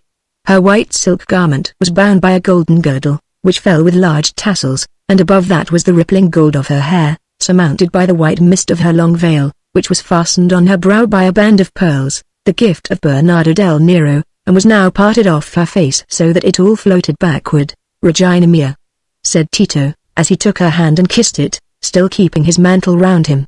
He could not help going backward to look at her again, while she stood in calm delight, with that exquisite self-consciousness which rises under the gaze of admiring love. "Romola, will you show me the next room now?" said Tito, checking himself with the remembrance that the time might be short. "You said I should see it when you had arranged everything." Without speaking, she led the way into a long narrow room, painted brightly like the other, but only with birds and flowers. The furniture in it was all old. There were old faded objects for feminine use or ornament, arranged in an open cabinet between the two narrow windows. Above the cabinet was the portrait of Romola's mother, and below this, on the top of the cabinet, stood the crucifix which Romola had brought from San Marco. "I have brought something under my mantle," said Tito, smiling, and throwing off the large loose garment, he showed the little tabernacle which had been painted by Piero di Cosimo. The painter had carried out Tito's intention charmingly, and so far had atoned for his long delay. "Do you know what this is for, my Romola?" added Tito, taking her by the hand, and leading her towards the cabinet. "It is a little shrine, which is to hide away from you forever that remembrancer of sadness. You have done with sadness now, and we will bury all images of it, bury them in a tomb of joy. See." A slight quiver passed across Romola's face as Tito took hold of the crucifix. But she had no wish to prevent his purpose. On the contrary, she herself wished to subdue certain importunate memories and questionings which still flitted like unexplained shadows across her happier thought. He opened the triptych and placed the crucifix within the central space, then closing it again, taking out the key, and setting the little tabernacle in the spot where the crucifix had stood, said, "Now, Romola, look and see if you are satisfied with the portraits old Piero has made of us. Is it not a dainty device? And the credit of choosing it is mine." "Ah, it is you, it is perfect," said Romola, looking with moist joyful eyes at the miniature Bacchus, with his purple clusters. And I am Ariadne, and you are crowning me. Yes, it is true, Tito, you have crowned my poor life. They held each other's hands while she spoke, and both looked at their imaged selves. But the reality was far more beautiful, she all lily-white and golden, and he with his dark glowing beauty above the purple-red bordered tunic. And it was our good strange Piero who painted it? Said Romola. Did you put it into his head to paint me as Antigone, that he might have my likeness for this? No, it was he who made my getting leave for him to paint you and your father, a condition of his doing this for me. Ah! I see now what it was you gave up your precious ring for. I perceived you had some cunning plan to give me pleasure. Tito did not blench. Romola's little illusions about himself had long ceased to cause him anything but satisfaction. He only smiled and said, I might have spared my ring. Piero will accept no money from me. He thinks himself paid by painting you. And now, while I am away, you will look every day at those pretty symbols of our life together, the ship on the calm sea, and the ivy that never withers, and those loves that have left off wounding us and shower soft petals that are like our kisses, and the leopards and tigers, they are the troubles of your life that are all quelled now, and the strange sea monsters, with their merry eyes let us see, they are the dull passages in the heavy books, which have begun to be amusing since we have sat by each other. Tito mio, said Romola, in a half-laughing voice of love, but you will give me the key? She added, holding out her hand for it. Not at all, said Tito, with playful decision, opening his scarsella and dropping in the little key. I shall drown it in the Arno. But if I ever wanted to look at the crucifix again, for that very reason it is hidden by these images of youth and joy. He pressed a light kiss on her brow, and she said no more, ready to submit, like all strong souls, when she felt no valid reason for resistance. And then they joined the waiting company, which made a dignified little procession as it passed along the Ponte Rubaconte towards Santa Croce. Slowly it passed, for Bardo, unaccustomed for years to leave his own house, walked with a more timid step than usual, and that slow pace suited well with the gouty dignity of Messer Bartolomeo Scala, who graced the occasion by his presence, along with his daughter Alessandra.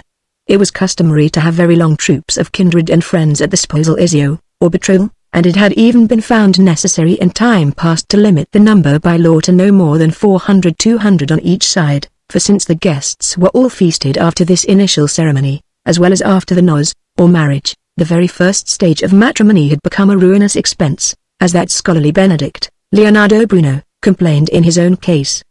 But Bardo, who in his poverty had kept himself proudly free from any appearance of claiming the advantages attached to a powerful family name, would have no invitations given on the strength of mere friendship, and the modest procession of 20 that followed the sposi were, with 3 or 4 exceptions, friends of Bardo's and Tito's selected on personal grounds.